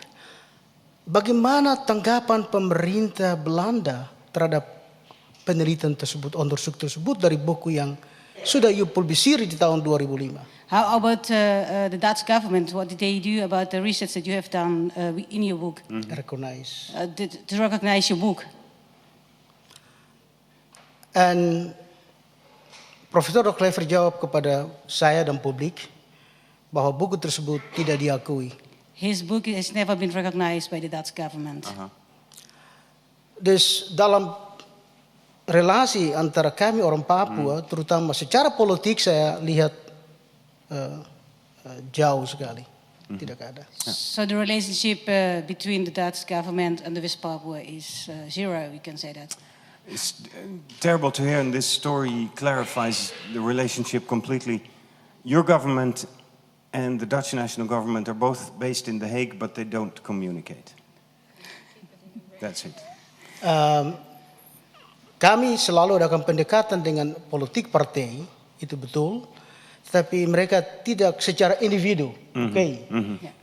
We always keep in touch with the Dutch government, but not individual. No, we're going there as a government. I see that. Okay, final question. Talking about the state of the Netherlands, talking about the nation state. You're in the middle of this whole New World Summit, and this summit was dedicated to stateless democracy. Yeah, so democracy without a state. Can the government, the national government of West Papua, can you imagine independence and democracy for you and your people without creating a nation state?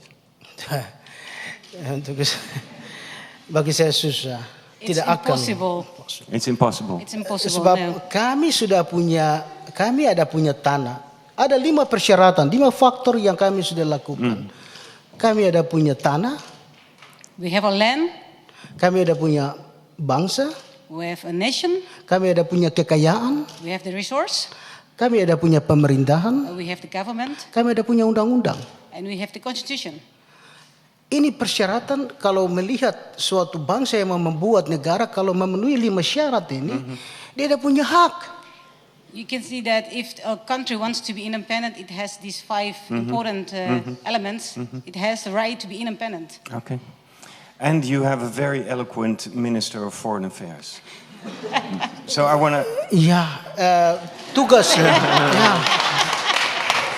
tugas saya sebenarnya untuk menyelamatkan pemerintah. My task is to make sure that this government is still alive, to keep it alive. Saya sebenarnya tidak ada apa-apa. I myself, I have nothing. Saya bukan seorang yang luar biasa di dalam akademi politik. I'm not an academic. Tapi saya rasa terpanggil sebagai seorang pengungsi yang sejak tahun 91 di negeri Belanda sampai hari ini. As a refugee since 1991, I came here in Netherlands. Saya bisa menjalani semua tempat di dunia kecuali Indonesia saya tidak boleh lalui. I can go everywhere in this world except Indonesia or West Papua. Except West Papua. Yes. So that is why we invited you here, and I want to thank you so much for...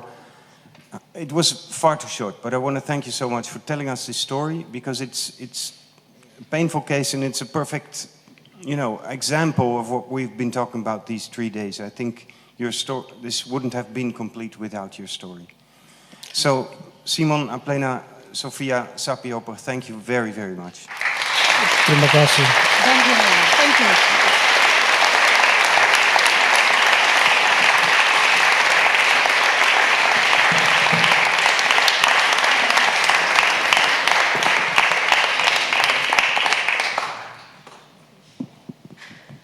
And it's true, you're not the only ones. There are other movements here that are struggling for their independence and will create their own state once they get the chance. There are others saying you can do it without a nation state. That is a topic. But you know what? Get independent first and then we'll visit. We'll have a New World Summit. Yeah? And we'll discuss a bit more. Now, I think we have the next 45 minutes to have a final discussion, and Yoonis and I were talking about it, especially to hear one more time from some of the speakers who've been with us these days, because we want to go home with something. This afternoon you felt a kind of sense of urgency. You felt a need to, a desire to act. Like Yoonis said, not just talk and think, but also act. Democracy is a practice. Democracy is something you do. So what can we do? How do we leave here with a sense of a mission?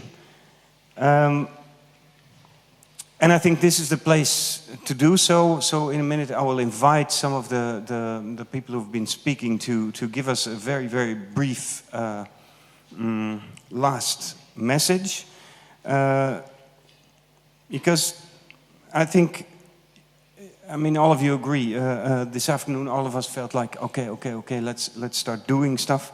It's like sort of Elena Saturay's story, who told us about the theater performance in the Philippines where people saw the play and then entered into the play.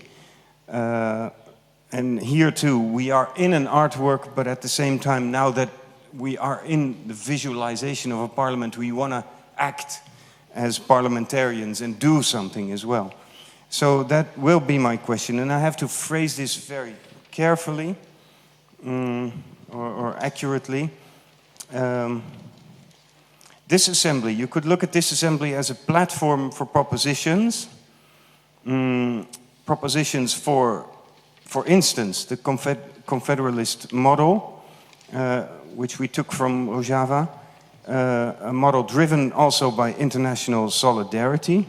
So my question would be, and maybe Yoonis, I can start with you because you were the very vocal and very clear about that this afternoon.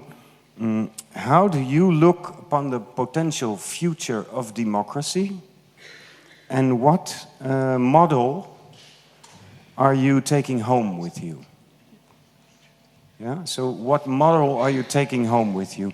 No, I'll do it. But this is the question I'll be asking to a number of people, hoping to reach everyone. But first, you, Yoonis.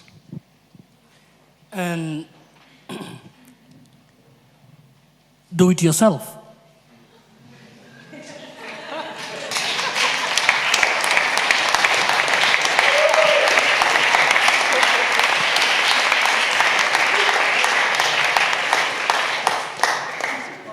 Now, thank you, Yoonis. Thank you. Because we're short on time, I would ask the next speakers to be a bit more brief than Yoonis. That would be really helpful. Where's Radha D'Souza? Right there. Could I ask, I mean, you're not representing, as far as I know, let's say a movement or a party right here, but what model for the potential future of democracy are you taking home from this summit?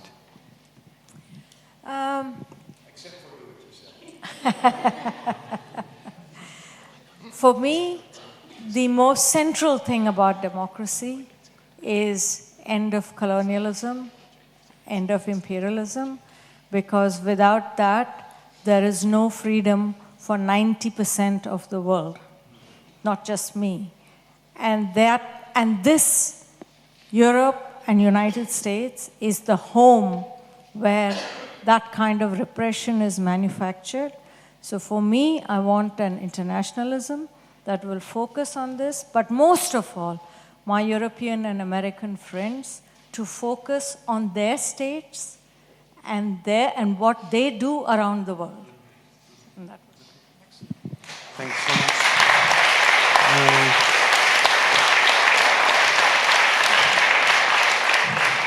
One of our American friends is Nancy Hollander, who opened this whole summit. I mean, we can hardly ask you to do more than you already do, but what model for future democracy are you taking home with you? Wow, I've learned a lot here the last 3 days. But what I would say very briefly is for everyone can always demand human rights for everyone, can demand social justice, and be fearless.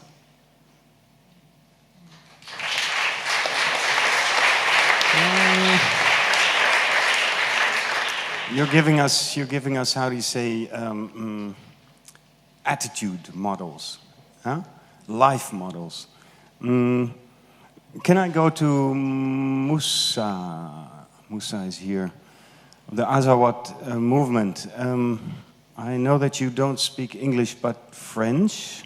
Did you get the question? Uh-huh. You have a translator next to you. You are very involved in a very real, practical movement right now. As far as you could follow the debates here, and you've been to the New World Summit earlier, what model for future democracy are you taking home with you?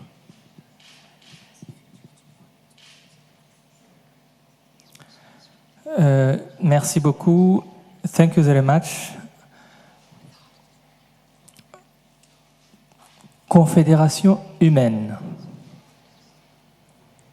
C'est, je pense, la dynamique de l'humanité dans laquelle nous sommes ici.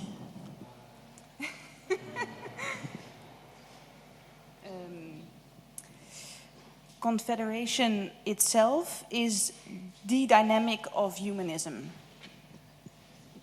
Juste dans l'Azawad, avant la colonisation française, nous étions une confédération de peuples qui restent solidaires en résistant à la nature.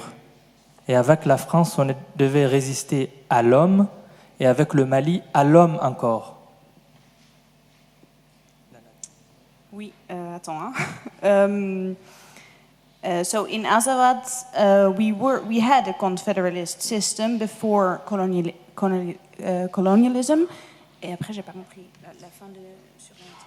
C'est-à-dire pour nous, l'homme est plus inhumain, je vais dire, est plus dangereux que la nature. Man is more dangerous than nature.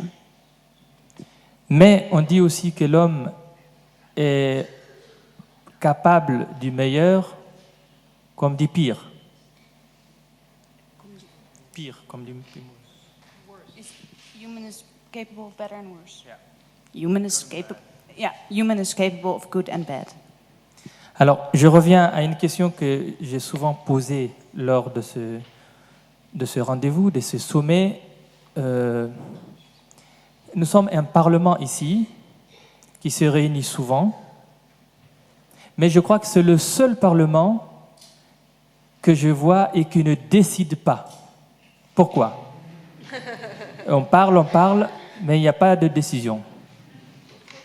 I've been to these summits before, and it's a question that often haunts me, or that I question myself. Why it's a parliament where we talk a lot, but we never make choices. Why? En tout cas, nous, dans l'Azawad, c'est le seul parlement qui nous donne le micro. C'est le seul parlement qui nous donne espoir. Et c'est aussi le seul parlement qui nous a donné, même si c'est imaginaire, même si c'est temporaire, une ambassade qui nous a permis de rester en rêve. But it's the only parliament that gives us the microphone, it gives us a voice, that gives us the word, even if it's a temporary parliament, it's the only one that gave us space to speak. And it's also the only organization, the New World Summit, that gave us the opportunity of an embassy.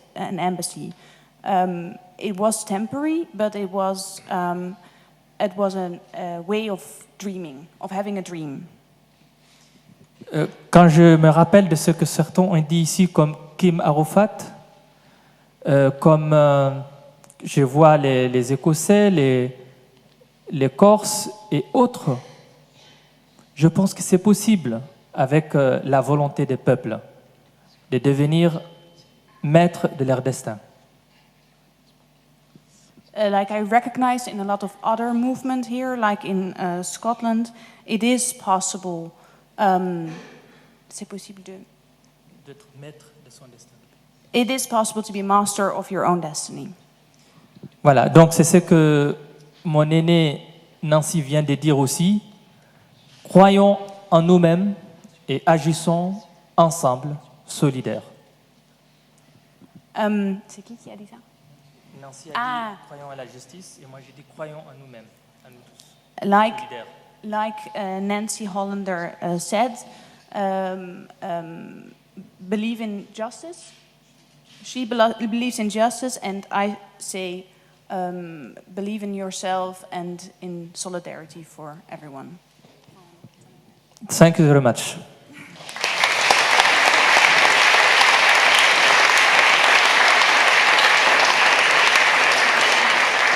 Thank you, Musa, and thank you, Lara, for translating. But I have another question. These are...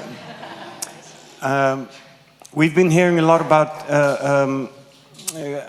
confederalist democracy, democratic confederalism.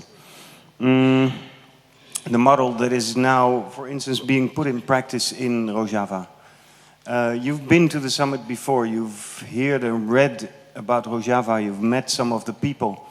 You represent a people that also lives across nation-state boundaries that were drawn by colonial powers. Is this model something that you are taking home with you?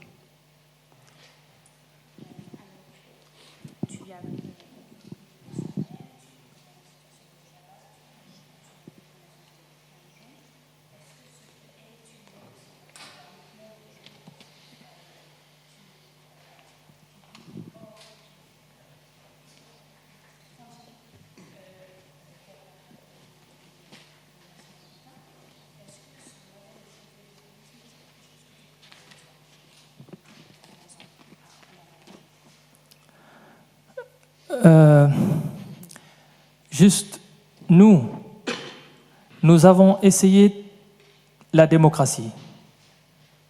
Nous avons essayé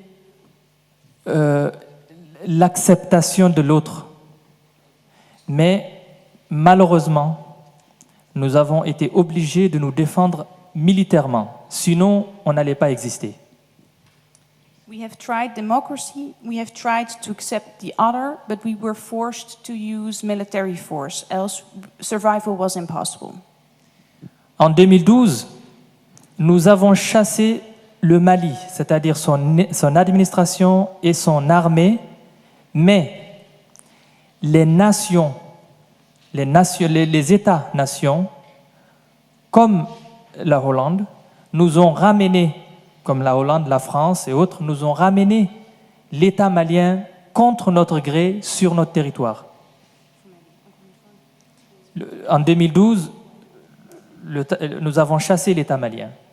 Mais les États comme la France, la Hollande et autres nous ont ramené encore le Mali chez nous. So in 2012, we've been able to chase away Mali government, but forces like the French and also the Dutch has thrown us back again in, let's say, official Mali or Mali government. Ils nous ont dit, mais vous êtes fous, vous voulez devenir indépendant.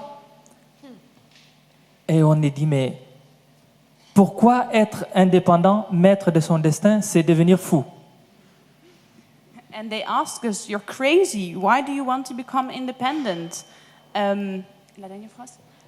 Pourquoi vous voulez devenir maître? And so we said, why do you ask us this question? Is it so strange to want to become master of your own destiny?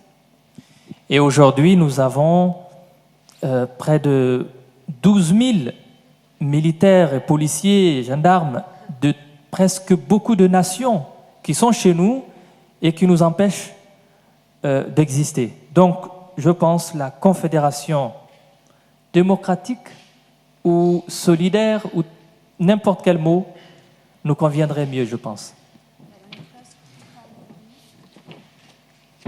Nous voulons être une confédération peut-être démocratique et nous-mêmes, nous allons choisir le terme qu'il faut. Chacun choisira son terme. So now there are 2,000 militaries from a lot of different nations that provide us to live. That prevents us. Thank you. That prevents us to live, to survive. So if it's so I have more belief in democracy. Will I use the word confederal democracy? I'm not sure. Everyone will choose the word that suits him best. Moi, je pense que à chacun des peuples de choisir le terme qui lui convient le mieux et le type de vie qui lui convient mieux. Mais il faut leur donner le choix. Et il faut rester solidaire et en soutien avec eux. I believe every people has to choose their own infrastructure, their own form, their own political form to live, and their own way of living. And I believe people have the right to choose for that form, and that we have to be in solidarity with that. Donc après ici, je pense que le mot qui pourrait nous convenir, c'est comme Obama a dit, yes we can. Moi, je pense qu'on peut dire, yes, it's possible.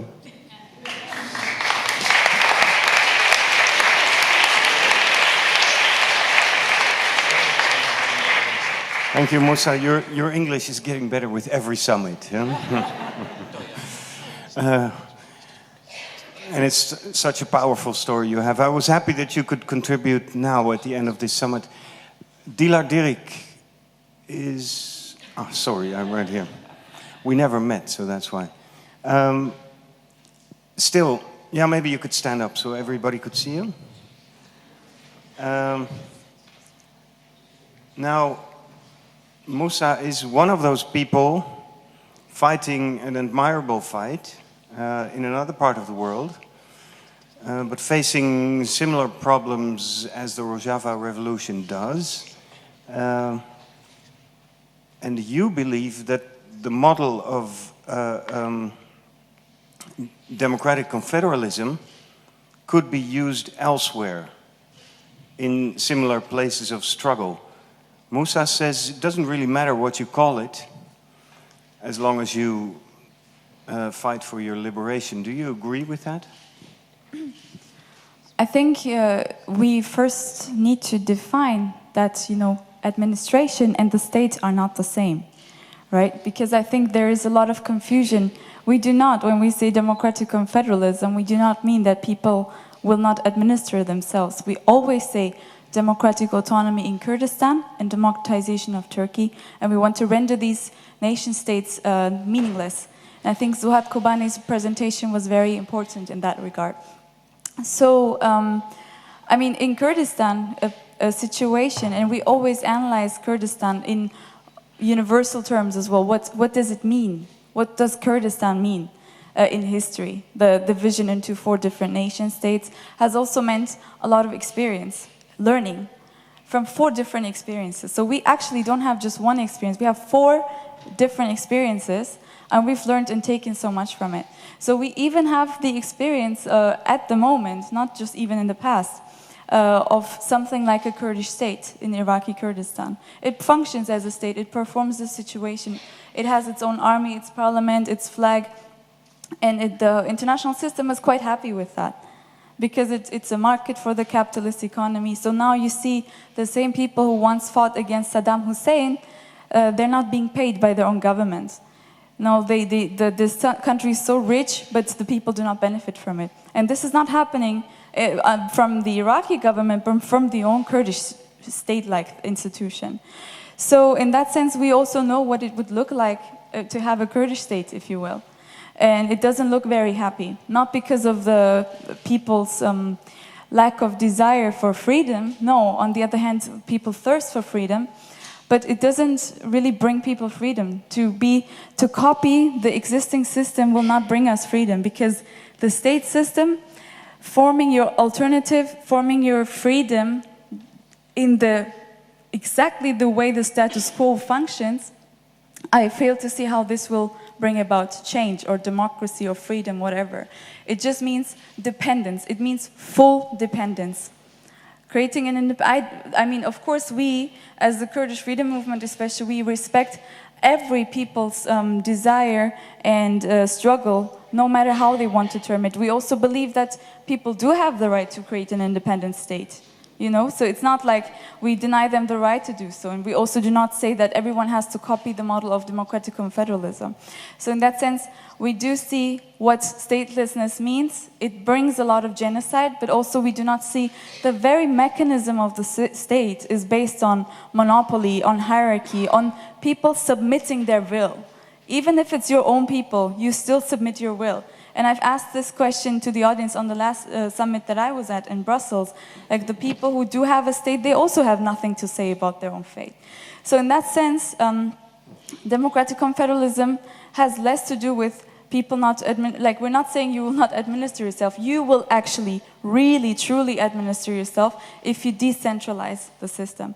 So it's not about monopolizing the economy. It's not about monopolizing borders and so on. It's not about generating new borders if these borders are the problem of the system.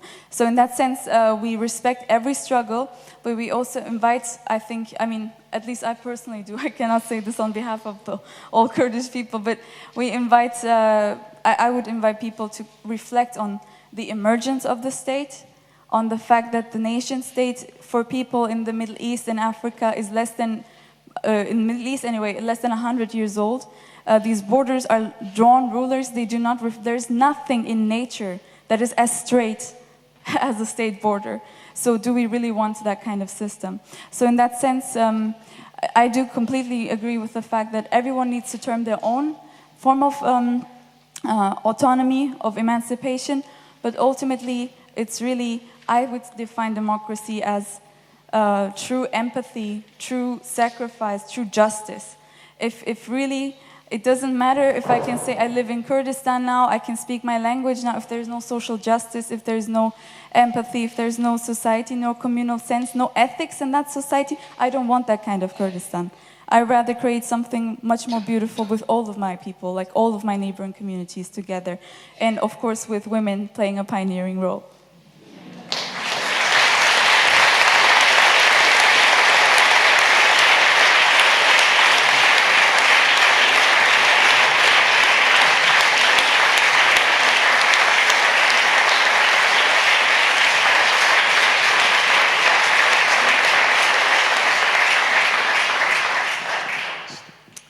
The best people at the summit, I'm going to ask them 2 questions so people can clap for you twice, yeah? No, but you've been such an inspiration to the summit, and that is my question. I'm asking people if they can take a model like the democratic confederalism home and adapt it to their situation. Now, I don't have to ask that question to you, but the other way around. Attending things like this summit, speaking to other people, working, I believe, in Oxford, yeah? Cambridge, sorry. Do you run into questions about democratic confederalism that you take home, so that you come home and that you can adapt and improve the idea? Stand up again. Is it necessary to? I think, yes, I really appreciate the New World Summit because I think it has, especially in between the breaks, you always build bridges with different people who have different experiences. You learn a lot from just listening to other stories of oppressed people.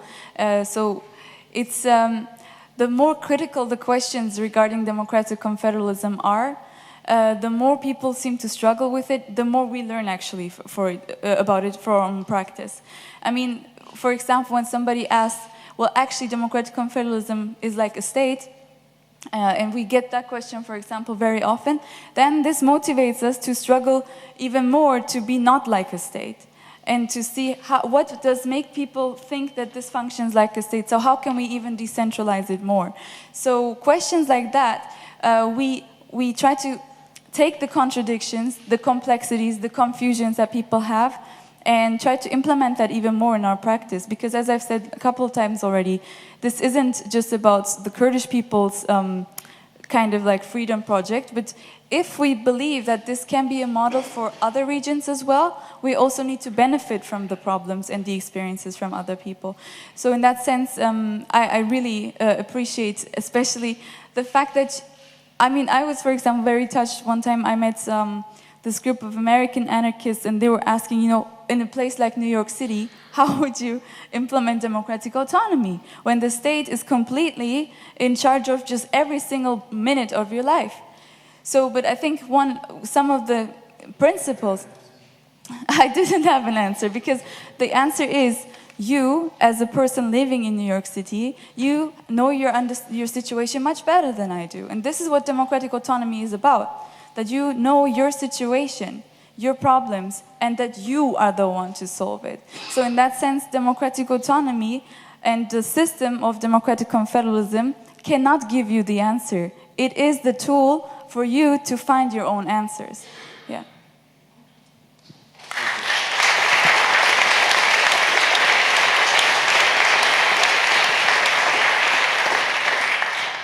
Yoonis, did you notice this was the Rojava way to say do it yourself?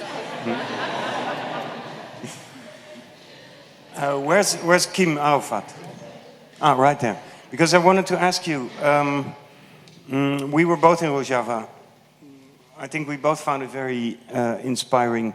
Yesterday you said, yes, we want to bring this concept of the democratic confederalism to Europe, and especially in your case to Catalunya.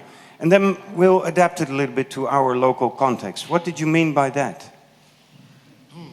Well, I don't have the solution so I think we have to work all together to think the basic values of democratic confederalism. How can we translate them politically and culturally to a reality, a very different reality that is Europe.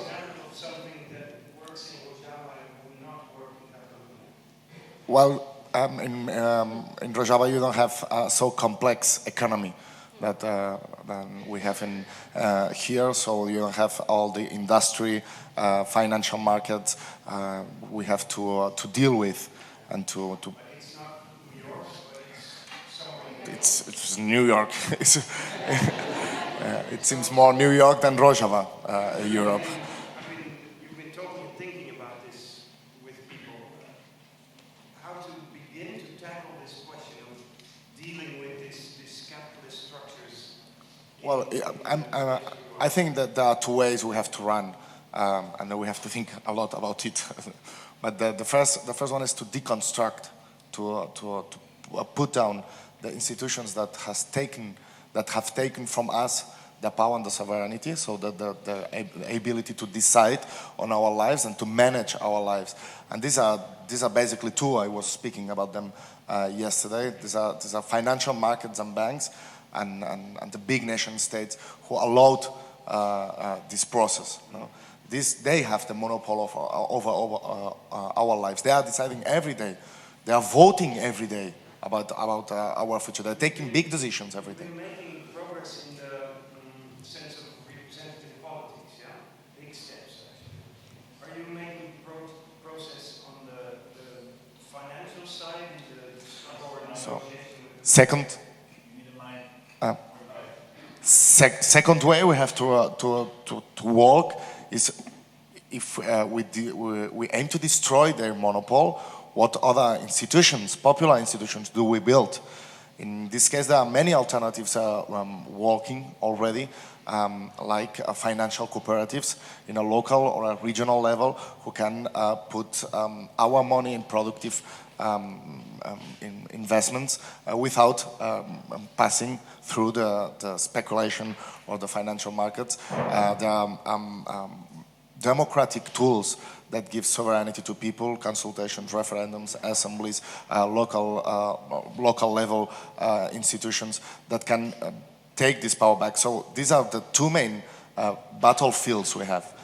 How do we get economy back to our hands? And we decide mainly in financial issues which are dominating our lives. And how can we build up in democratic institutions we can manage from the population, from the people. Thank you. Thanks to you.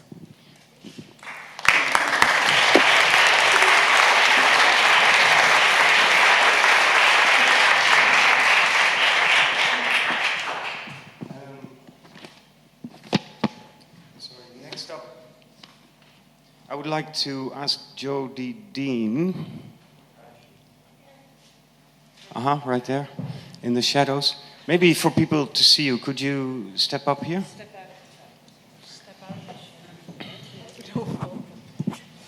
Oh, okay.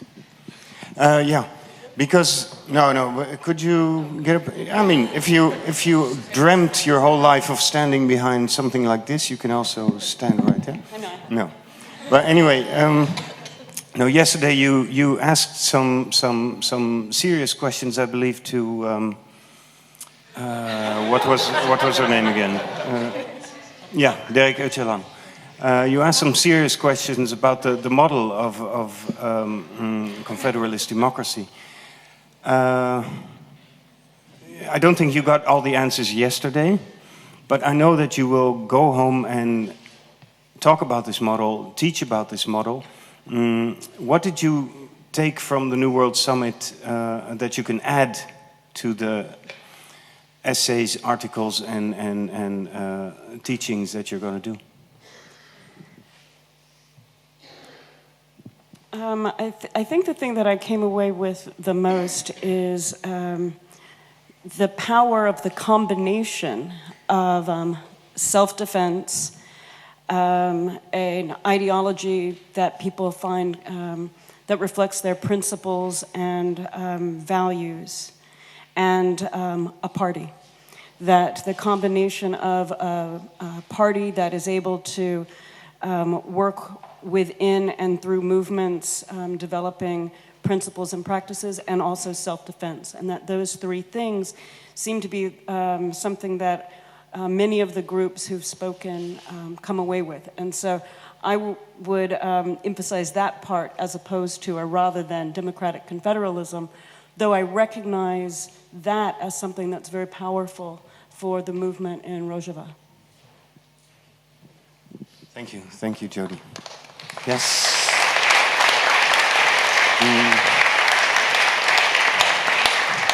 Could I go to Leila Khaled? She's up there. Because I think you said, if I remember correctly, that the idea of the stateless democracy was new to you. And I don't know if that's a fact, but it seems like such an interesting concept when you're talking from the Palestinian perspective. So I was going to ask you, what are you taking home from this summit? First of all, I explained my vision towards stateless democracy in the speech that I did. But what I take from this summit is that I got more strength and more powerful to tell my people that we have a lot of friends and comrades who will support us until we liberate our land. Then I will ask you all, you are invited to Palestine after liberation.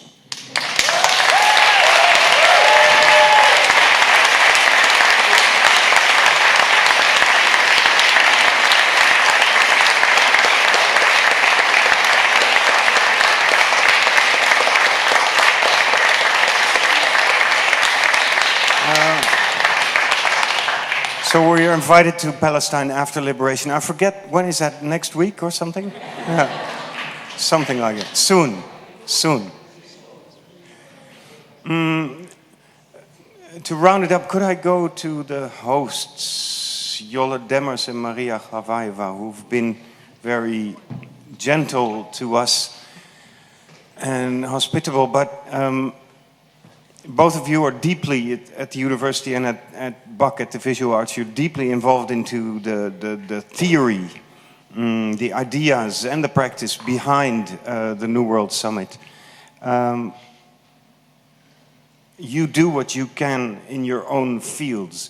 Do you also believe that here in Utrecht, here in this country, we're mobilizing something? Maybe in the arts, maybe outside of the arts, but are we mobilizing something? Could you comment on that, both of you?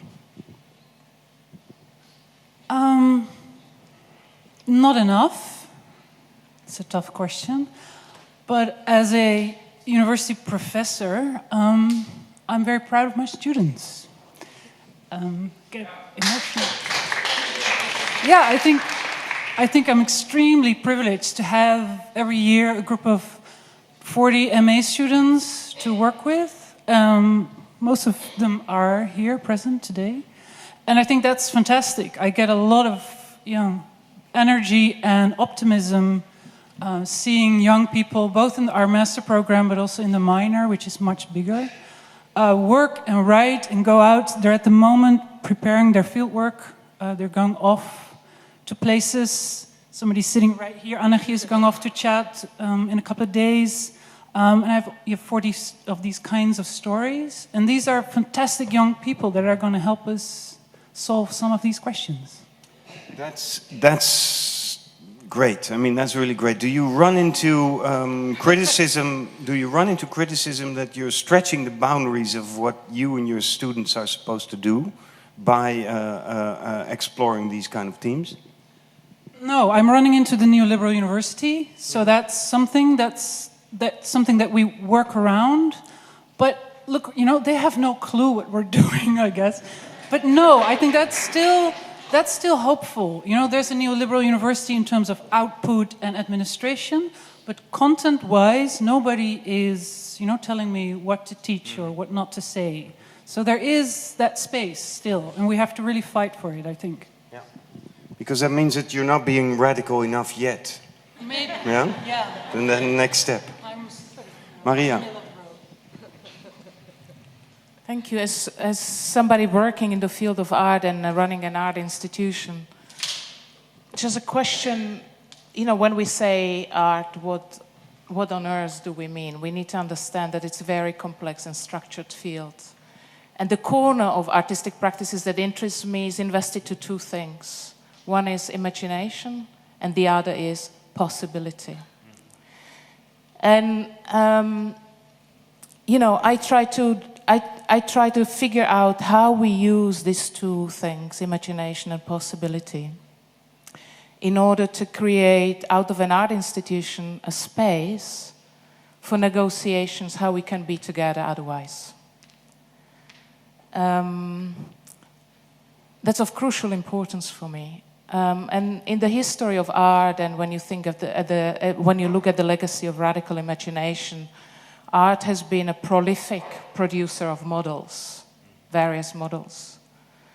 And I think what I want to insist on, and I think that's what we're doing, is to figure out how we start living those models we imagine. And I think this was very important. This was an important step to kind of live, embody that kind of model of the world, otherwise, of being together, otherwise that is a desire of society that's just both socially and ecologically. Thank you so much, Maria.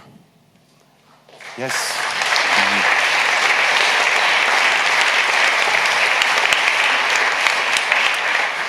Because Leila Khaled said yesterday that the revolution or the emancipation starts in the family, and I think the same goes for all our workplaces too.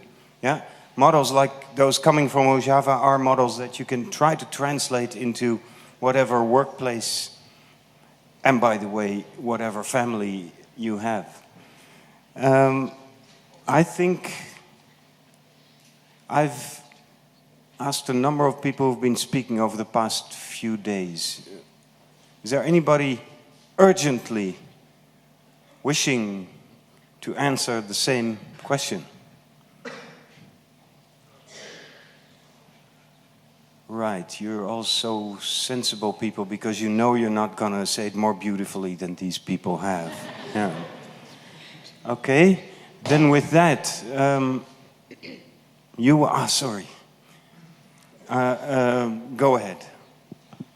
I don't know whether there's more questions, so I didn't. But I think what is very important is we are all people from this world. We're women and men living on this world. And I think the question from the crisis we have is how do we want to make up this world? So for this reason, we had very impressive conference. We learned from the history. We shared our pain of not being free people. We shared our pain of not being free women, free men living in this world. And I think that the word we gave each other is the perspective for the new democracy that we're going to build up. I think there has not been a parliament with so many people from so many different nations, so many socializations, so many knowledge about oppression, about exploitation, that have taken this decision to be part of a new democratic movement. It has to be in all this diversity. It cannot be one model or the other model. Of course, the democratic confederalism is a model which is a strong perspective, but it is not to put in against of each other, in my opinion, because all the struggles that we have a very big value. They have the value of being human being and dignity. And so for this reason, I want to remind everybody again about this very spiritual moment. We gave our word to everybody for all our strugglers, all our comrades, the guerrillas, the babies, the mothers, the old people that have fallen in the struggle. And I think this will be a very beautiful democracy because we gave our word and we're going to struggle for this from now on all together, knowing all of us are struggling in another part of the world for this democracy. Thank you.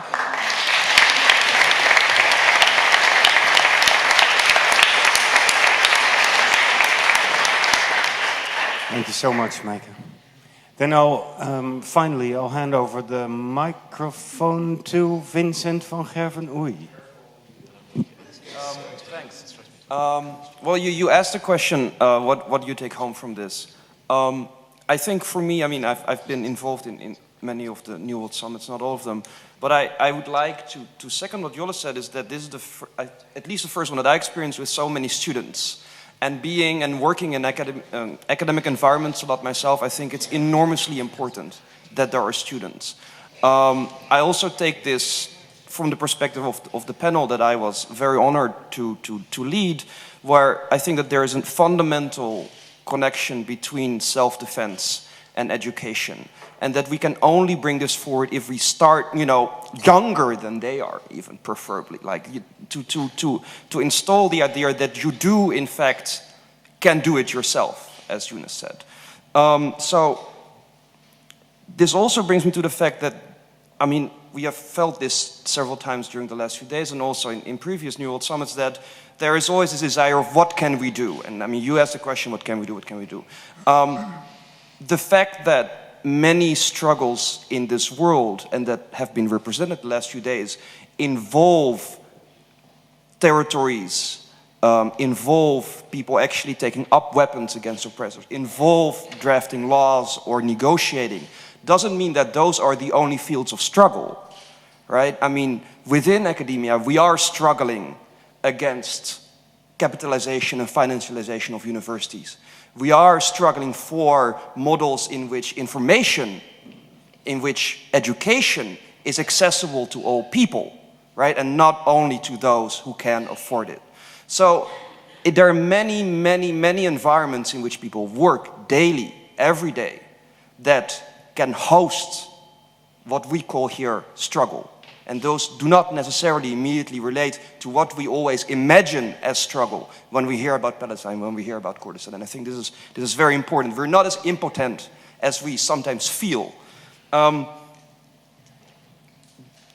having been said, that sounds like a really happy note. I also want to point out maybe a question that I have had and that I think grew for the first time here because of the word nature and natural that has been used several times. It's natural to resist. It's natural to resist an oppressor.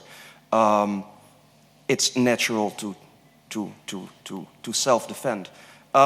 It's also natural to bite off the head of your partner after you had sex. So we have to figure out, right, this question of nature. And this is a very old question, but I would not like to have it pass by so easily. Of course, it's natural to self-defend, but there are many other things that happen in nature that we would rather not like to see within human societies. And we have to figure out why. So, and violence enters again in this aspect. So these are the two things. Thank you.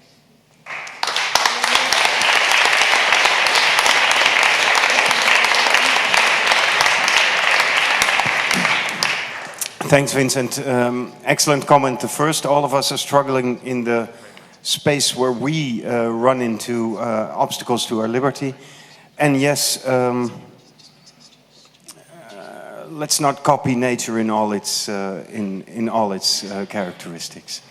Finally, I know, Jonas, you have a message for us from somebody who we dearly miss here. So I'd like you to introduce that.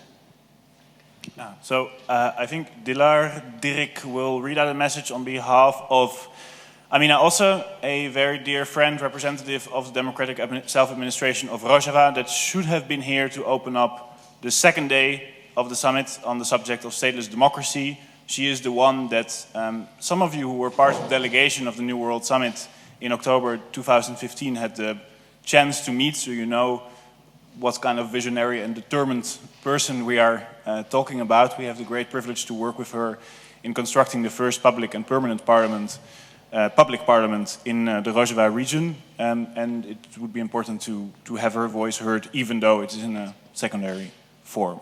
So, Dilar. So Dilar Dirk will read Amina Osse's message to us. And here you go. Thank you. So this is the message, as Yoonis has said, from Amina Osse, the chair of the Committee of Foreign Affairs of Jazira Canton of Rojava.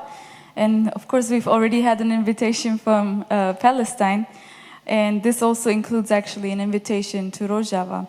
And I think it's very meaningful, and it would be even more meaningful if the Palestinian people would come to Rojava, just like the Rojava people would go to Palestine. Because if we only have each other. So, to the members of the New World Summit and the attendees of this assembly on stateless democracy, surely you know the reasons that prevented me from attending your summit. The imposed embargo on Rojava and the anti-democratic policies that some powers use against our people's liberty. This despotic mentality is linked to policies of exclusion and cultural extermination, all of which led to the emergence of these regimes and their actions. As these despotic regimes are identical to each other, we do not see any structural, systematic, and ideological differences between them, as they all depend on a homogeneous flag, language, and culture. A wrong vision has generated models of government that contradict the Middle East reality, a reality which contains various languages, cultures, etc. The models that these regimes adopt will be a main cause of their disappearance. The models that these regimes adopt will be a main cause of their disappearance in the near future because of their significant violations against history and ecology. Dear friends, in Rojava, there is a revolution that is made by people, that has been adopted by the will of the people, against the despotic Ba'ath regime of Bashar al-Assad. We succeeded despite the brutal war waged against us by ISIS, al-Nusra, and other groups. The whole world witnessed the extraordinary soul of our resistance in Afrin, Kobani, and Jazira. The reason behind our victory was that our revolution was pioneered by the liberated women and the determination of our youth. Our revolution is devoted to build a democratic society and a democratic nation where all components of society, such as Kurds, Arabs, Syriacs, Turkmen, Chechens, Armenians, Muslims, Yazidi, and Druze, live together in coexistence and solidarity. The terrorism backed by despotic regimes will absolutely fail because people's resistance will win. This is the core of human history. We achieved victories in Kobani and all around Rojava due to the strong soul and beliefs of our people, as well as the support that we received from our people in North Kurdistan. Here, I want to mention that our people won't forget the free and democratic powers who stand with them. Rojava now is turning to a symbol of social freedom. Finally, we call all representatives of political organizations and movements present at this summit to visit Rojava to learn about our direct democracy.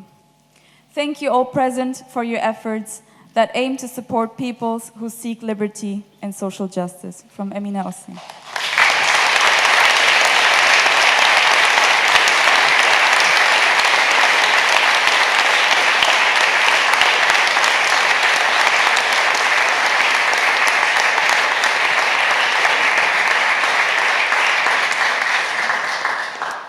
Thank you, Dilar. And of course, I hope you will pass on our gratitude to Amina Osse. Oh, she's watching. Aha. Amina Osse, we greet you from Utrecht.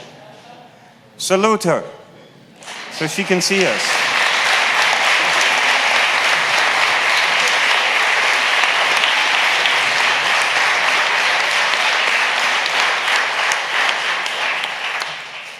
And she has given the invitation to all representatives of political movements here to come and visit Rojava.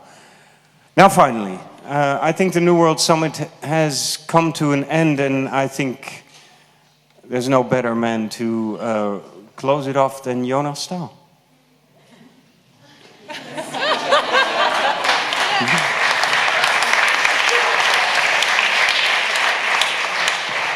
Yeah? Mm-hmm.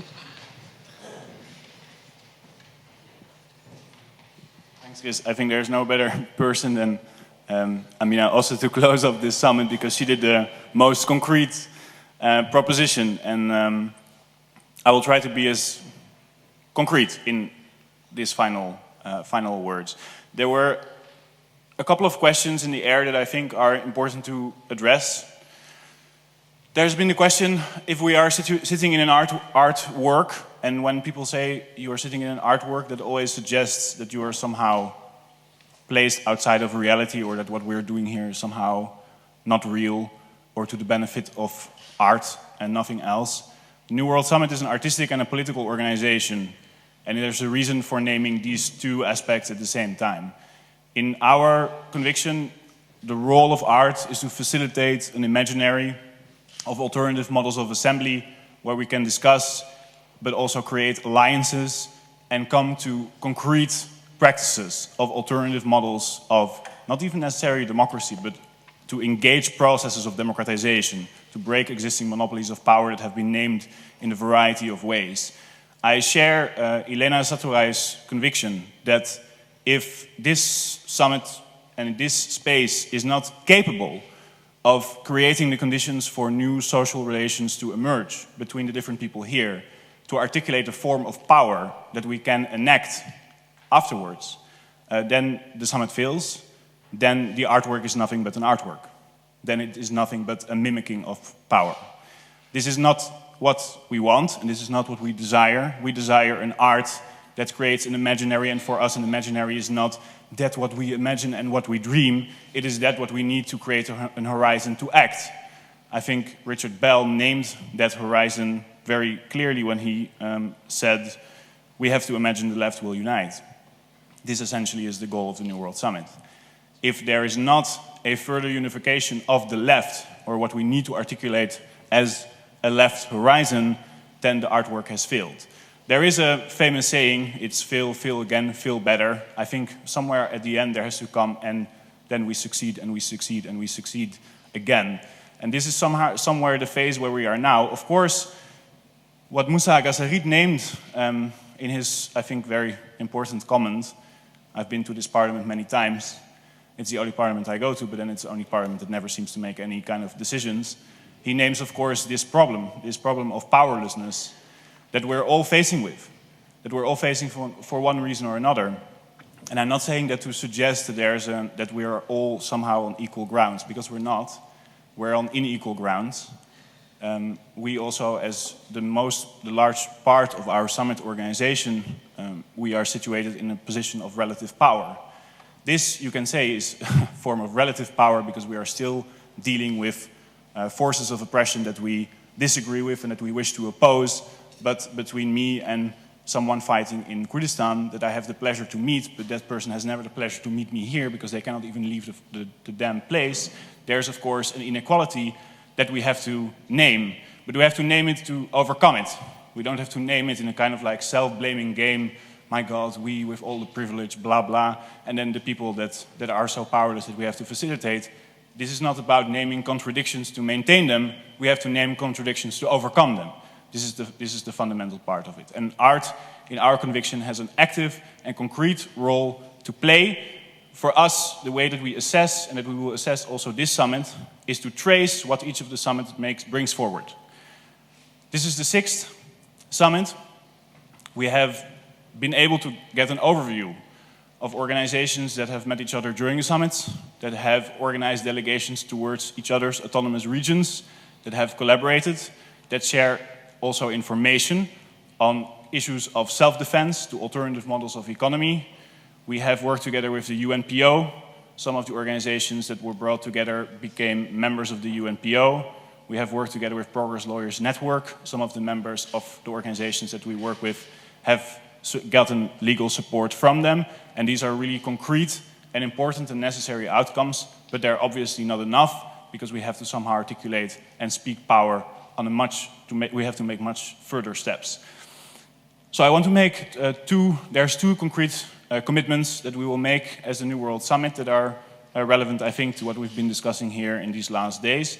The first is, I also invited all political representatives that were present during this 3-day summit to come to Rojava.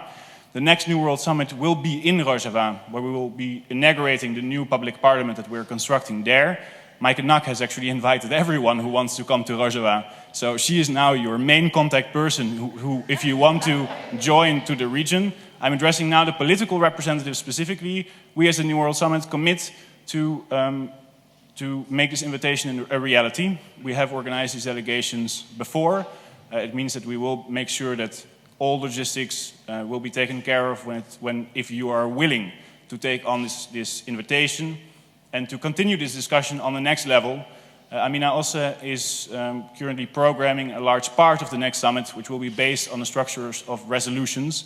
So it's a 2-day summit, but the second day of the summit, different autonomous status organizations that will be assembling there will be asked to propose concrete resolutions on how concrete forms of ongoing and durable collaboration can take place. We will be facilitating that process as much as we can, and we're committed to that. The second is that we are currently working with comrades from Greece. Iliana Fokianaki is here in the room. Some other friends as well that we're working with on creating, through the New World Summit, a new, not so much form, but an attempt to somehow separate a new Europe from the Europe that we're currently facing with, and its nearly fascist economic terrorism that it has been imposing on our fellow friends in the Union. I want to invite, based on Quim Arufat's proposition, can we introduce the question of democratic confederalism in Europe? I think the answer is yes. The question is, how are we going to structurally engage and involve all of our European friends, from Sinn Féin to the Scottish National Party here present, to the CUP, to our friends from the Basque Country, to Feminist Initiative in Sweden, who is not present now, but also a group like we are here that represents and should be able to represent on a European level the plight of refugees, and they have been doing so in a way that is already unimaginable. So I want to take up that concrete proposition by you, and I suggest that within now and a year we inaugurate a new European Parliament, because God knows we need one. That's it. I want to make this as concrete as possible. We have to get to work. This is not about going home with something, not just about going home with something. I don't want to undermine Chris's beautiful, absolutely beautiful summary, but the question is, how are we going to continue to work? These are my two propositions, and we, as the New World Summit, all of our members, Yoonis and René and Suzy, that have been working on the background, we're committed to that from beginning to end. Now, work starts tomorrow.